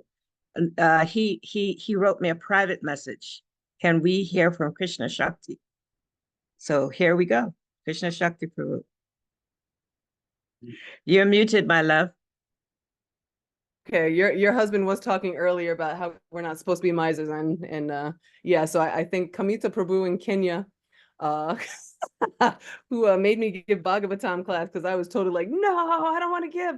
But then I kept on chanting, and then all of a sudden Gurudev was just like, you better give that class. You cannot be a miser. You cannot be a miser. So when your husband was talking earlier about like you have to share, and through sharing you're going to get different realizations and inspiration and inspire yourself as well as others. Definitely true. Just gave class in New York, and if I had not done that practice run, it would have probably been a lot rougher. But oh my goodness, also what Ekavir was talking about, like if you do not surrender or try to surrender to Gurudev, woo, it's night and day difference. So yeah, I've been traveling around Africa for 8 months, and literally just seeing the mercy from you, Mother Raja Leela, and other devotees who have literally just set the foundation for Krishna consciousness in different spaces and places. So starting off in the Congo, going to Nigeria, going to South Africa, going to Kenya, going to, all these different spaces, and just like, okay, Bhakti Tirtha Swami was here, like what was going on? So like, as I'm going, I'm like, okay, Zambia, oh, there was something that happened in Zambia. What happened in Zambia? And then also hearing from the local devotees, like, Gurudev's pastimes there. So it's just fascinating, amazing, wonderful. And I'm just like, oh my gosh. And you just feel like you're growing closer. And literally, I mean, for me, like the Congo really, so they're about to have their Rath Yatra. It's going to be the same time as Jagannath Puri's. And the Prabhu there that is in charge literally was mentored by Bhakti Tirtha Swami and told that he should preach to traditional healers. And that's exactly what he's been doing, and traditional leaders and chiefs. So I was just like, just something kept on pulling me to go to Kinshasa. And I was like, okay, my visa's about to expire. Let me at least go visit. Visited for a week. Amazing. Like literally he had things set up. Just set up to like meet these different chiefs, different like military people, like basically number 4 person ranking. It might be higher now in the country, to be able to share Krishna consciousness, and then also like the president's brother of the Congo. So like literally he's been cultivating and working with Mahavishnu Swami and Bhakti Charana Deshnu Swami, and just like working and helping to cultivate Krishna consciousness. So what's special, I feel is very special also, is literally the chiefs from all around the country are going to get together and have their masks come out and like present their mask to Jagannath for this procession. I so wish I could be there. Wow. But like, just, I know, do you know how powerful this, like, so Gurudev's legacy is continuing in multiple ways. And just to see even just like a little bit of counseling, or just a little bit, when people take his words and go, go and live whatever teachings he's taught, you just see them thrive. So it's really amazing. Also visiting, Kenya. Like, so I celebrated I had my appearance day or whatever birthday in Kenya. Devotees took such beautiful care of me while I was there. And it was like all Gurudev's legacy. I felt like the same as Brazil. Like I, didn't realize that Bhakti Damodara had disciples there. And so I'm just, walking around and I'm like, okay. And Kamita Prabhu and other devotees basically took me under their wing and just totally were just showering me lots of love, and it was really, really beautiful. And same thing in Nigeria when I was there. I'm like, okay, I'm only going for a conference. I'm only here for a conference.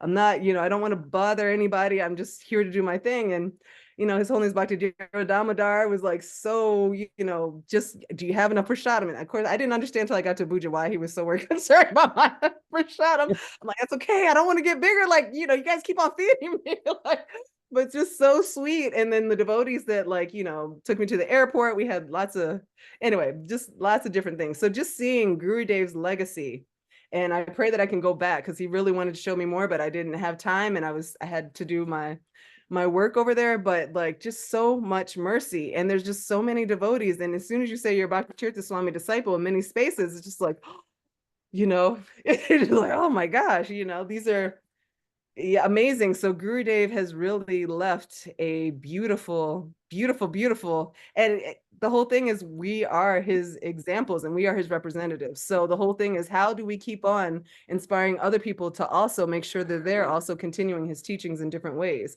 I mean, this whole platform in itself is an example of intergenerational collaboration in terms of, disciples and, God cousins, whatever, or nephews, I don't know. And yeah, so I mean, it's just really beautiful to see how this is going and how we can continue to strengthen, improve, and also just continue to thrive in different ways. So yeah, no, I'm just so grateful to all of you all, especially the pioneers of Africa, for all you devotees. Woo! Yes, a lot of work that you guys have put forth, but it's just so beautiful to see the fructifications of the beautiful work that you all have done. So I'm very grateful and just grateful to Gurudev. So thank you all. Jai Haribol. Krishna Shakti, if I may, I want to request Dhruva Maharaj to please just at least show his face. You don't have to say anything, Dhruva Prabhu. Just please, we want to just share our gratitude to you. Thank you so very much. Dhruva Maharaj Prabhu. Srila Tamal Krishna Maharaj, he loved our Bhakti Tirtha Maharaj, our beloved Guru Maharaj, so much. And so Srila Tamal Krishna Maharaj has empowered you to keep that connection. We thank him and we thank you. Hare Hare Krishna. Thank you so much. Thank you. All right, you could go back and hide. Oh, okay. Yeah, right. All right. Any other suggestions, Mother Rajalila? No, you take it, Krishna Shakti. I'm not wanting to do your service. I'm just like no, you're not doing my service. You're helping. You're helping. You look like I know you have the There's so many wonderful devotees, Ananta Acharya Prabhu.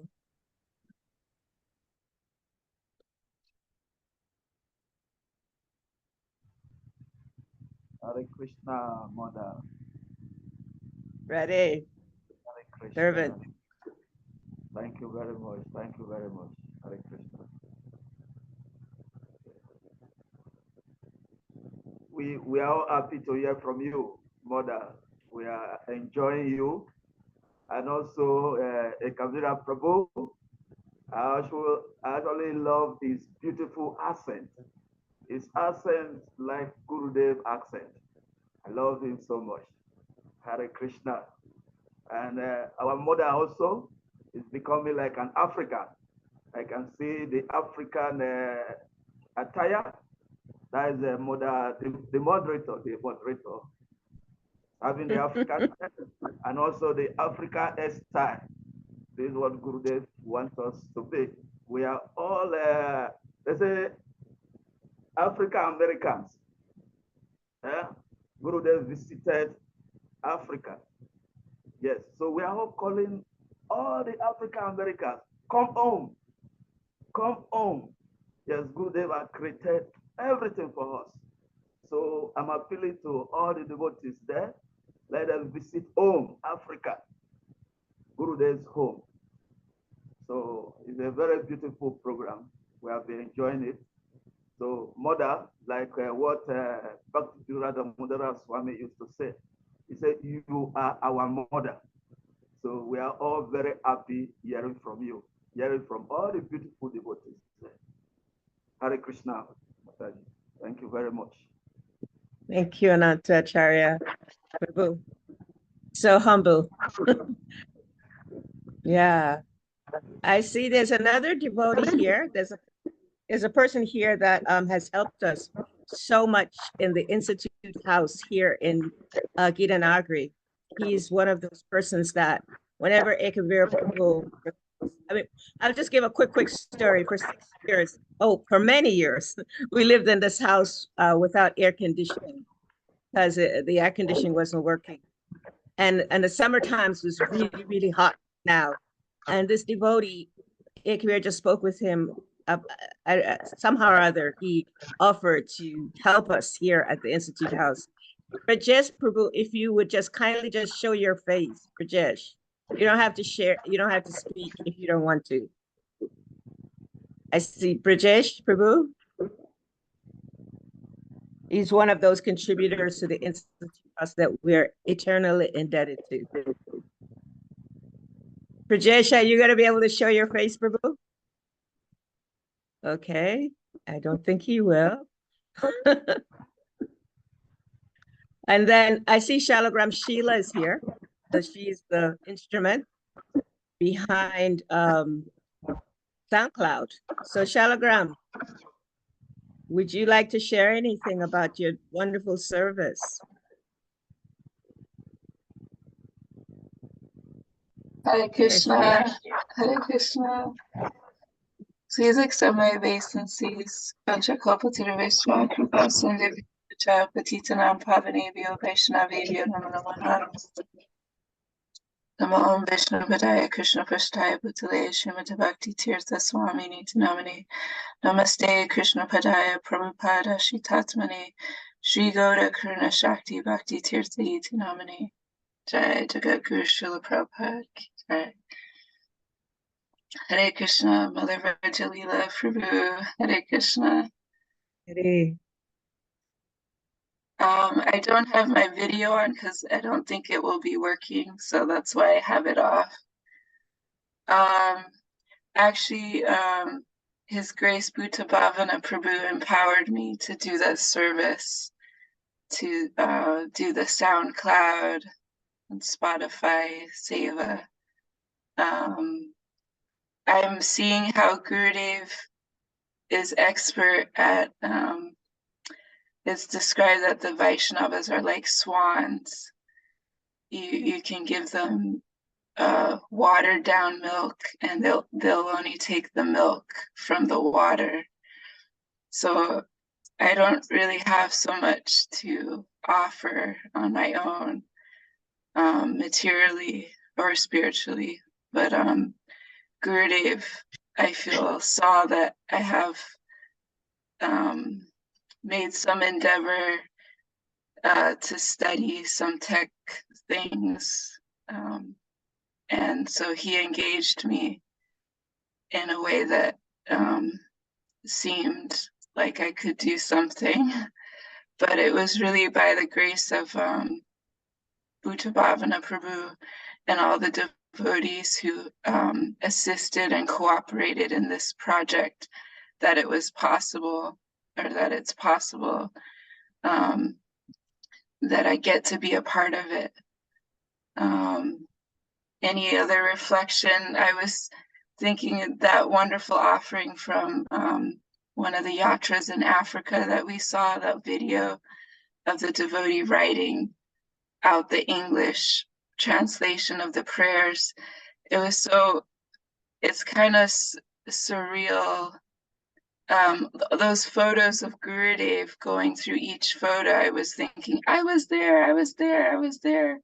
Or I know somebody who was there. It's like the video, it's a part of, like, I get to be a part of all of this.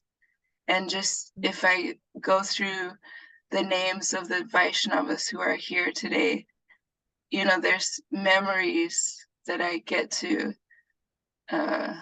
attach, you know, some feeling to. I remember there was a devotee who gave class in Gita Nagari, and he was saying that based on real accounts of near-death experiences, many people remember the experiences that have the most emotional attachment to it, you know, at the time of death. Whatever emotion it is, anger, sadness, happiness, joy, all of this, but whatever that has the most, shock or, cortisol increase.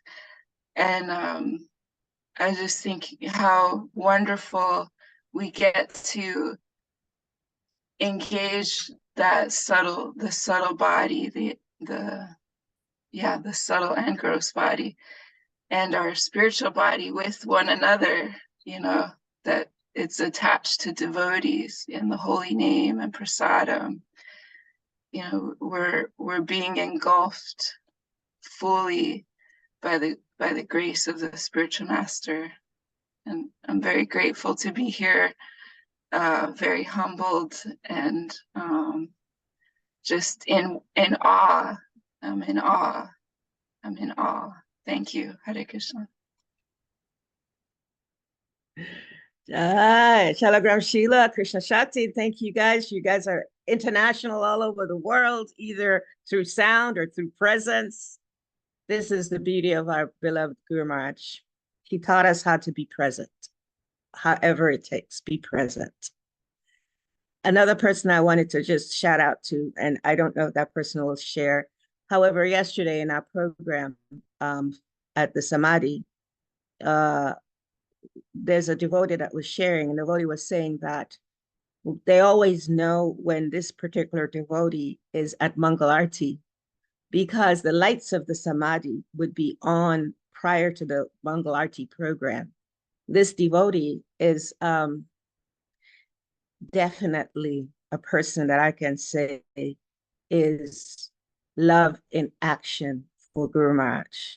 Here in Gitanagari, him and his family are, there's quite a few families that are absolutely fully 100% dedicated to Gurudev. And to shout them all out, it won't be possible on this particular program. However, I do want to shout out there's two families, Hari Chakra Prabhu and family. We call them the Chakra dynasty. And then we also have the Parks family. And these devotees, they're incredible in terms of just being loyal and dedicated. And we can always know that they will step up whenever there's a need or anything related to our beloved Guru Maharaj. So Hari Chakra Prabhu, if you will, please, the Samadhi is so important. If any of you can ever get a chance to come to the Gitanagari and do some service at the Samadhi, Krishna Shakti, we would love that. Guru Maharaj, I say this and I probably get a lot of pushback for this. However, I believe anyone that does service at the Samadhi will actually experience their spiritual body. I really believe that. So, Hari Chakra, if you would share something with us, please. If not, no worries.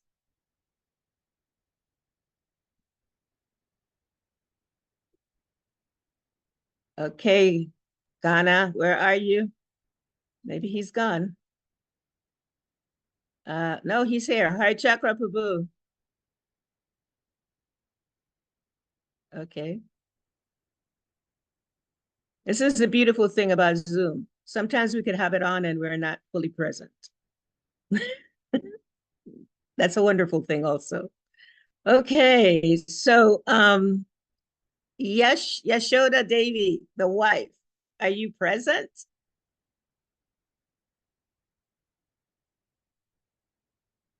The thing about the devotees in Africa, they don't so much, the ladies especially, they don't like to speak.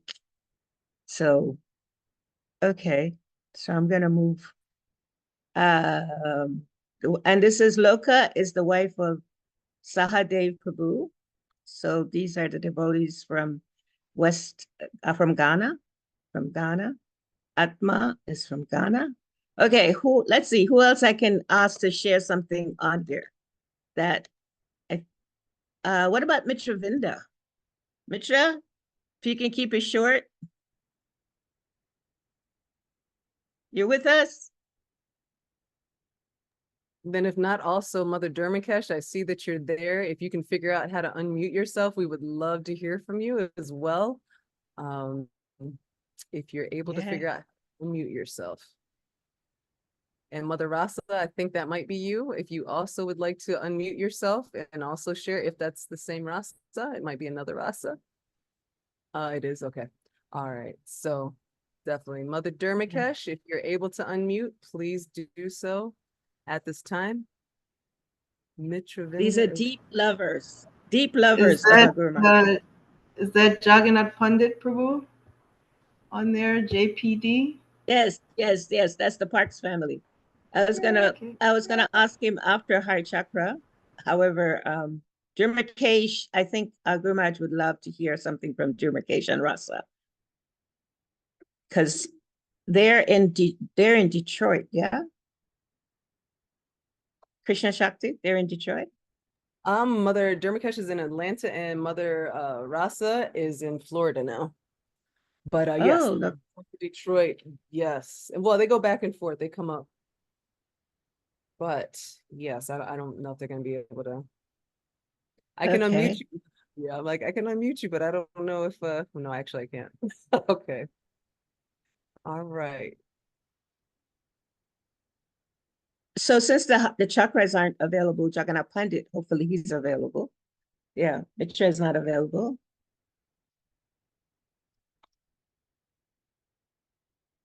Okay.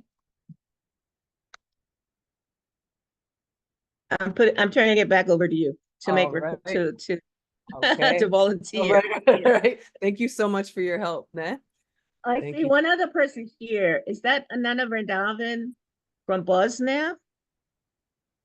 Ananda Vrindavan? She actually is, yeah, she's doing so much service with Audible. Blessings to you. Hare Krishna. I hope you can hear me. Yes, we can hear you. Okay, thank you. Hare Krishna. My humble obeisances to all of you. I didn't expect that you will, among all the esteemed Vaishnavas, God family. I'm just a little sister. So I'm happy to be among you and to be part of this celebration and to be of some small service. That's my saving grace, the service always throughout all these years. Some little service, but constant one is something that keeps me really connected to the God family and to Gurudev. So, and I really look forward to this retreat in France, and especially to next year's 20 years anniversary. I would like to come to Gitanagari. I think there's going to be like grand celebration marking 20 years since Gurudev left. So I fondly remember 9 years ago when 9 years was it 2015 I went there and it was very, very special. So I look forward. Thank you so much. Hi. May I say something about Ananda Vrindavan? Yeah, I was just Because gonna say she just recently got married. Yeah. Congratulations. And also, it's her service to make sure that every month we have at least one or more of Gurudev's god brothers or god sisters to come and glorify him and inspire us on the call. So she has that service. And it's not easy because she always, she always has to kind of go out of her way to try to get someone and then fit it in their schedule, and everyone's in different time zones. So yeah, so thank you so much for that, Ananda Vrindavan. My pleasure. Thank you for giving me service. And it's special service to connect with all these exalted Vaishnavas that were very dear to Gurudev and to whom Gurudev is very dear. So thank you for the opportunity. Hare Krishna. Thank you, Ananda. Thank you so Krishna much. Shakti, we just want you to know that we love you so much. Yes. Ananda Vrindavan, we love you so much. Yes. Giant congratulations. Nah, definitely. All right. So Sahadev, are you around and would you like to share by chance? I did see someone put their camera on just a second ago, so I was actually going to call you. Nanda Priya, I don't know if you wanted to say something, but nope. Okay, that's a no. No, yeah, I can say, I can say.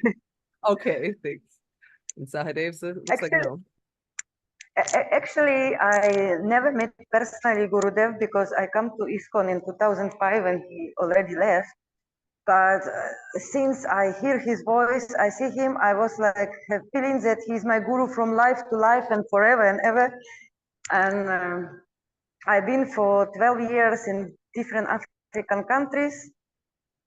And just because of him, I was able to keep the sadhana and chanting. And I have one beautiful story. When I was living in the village, one Rastaman was used to disturb me to come to talk about love. So every time he was coming, I was watching lecture of His Holiness Bhakti Tirtha Swami Maharaj, and I said, come to see, come to see. So after 1 week, he stopped to bother with me with the question about love. He was just coming and say, please show me this mystic man. Please show me this mystic man. So he started to chant, he started to sing songs, and he's even preaching to others. It's really such a, wherever a person would see just his smile or hear his lecture, they get attracted. It's so beautiful to see all the people who I give to read his books or show their lectures, they immediately fall in love with him.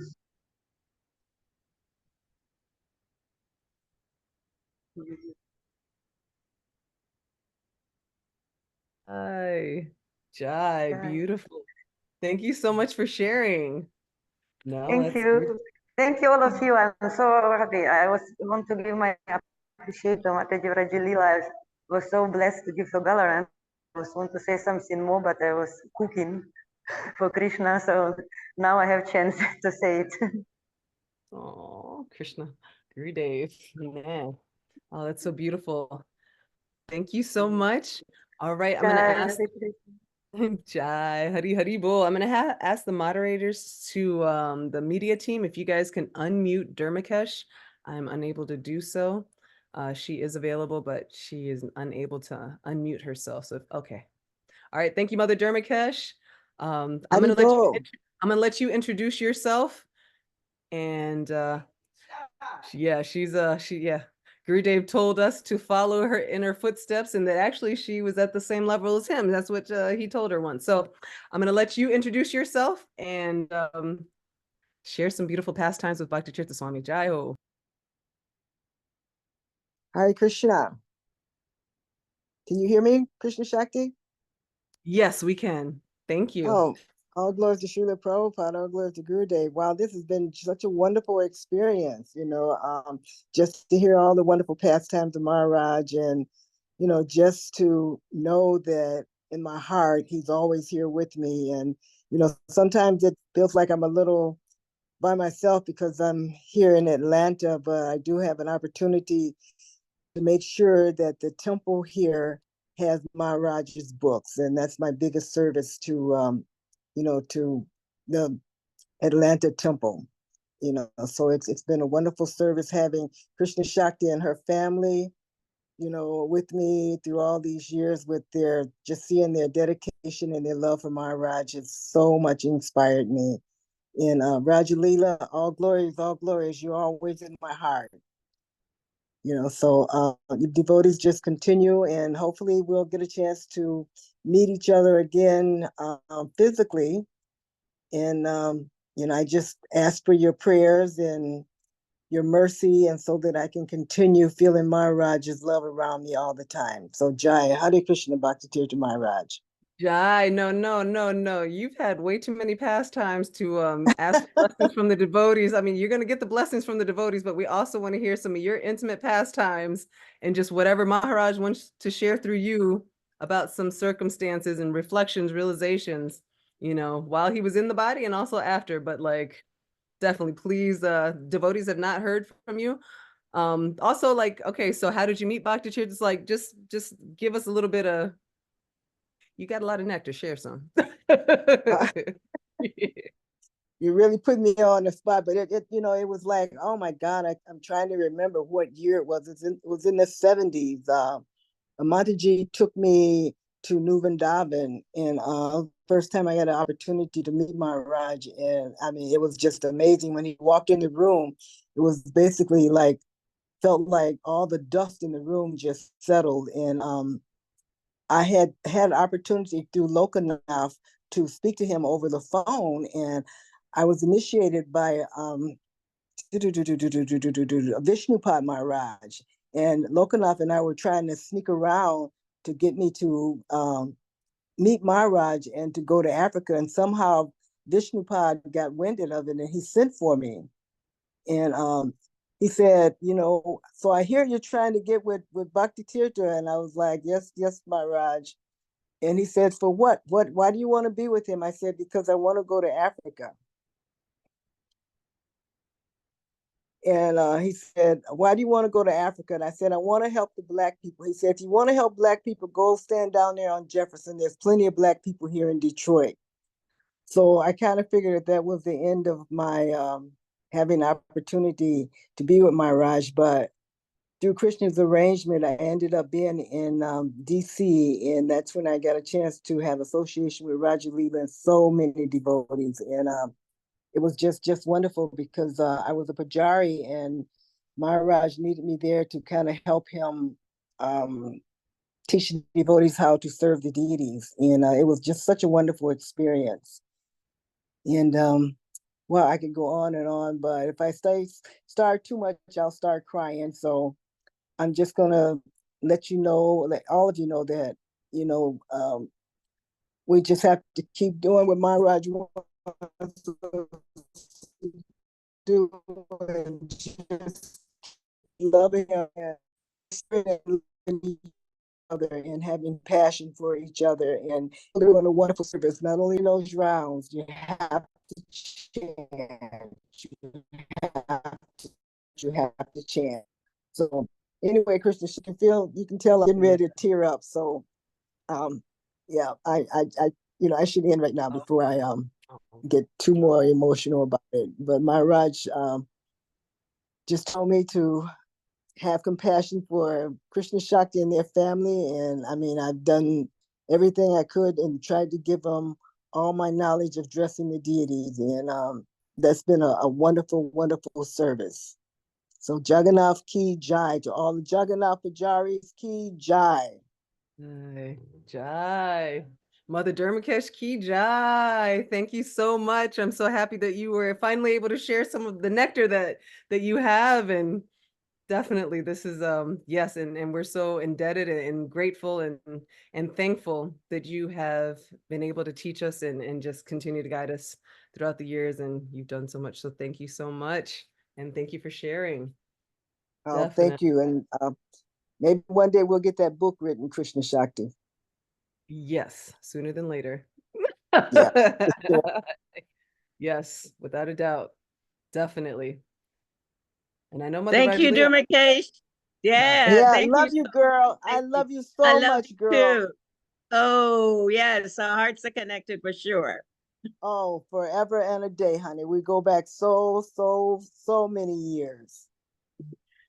Haribol. Yeah, Lord Rajalina, do you remember when we were laying in the bed together over in Detroit at the women's ashram upstairs talking to each other, and we were like two sisters, like two twins? Do you remember that? Yeah, absolutely. Yes, ma'am. Absolutely. Absolutely. I've always felt so nourished and nurtured by your presence, your association.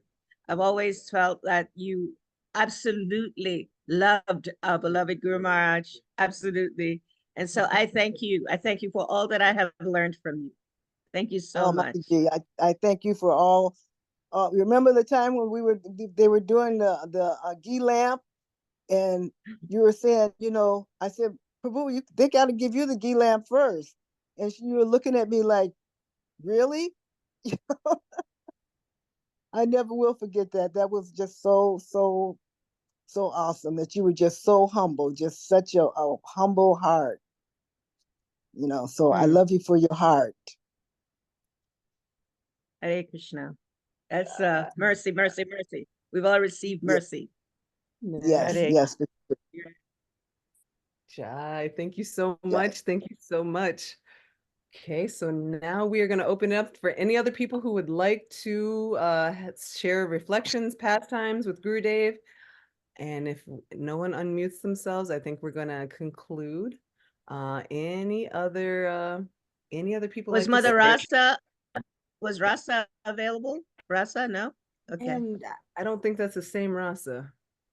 Okay, that's someone else. All right. I don't know. I heard a voice also just now. Oh, did you? Who would Hare whoever? Krishna. Yes, yay, Jai Mother Ho. Rajalila. Ready. I'm trying to hear who this is. Oh, Chakra, This is you Hare came. Chakra. All right. Dhanavad Pranam. Down the road. So when you call my name, I lost connection. Oh, okay. Yeah, I was wondering because it's so wonderful. Like if you can share something about Gurudev Samadhi or anything, you know, since we're in the departure program. So there's 3 Samadhi, one in Ghana, one in Gitanagari, and one in Mayapur. And the devotees that take care of these Samadhis are really, really important. I mean, I can't say, I don't know like how many of you are aware of the caretakers of Guru Maharaj's Samadhi. But it's not an easy service. I just got a call today from a disciple of His Holiness Devamrita Swami that offered to do the service in the Samadhi. And so it's just incredible when someone has a appreciation for the services that goes on in the Samadhi. And Hari Chakra is one of those persons with my beloved husband who is full on, and Jagannath Pandit. There are a few devotees that we just know. So Hari Chakra, please share with us something about the Samadhi and you, some realization you may have had. You've been doing it for many years.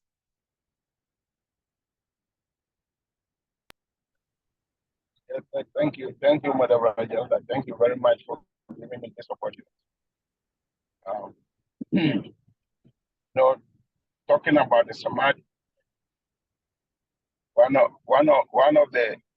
of the basic instructions Guru Maharaj gave was, hey, first he asked, are you going to stay in Gitanagari? And I said yes. And he says, whatever you do, try to help. Any little way that you can help, you try to help. And that instruction that he gave me is stuck in my head. So because of that, well, I'm trying my best to at least try to abide by that instruction.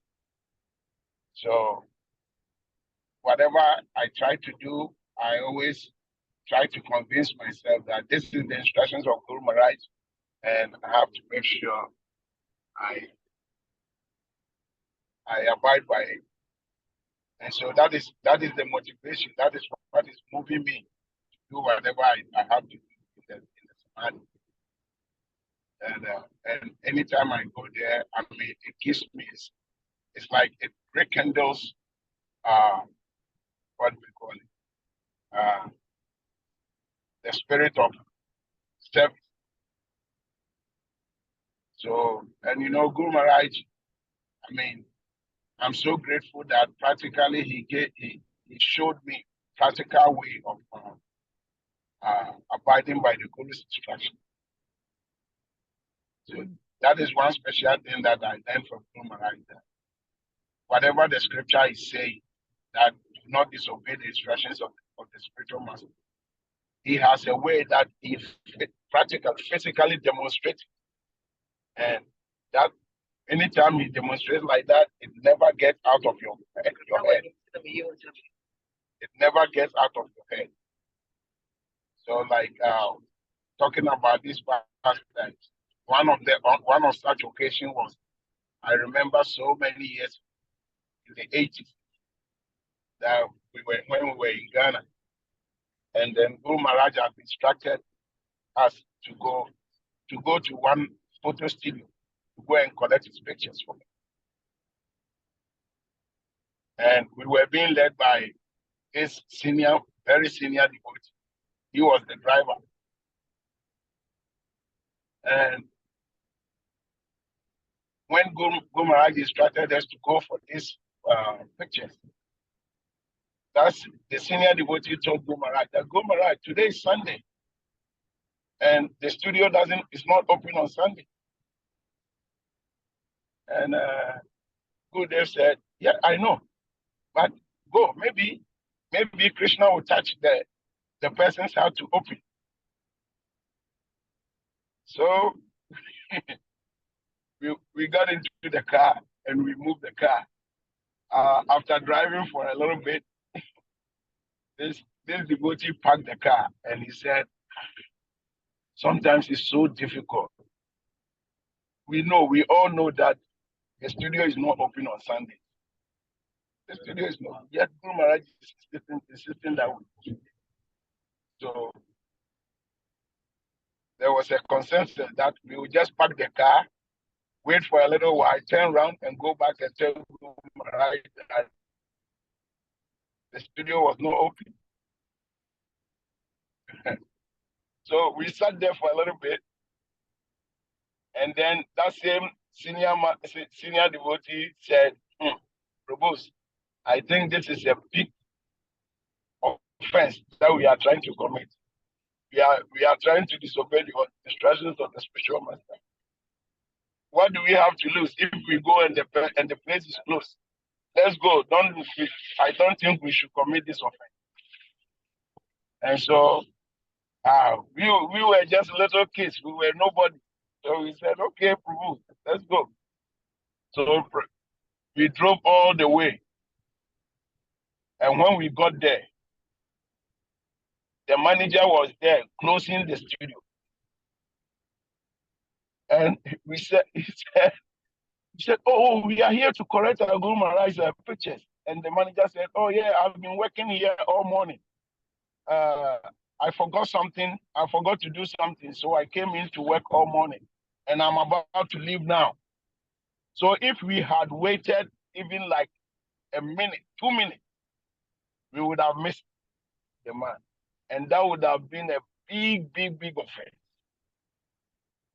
So that situation actually, gave me full conviction that we shouldn't, under any circumstance, try to disobey the instructions of the spiritual man.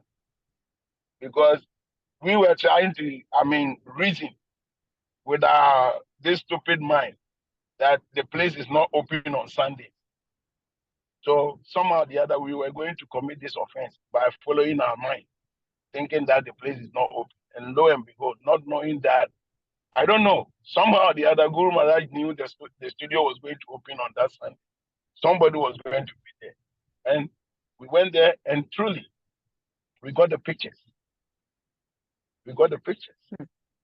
So,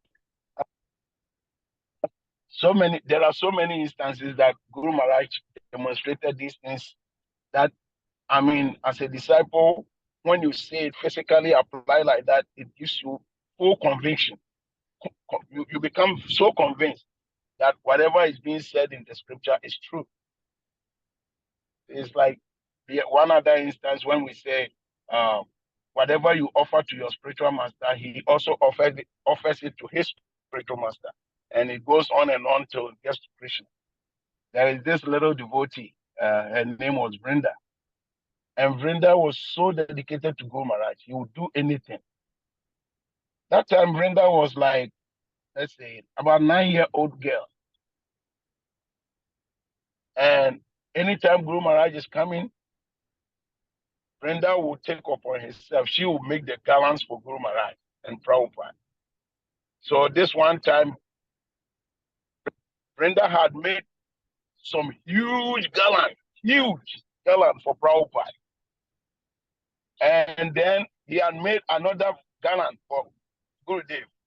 But you look at the height of Gurudev. That gallant was so huge that when Guru Maharaj, if you put it on Guru Maharaj, it will still touch the ground.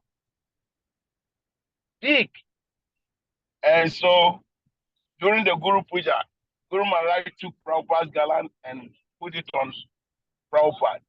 And so when he sat on his Vyasasa, and one of the devotees was about to put that other garland on Guru Maharaj looked at the garland, and he became like, his eyes like shine, open, and he opened his mouth. So wow! So Guru Maharaj grabbed it. He did not let them put it around his neck.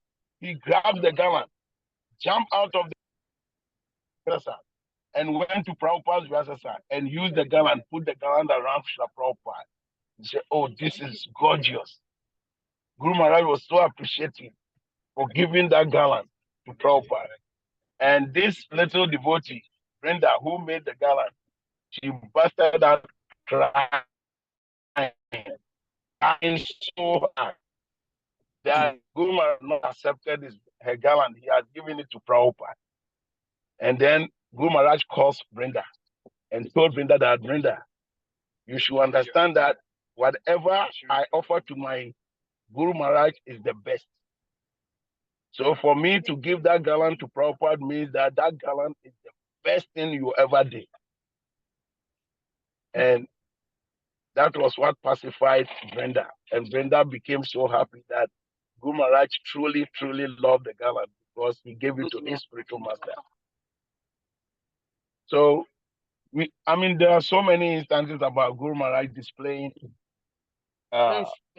these things that it's just by remembering them, it's what we call, it rekindles the determination to do whatever that we need to do for Guru Maharaj, because whatever the scripture has said, he has demonstrated a lot of it practically. Like, it's not like practical.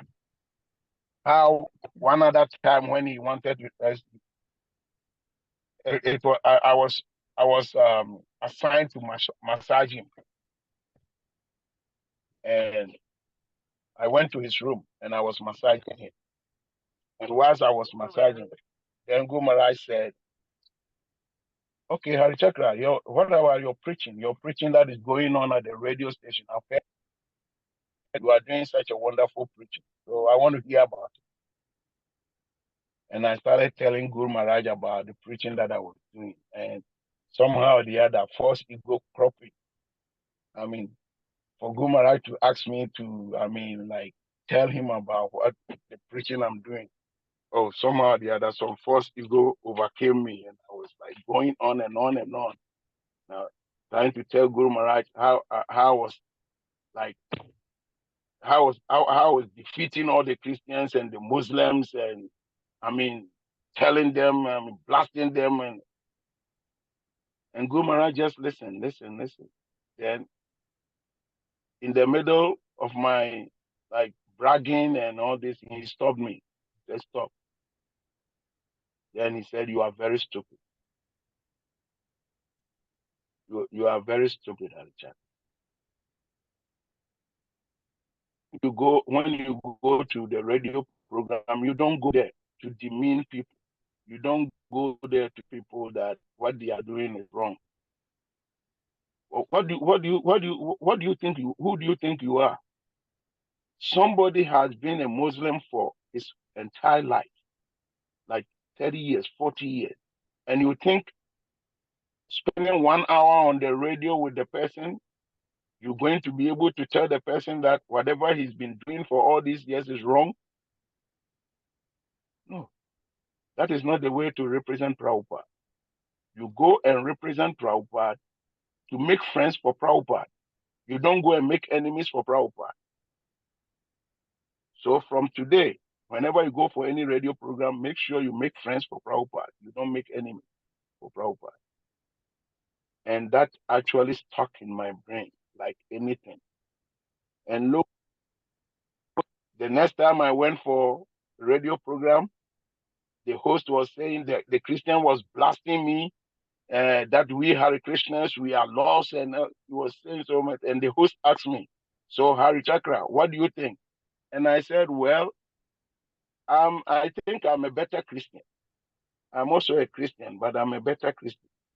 And the host said, "How are you a better Christian?" And I said, "Because whatever instructions that Christ is giving, I think we, the Hare Krishnas, we are abiding by those instructions. And I went on and on telling the host about why the Hare Krishnas, we are the true Christians and we are the true Muslims. And when after I gave all the analysis from the Bible and the Quran to support that we are the real people who are following the instructions of Christ, you'll be surprised to know that at the end of that radio, Muslim bought a Bhagavad Gita, the Christian also bought a Bhagavad Gita. And that is when it struck me that what Guru Maharaj was telling me was really true. That we go out there to make friends for Prabhupada. We don't go there to demean people, to tell people that we are the best people in the world. No, instead go there and make friends for Prabhupada. And since that day, it's been stuck in my head. I have to go out for Prabhupada. So, so it's like I'm very grateful to Guru Maharaj, and because of that, I'm thinking that all of us, we should do our best to make sure that his legacy is maintained. And so, like, some of us came together and we decided that one of the legacies of Guru Maharaj was taking devotee care. We could see that Guru Maharaj was actually putting emphasis on that, how we take care of the devotees. And that's why some devotees, Jagavasu Prabhu, Chaitanya Prema Prabhu, Madhavai Kunta, there are some devotees in Ghana who came up and said, hey, let's put our heads together and form something. So we formed a group called the Bhakti Swami Disciples, Friends and Well-Wishers Association, which is now being registered in Ghana. And what we do, everybody is invited to be a member. It doesn't matter what, but we are starting it very small in Ghana. And when we become more successful, we will try to expand our tentacles. And what we do, it's like a purely welfare thing. What we are trying to do is that if any devotee is in problem, we come together because we pay monthly dues and everything. We come together and we assess the devotee situation, and we come out with a help. Sometimes we've sent a couple of devotees to the hospital, and by Guru and Krishna's mercy, now they are getting better from their ailment. And one devotee recently put it on this forum.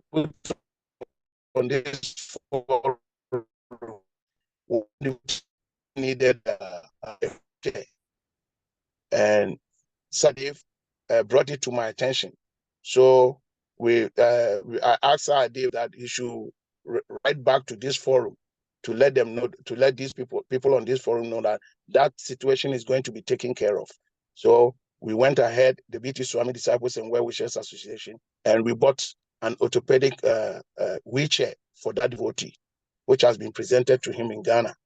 And so there are a lot of things that in the pipeline has been able to come up and be able to establish the Gurudev's legacy devotee care in our sub-region. Good. Thank you, Hare Chakra Prabhu. Krishna Shakti, I just want to say one thing. You know, Guru Maharaj, in one of his meditations, he said, I believe it's in one of the beggars, I don't think it's in 4. He said, I would like to receive my flowers now. Maybe that's in 4, I'm not sure. I don't remember. And every devotee on here, every devotee that I've heard today and all those that we haven't heard from, you are all offering Guru Maharaj your flowers now. Even just to be present on this call is a way of offering your flowers now, because that was so important to Gurudev, is that we connect with each other. So we can offer our flowers now in so many ways, but I'm using this little analogy maybe to help to just share something about Hare Chakra Prabhu and his family. So that offer me my flowers now. That's one of the services that Hare Chakra Prabhu, amongst the others that you heard, that he does here in Gitanagari at the Samadhi. Gurudev is offered flowers. Every flower usually that Gurudev gets offered is given by Harichakra Prabhu and family. And so yesterday when we had the program, the Samadhi was inundated with flowers from Harichakra and family. I mean, not only do they physically give the flowers in terms of making the flowers available for Gurudev and the Samadhi, they physically themselves come and decorate the Samadhi for every program that we have. So sometimes devotees do services that we don't hear about, so often. And I don't want to make any service bigger than another. I don't think any service is more valuable than another. What's important is that we're offering Gurudev flowers now. So thank you so very much. Hare Krishna. Hare Krishna, Hari Hari. Whoa, oh, that was so beautiful. Yes, yes. Give the flowers now. Yes, yes, yes. Oh, as you were just speaking, I'm just like thinking like how he's also offering us up to as a flower to Prabhupada and the cyclic succession and how, yes, yes, so beautiful. Thank you all. Thank you. Would anybody else like to speak? If so, please unmute yourself now or forever hold your peace. One other thing. This is I forget. another Kishore This is Prabhu Rasa choice hand up. Sudakara. Jai. Okay, Navakishore. Oh, I wasn't sure if somebody else was also trying to speak, but I'll make this brief. Since you were talking about flowers, there was something I noticed about Bhakti Tirtha Maharaj. I don't know if you all have seen this, but when I was with Radhanath Swami, not really with, but when I saw him in class, I used to kind of look at like a hawk and see like when is he going to take water from his cup, and then when is he going to remove his garland. And so I would just sit there kind of just waiting, and then as soon as the class was over, I would just run and get the garland and then get the water. I noticed with Bhakti Tirtha Maharaj, it was really difficult. He kept that garland and he would hold it. And he was actually I saw many times he was very purposeful in terms of who he gave the garland to. One time during the Radha Damodara temple opening, there was a devotee named Radha Madhava, who's now Rasikananda, and then became Raja Gopal. But it was his birthday, and Gurudev used his danda, and he put the garland way up high next to, there's these lamp fixtures to the left of Prabhupada's asana, and he draped the garland on there. And Rasikananda Prabhu was talking about, as he was sharing, it's like today was his birthday, and he said, "Oh, today happens to be my birthday."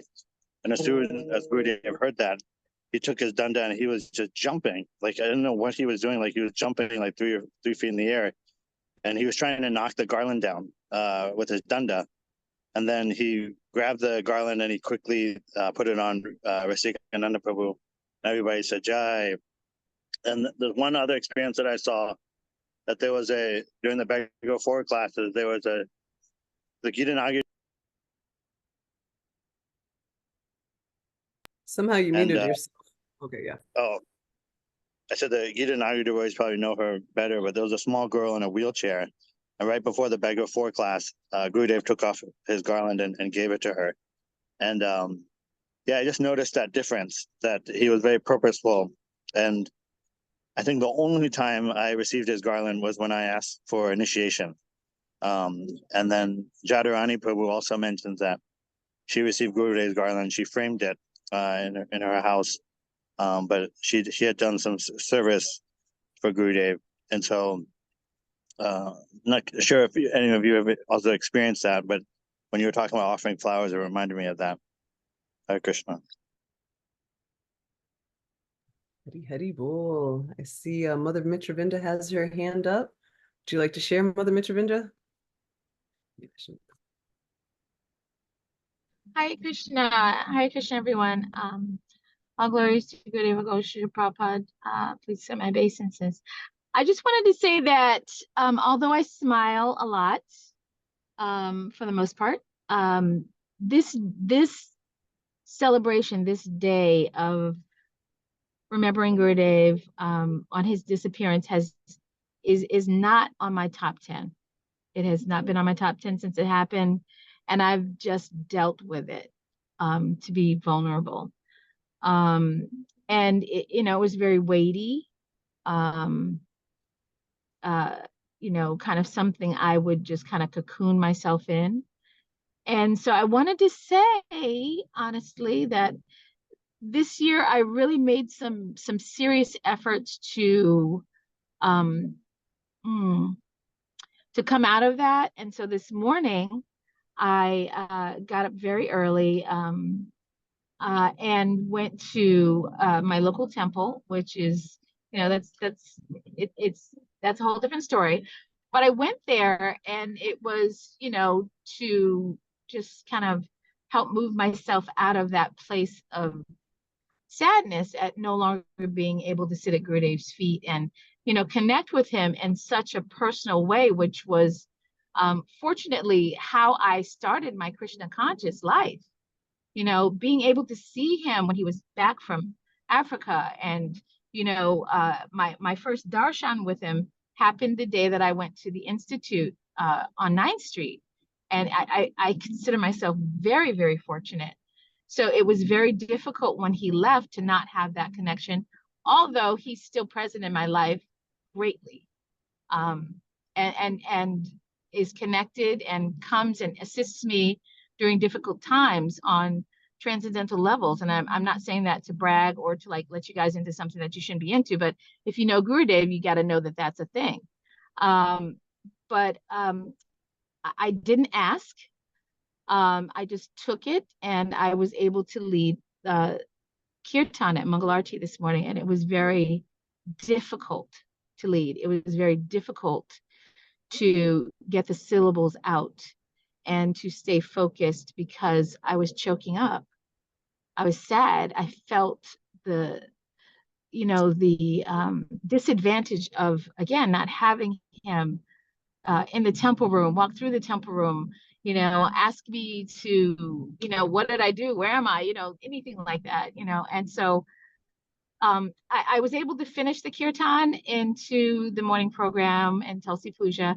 And I was just grateful for the strength that he allotted me to be able to do that, even from, a different realm of being. But I wanted to say that and I came onto this call, which I usually don't. I usually want to just kind of not be around anybody, kind of just be in my stillness and let the day ride out. But I wanted to thank everyone for who is a part of this call and who is a part of putting this together, and for all my God brothers and God sisters, friends, and well-wishers of Bhakti Tirtha Swami for making this day a little easier and more palatable for me to move through.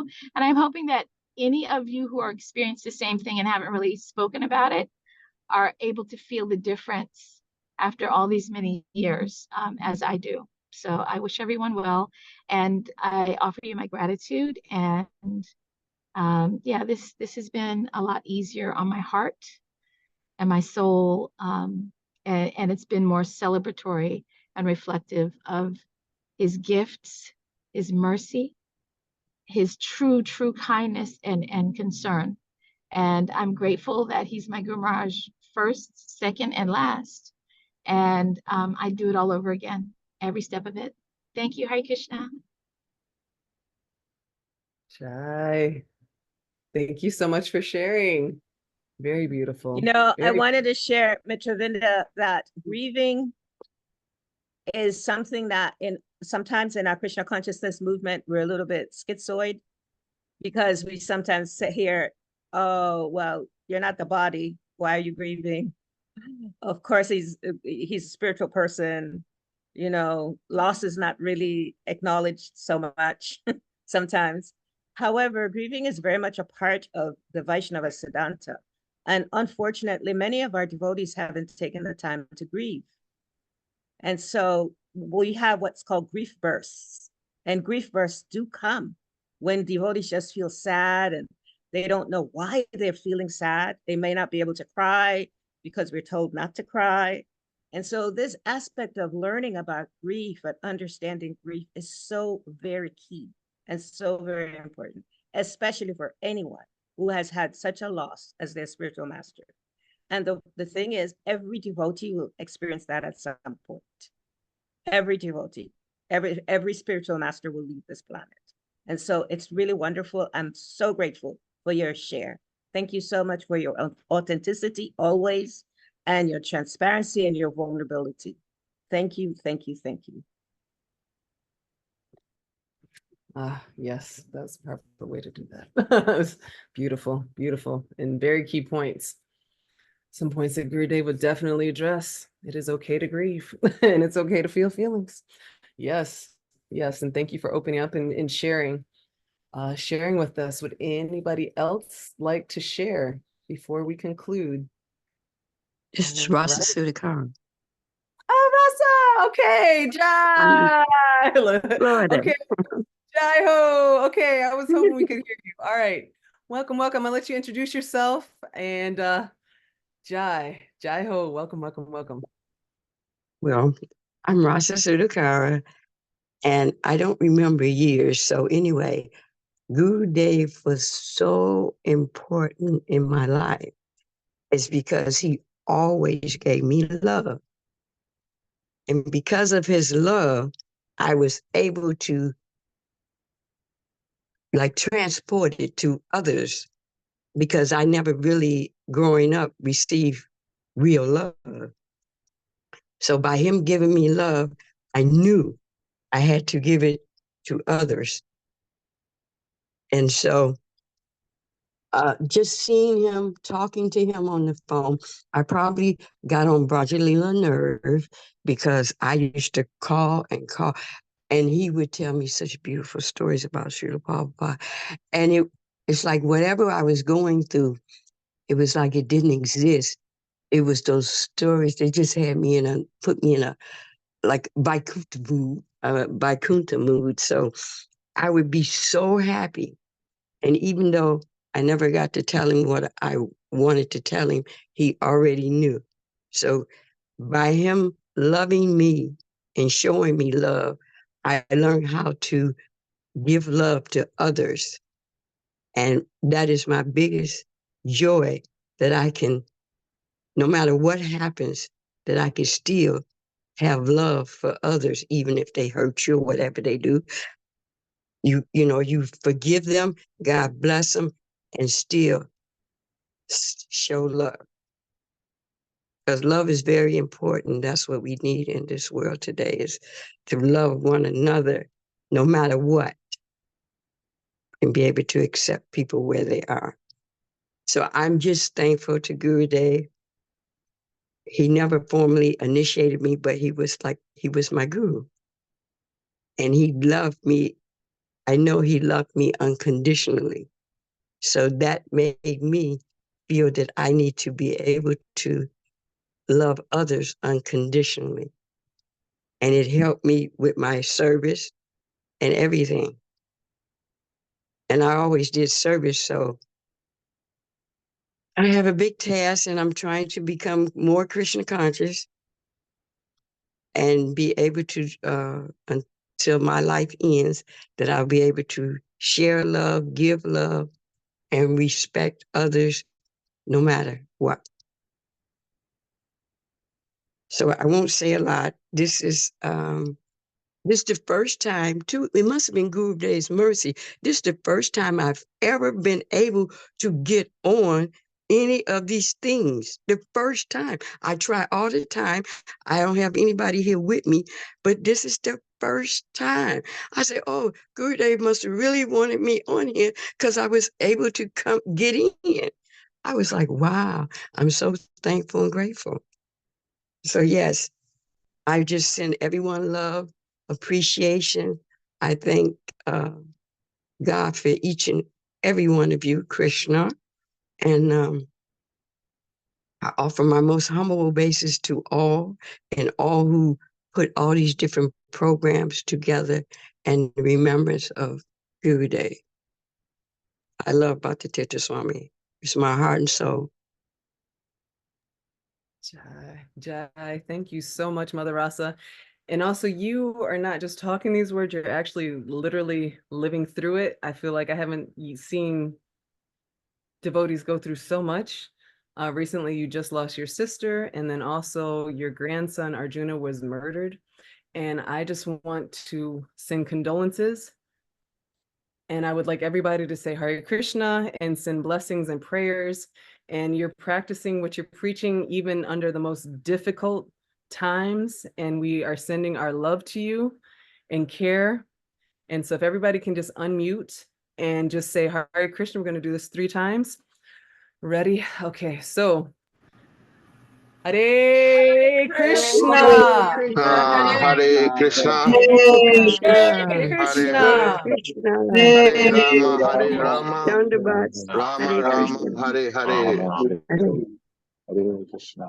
Thunderbirds. Thank you all. Wow. Thank you for sharing that, Krishna Shakti. I didn't know that Arjuna had left his body, and Grandson. Mother Rasa. Whoa. Grandson. Amazing. So I want to just share a really beautiful pastime, Mother Rasa, for you. So Arjuna's dad, Mukunda Prabhu, he was very, very dear, as you are, to our spiritual master. And Mukunda Prabhu gave our Guru Maharaj, who was also his Guru Maharaj, an altar for his room. And how that happened? Our Guru Maharaj was visiting Detroit, and he saw that altar. And he said, oh, that altar is so very nice. And the next thing you know, Mukunda Prabhu was sending that altar. And that altar is still in our Guru Maharaj's room today. So you, your Mukunda Prabhu and Arjuna Prabhu are also interconnected with our Guru Maharaj. And a part of his legacy in this home is to have that altar. So when we're actually painting now, so after some time, we will be able to show devotees, Dhruva Prabhu, Dhruva Maharaj Prabhu, he's been requesting that we show Gurudev's room, which we've done before. However, because we're painting now, we didn't this time. And we will show that altar. It's a very beautiful altar, and Guru Maharaj loved it so much. It sounds like a material thing, but no, it's a deep connection. So Mother Rasa, I thank you for your love. I thank you for your humility and your kind-heartedness over the years. Thank you so very much. Well, thank you. Thunderbirds. Hare Krishna. Hare Krishna. I'm so glad we were finally able to hear from you also. Such a blessing, such a blessing. Okay, so it looks like Jagannath Pandit Das, I'm going to assume that's would like to speak next.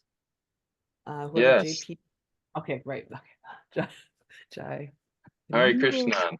This is Jagannath and Chintamani. We'll be very short. Been a while. Vanchakapatu Vishaka Kupasindabe Vichapati Tanam Papab Nebio Vaishnavebio Namo Namaha. This has been so nourishing. I just want to say, every sharing, and I feel you, Mitravinda, and what you shared, and I really got a lot out of the different sharings, especially Ekavir and Rajalila and Sesha Prabhu and Uttabhavana sharing so much ways that devotees are serving, and Mahajan Prabhu. I mean, everyone really, all of it, so much nectar and so much encouragement. And I just wanted to share that just briefly that my daughter was sharing yesterday at the program, and she, I really got a feel of how the love Gurudev shared impacted my child, because she was sharing how Guru Maharaj would, on my other daughter's birthday, we would go on 4th of July, we would go to the park and the beach, and Gurudev would play in the water with us, and we'd have volleyball and splashing each other in the water, and we'd have relay races and arm wrestling and all kinds of stuff. So the kids, it became a natural, Krishna consciousness was a lifestyle that was very natural for them and enjoyable and fun. volleyball and everything. I mean, so many things Gurudev did with us. And so, so I was appreciating that, seeing from the eyes of my 5-year-old daughter, the impact that that had on her heart, and how now as an adult woman, I can see how that, you know, that bhakti was nourished from a very young age, holding their hands and dancing in front of Prabhupada, you know, at 5 years old. I mean, there's so many ways that he reached out and shared. But I just want to say one thing real quick before I pass to Chintamani, is that Guru Maharaj, he would, Sesha Prabhu, he alluded to this, that Gurudev would sign his emails and letters with love, Bhakti Tirtha Swami. And I was reflecting on that, about how important that was, because, you know, most people would say, you're a servant, or you're an aspiring servant, and so on. But really, service, to be a servant means means devotional service. And devotional service is with love. And Gurudev always gave the essence of everything. So that was a more precise way to end his letter, with love, you know, and that's what we're trying to infuse our services with. And so I'll pass it on to Chitamani there. Our cameras won't open for some reason, so. Jai Hare Krishna. Namo Vishnu Padaya Krishna Sai Bhakti Bhakti Tirtha Swami Namane. Namaste Krishna Padaya Prabhupada Krishna Bhakti Tirtha Namane. I feel so very honored to have this opportunity to speak at this most amazing forum and gathering of great Vaishnava devotees of the Lord. As Jagannath Pandit was saying, and as many of us have said, I feel so very grateful for all the love and the care that was put into and is put into constantly of these wonderful and amazing and fortifying get-togethers.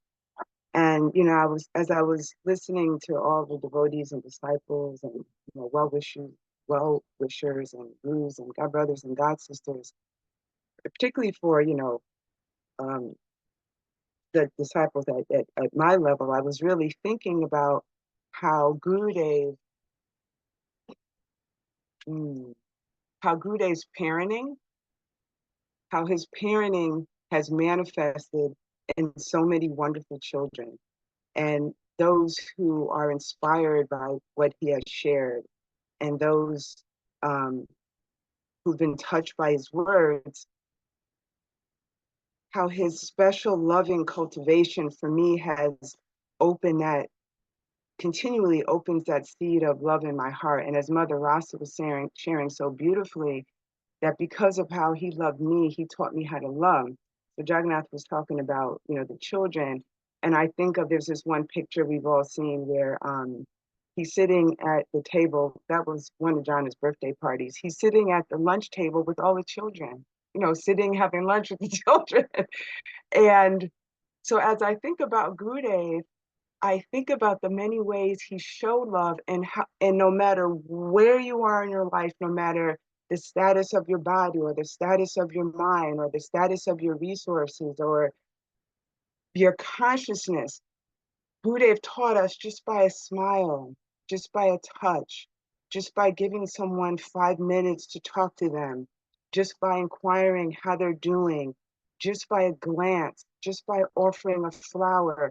There's this one devotee named, you know, Sudevi, who she lives a bit from the temple and she doesn't drive.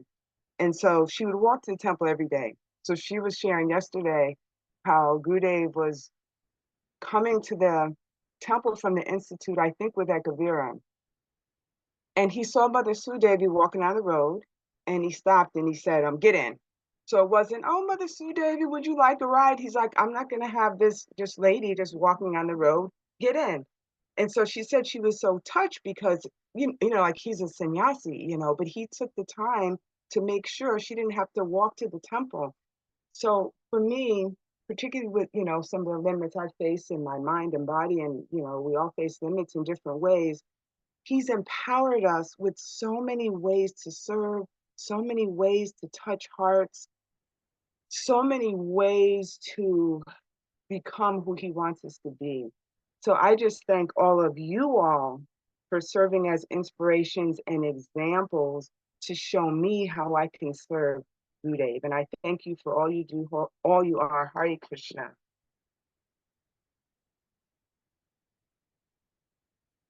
I thank you so much. Thank you both so much. That was beautiful.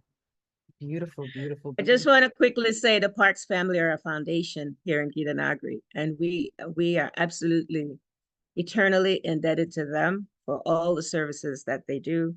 They've been doing for over 30 years, and we're totally indebted. And I just have one quick question for Rasa, please, because I called the name Mukunda, and there are many Mukundas in our transcendental association. So Mother Rasa, I couldn't remember whether Mukunda was your husband, or because Krishna Shakti said Arjuna was your grandson, and so I always thought Arjuna was your son. So yeah, okay. So if you could, Mother Rasa, if you can help us, or Krishna Shakti was so Arjuna has left his body. Okay, and Mukunda has left his body. Yes. Yep. Yeah. Yes, she was married to. Mother Rasa, are you there? Yes, I'm here now. Okay. Go ahead. Just for clarification, so everyone knows which Mukunda we're talking about. Okay, I was married to Mukunda. Yes. And we had, I had 3 kids. So Arjuna is the youngest of the boys, and his son Arjun got murdered. So I see. Okay. I see. Okay, his son. Yeah. Thank you. His son. And condolences. Thank you, because his son was 24. So Krishna.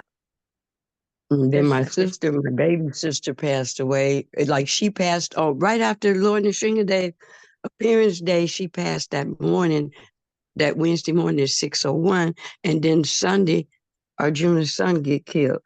So it was like horrendous. It's like I never really show a lot of emotions. I just try to be strong and all those wonderful things that I think, in the Bhagavad Gita says you shouldn't lament for the living nor the dead, but it was very difficult to get through the first 2 weeks.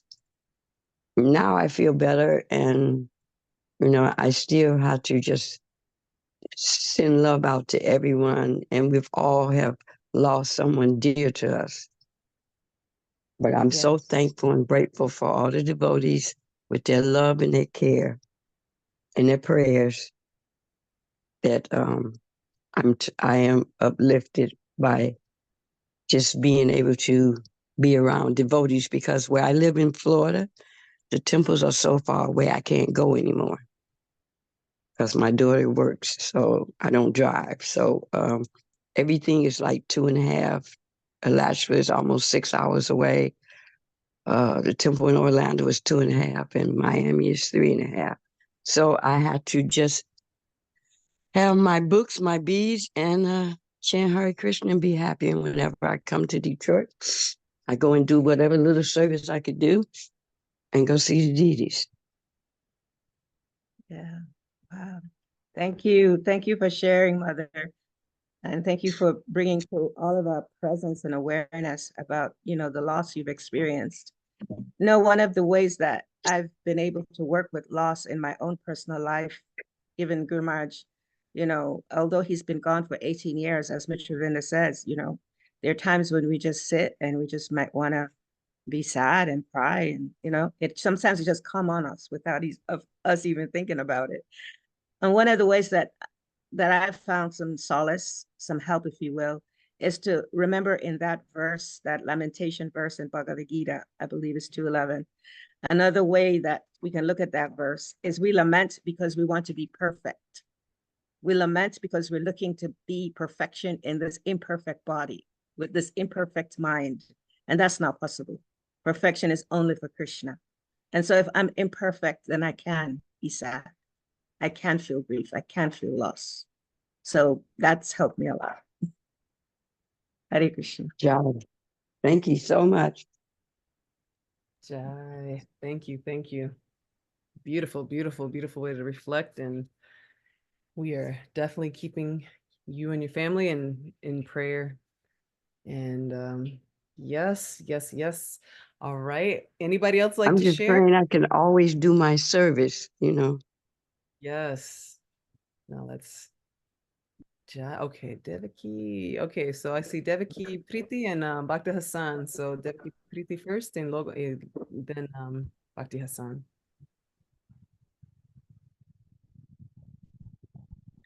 Hi Krishna, Krishna devotees.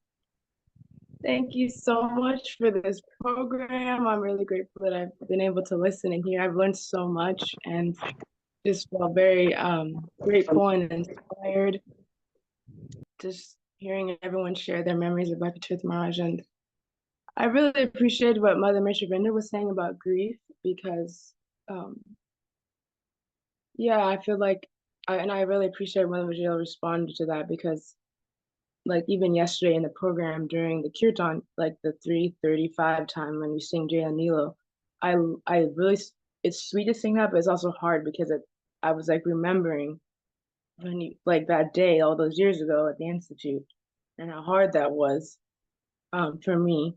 But I was like feeling so supported because I was with everyone. So like even though like there were times when I was feeling sad, I was also just like grateful because I was like, we're so blessed that we can be sad, but we have support, you know? There's some people that are sad and they don't have that. So I was just appreciating that like we have this space and we have support. So when we are sad, we have people and we can take shelter. So I was just appreciating that about Bhakti Tirtha Maharaj, just that his acceptance for us no matter what or where we are at, and growing up having that kind of love and person in my life, I know has helped me and continues to help me because I just already had that amazing foundation of having a person that was just so loving and always was giving that to us.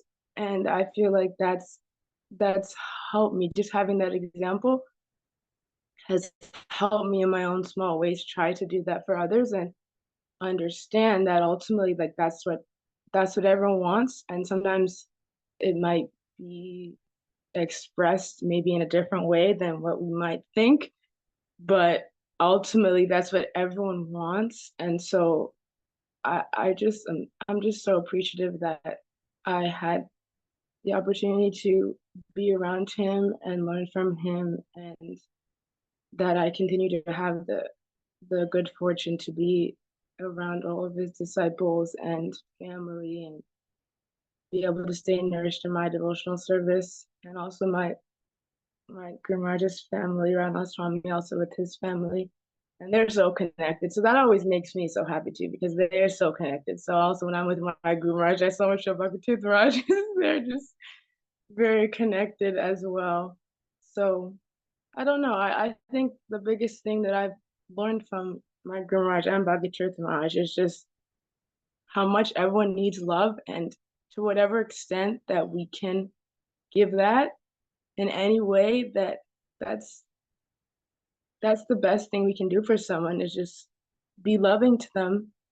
And we don't know the amount of difference that will make for someone.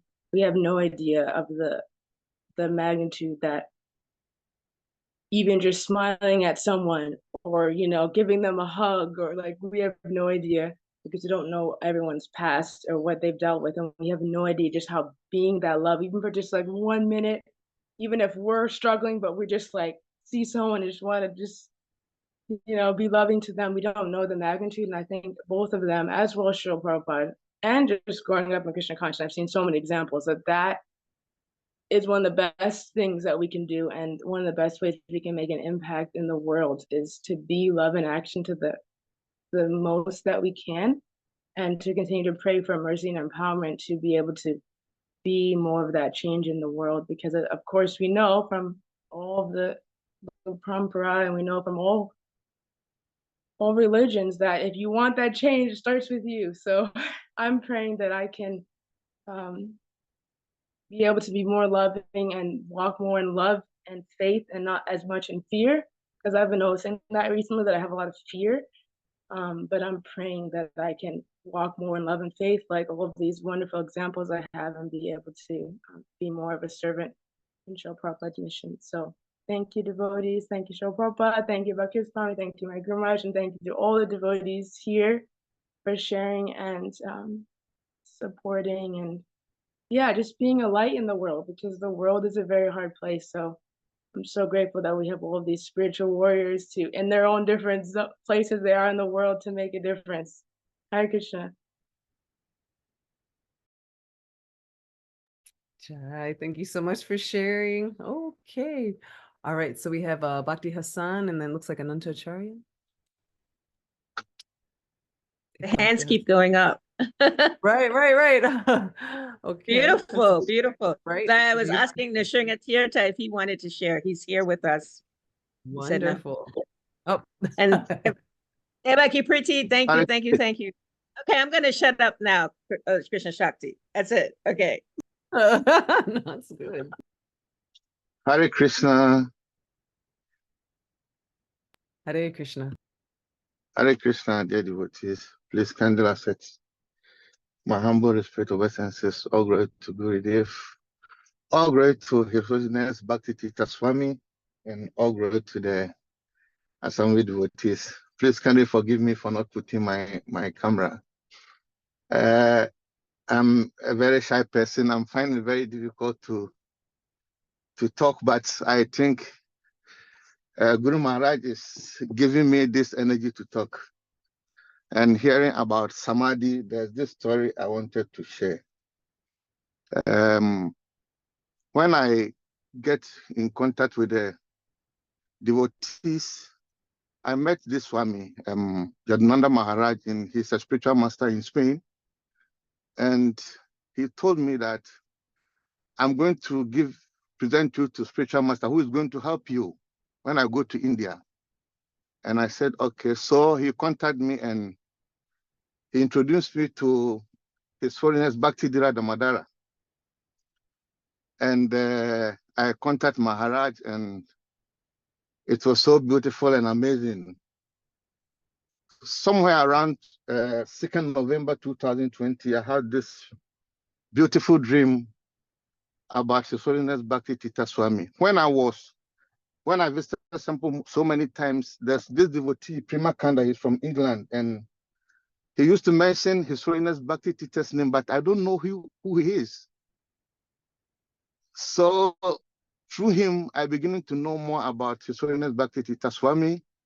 And when I have contact with my Guru Maharaj, I found out that he's a disciple of His Holiness Bhakti Tirtha Swami.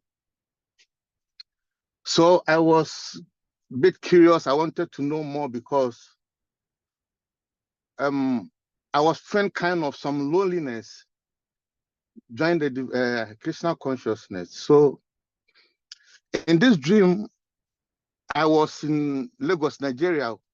I've never been there before. I want to visit Divaris Das, who is a disciple of His Holiness Bhakti Dhira Damodara. And he said, Hassan, let's go and pick somebody.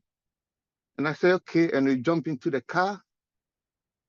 So we reached this big station, and to my surprise, Bhakti Tirtha Swami was standing there. And I was, whoa. And he has this beautiful smile. And he get into the car, and I said, whoa, I never believe I'm going to see you. I'm so happy to see you, Guru Maharaj. And he said, I'm also very, very happy to see you. And he pointed at the point of the hill that anytime you want to see me, come there and visit me. So we drove off to the temple, and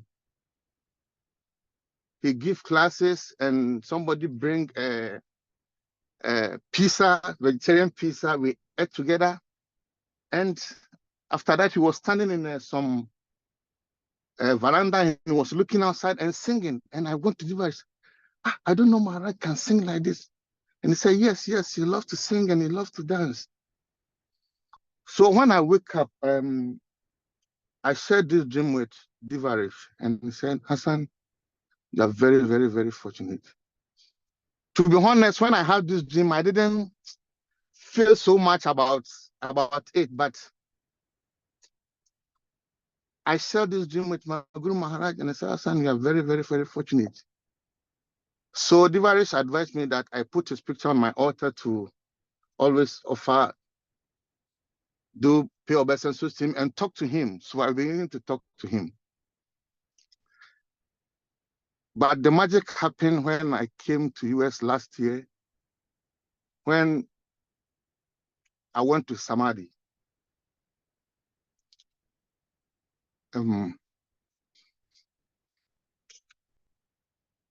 I feel something I've never felt in my life before.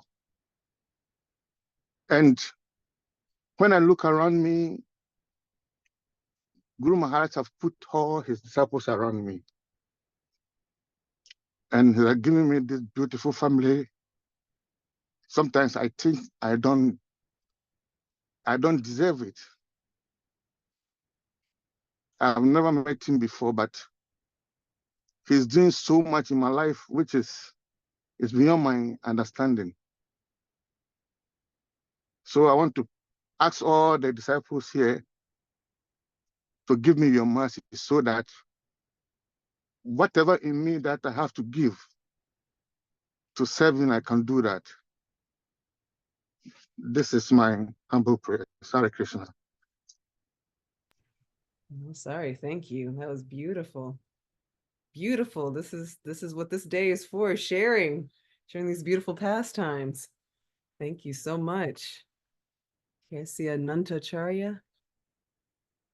You have your hand up.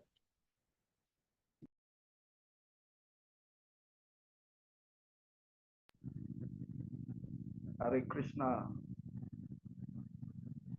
Yes, I don't have much to say. I've been enjoying the program. So wonderful, beautiful presentation.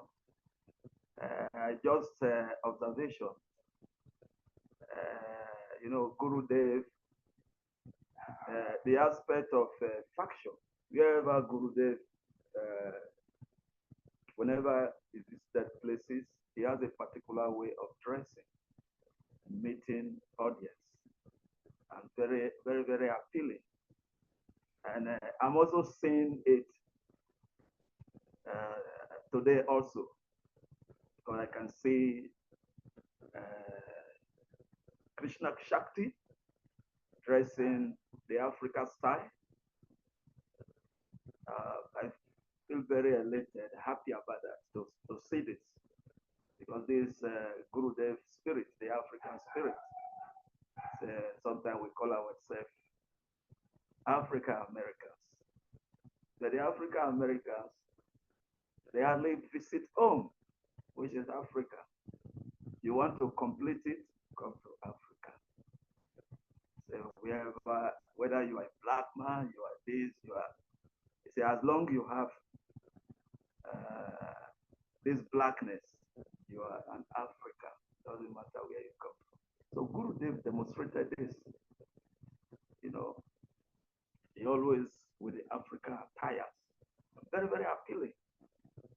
You see, to people, to the audience. I also discovered it also with, I can say with Mother Frajalila. We can see it is symbolic, very, very symbolic.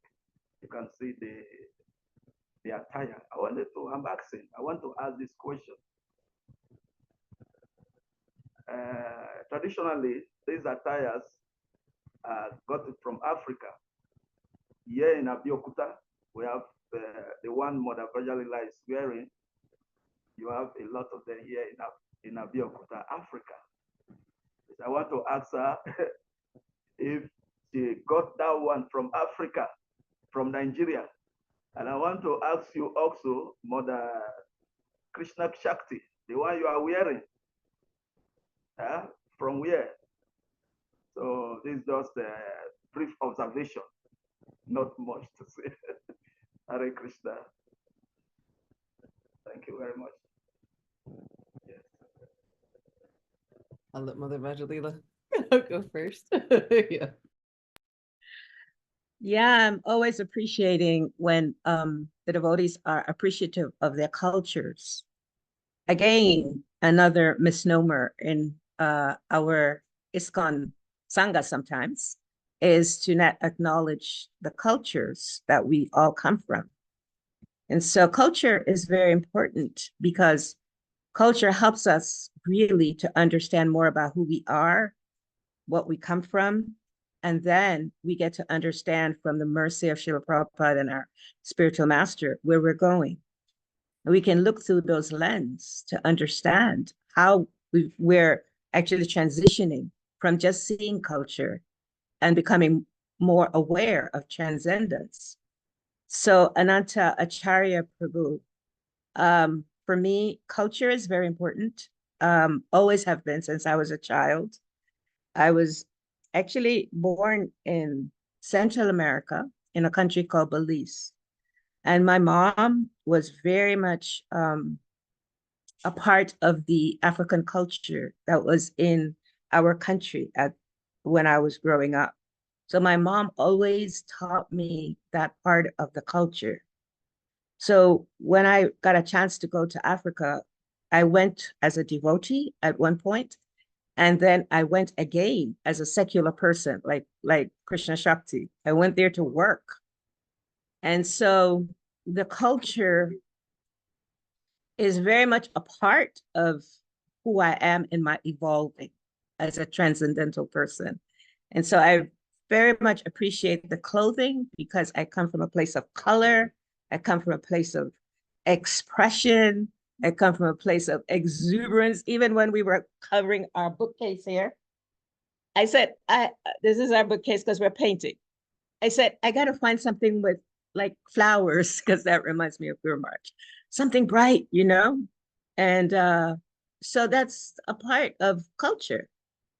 And even in the spiritual world, when we see these beautiful pictures, it's spiritual culture. It's very alive, very alive. So my clothing that I love is alive. And it happens to come from Ghana, where I have a lot of my clothing made. And when I was in Nigeria, both times as a secular person teaching conflict resolution or as a devotee, I always loved the clothing. So here's my material side. If you want to send any clothing from Nigeria, please send it. We will love it. Krishna.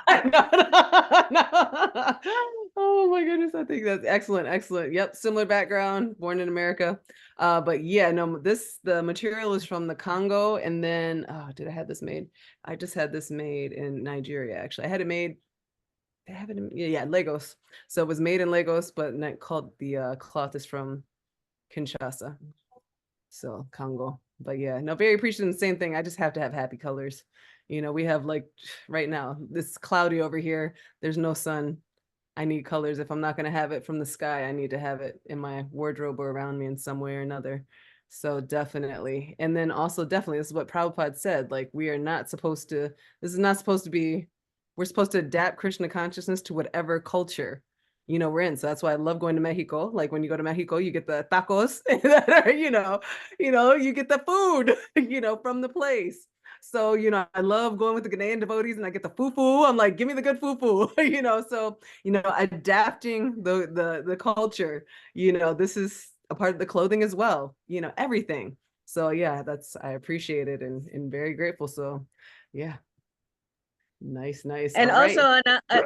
thank you, Krishna Shakti, and I just also want to say to Ananta Acharya Prabhu, one of my favorite foods is agusi. So yes, yes.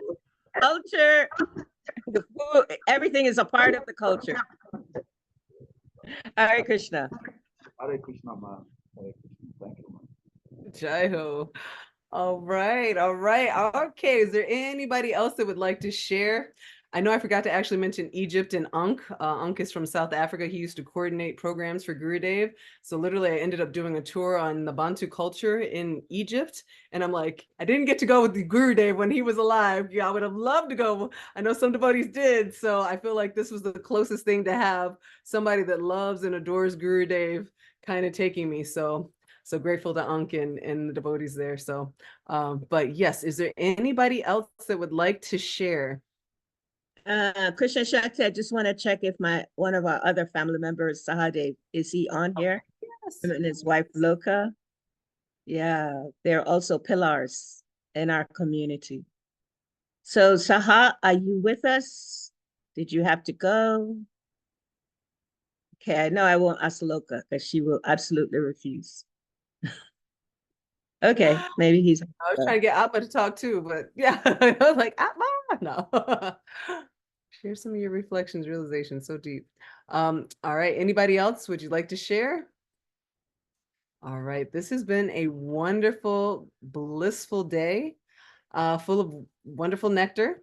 We have been all around the world in many different ways and sharing Bhakti Tirtha Swami's pastimes, remembrances, final days, and actually it's not final days because he's still rocking, as you can hear from the speakers. You know, he's still very much present with us in many, many different ways. And so I would like to give thanks to everybody that has been setting this up. So thank you for the speakers, His Holiness Bhakti Tirtha Damodara, Swami Kavichandra, His Holiness Kavichandra Maharaj, Her Grace Mother Rajalila and Equivira, His Grace Sesha Das, Her Grace Rukmini Devi Dasi, and Shama Mohita. So for the Yatra offerings, thank you, Shama Mohita Devi Dasi, Kamita Prabhu, the Bhakti Kids Academy. Thank you, Nanda Priya and Kanjan Mishra Mataji. Thank you for all the offerings of garlands from Kamita Prabhu, Shama Mohita, and Yadunath Prabhu. Thank you for the video offering from Ajamil Prabhu. Thank you for the bios from Ananda Vrindavan. And thank you for creating this whole thing and having us glued together and actually have this program, Dhruva Prabhu. Thank you, Mother Kadasi Vrata, for helping out behind the scenes and also contributing to reflections. Thank you for the translators, Mother Lila Mrita, Anna, Nika, Alena, the Russia translators, and I think I said Yogini also in Portuguese. Thank you for the media team, Shravana and Shama Priya. Thank you for the disciple reflections from Navi Kishore. Also, he lost a close friend, and the trials and tribulations that he's going through is very deep. It's one of his best friends that is not getting justice. So please keep him in prayer as well. Shreya, okay, so Shreya Prabhu, thank you for also sharing and contributing. Mitravinda, Bhuta Bhavana, Kadasi Brata, Jagannath Pandit, Shintamani, Anantacharya, Advaitacharya, Prananath, let's see, Shalagram Sheila, Mother Dharmakesh, Harichakra Prabhu, Nanda Priya, okay, I think I said Mitravinda, Rasa, Devaki Priti, Bhakta Hassan, Anantacharya. If I'm forgetting anyone, take it from not done intentionally, but I would like to thank absolutely everybody. You guys have been amazing. Thank you so much for being here, being present, and just, you know, participating. And may we continue to share Bhakti Tirtha Swami's lessons, life legacy in dynamic ways as he would all over the world, and continue to share that love factor that, you know, I think now is becoming a little bit more popular, but he was doing it when it was not popular. So when we continue that all over the world and just spread love. Nah. All right. Krishna Shakti, I just want to share one thing. You didn't forget anyone. However, I just personally want to shout out those young boys from Nigeria, the young devotees. They were just, it was amazing to see that dance. And I was just thinking, oh my gosh, Krishna, to see, you know, this culture, this culture is it's just like it can be shown by anyone, right? It can be Yes. appreciated by every one of us, all of us. And it doesn't matter if we're young, we're old, we're this, we're that. Everyone can be a part of showing this culture. And I also want to thank Bhakti Tirtha Damodara Maharaj disciples. I know like they're in the background. I know they help Dhruva out. And they do this, like with such grace, So thank you all very much. And of course, our love to Dhruva. You said it all, Krishna Shakti. However, I just really from my heart wanted to share that. Thank you. Thank you. And thank you so much for stepping in and helping out and giving more substance and richness to everything that you speak. So thank you so much. And yes, we are grateful. And okay, so next month we are not going to have a meeting virtually because it's going to be in person. It's going to be in France. So all those that are able to go, take advantage and go for me and absorb all the nectar for me. But definitely take advantage and enjoy and just let's keep on being beautiful pillars and beautiful flowers so Gurudev can offer us up in the best way to Srila Prabhupada. All right, Srila Bhakti Tirtha Swami ki jai. Jai. Jai. Srila Prabhupada ki jai. Jai. All the devotees and disciples ki jai. Jai. Haribo. Haribo. Hare Krishna.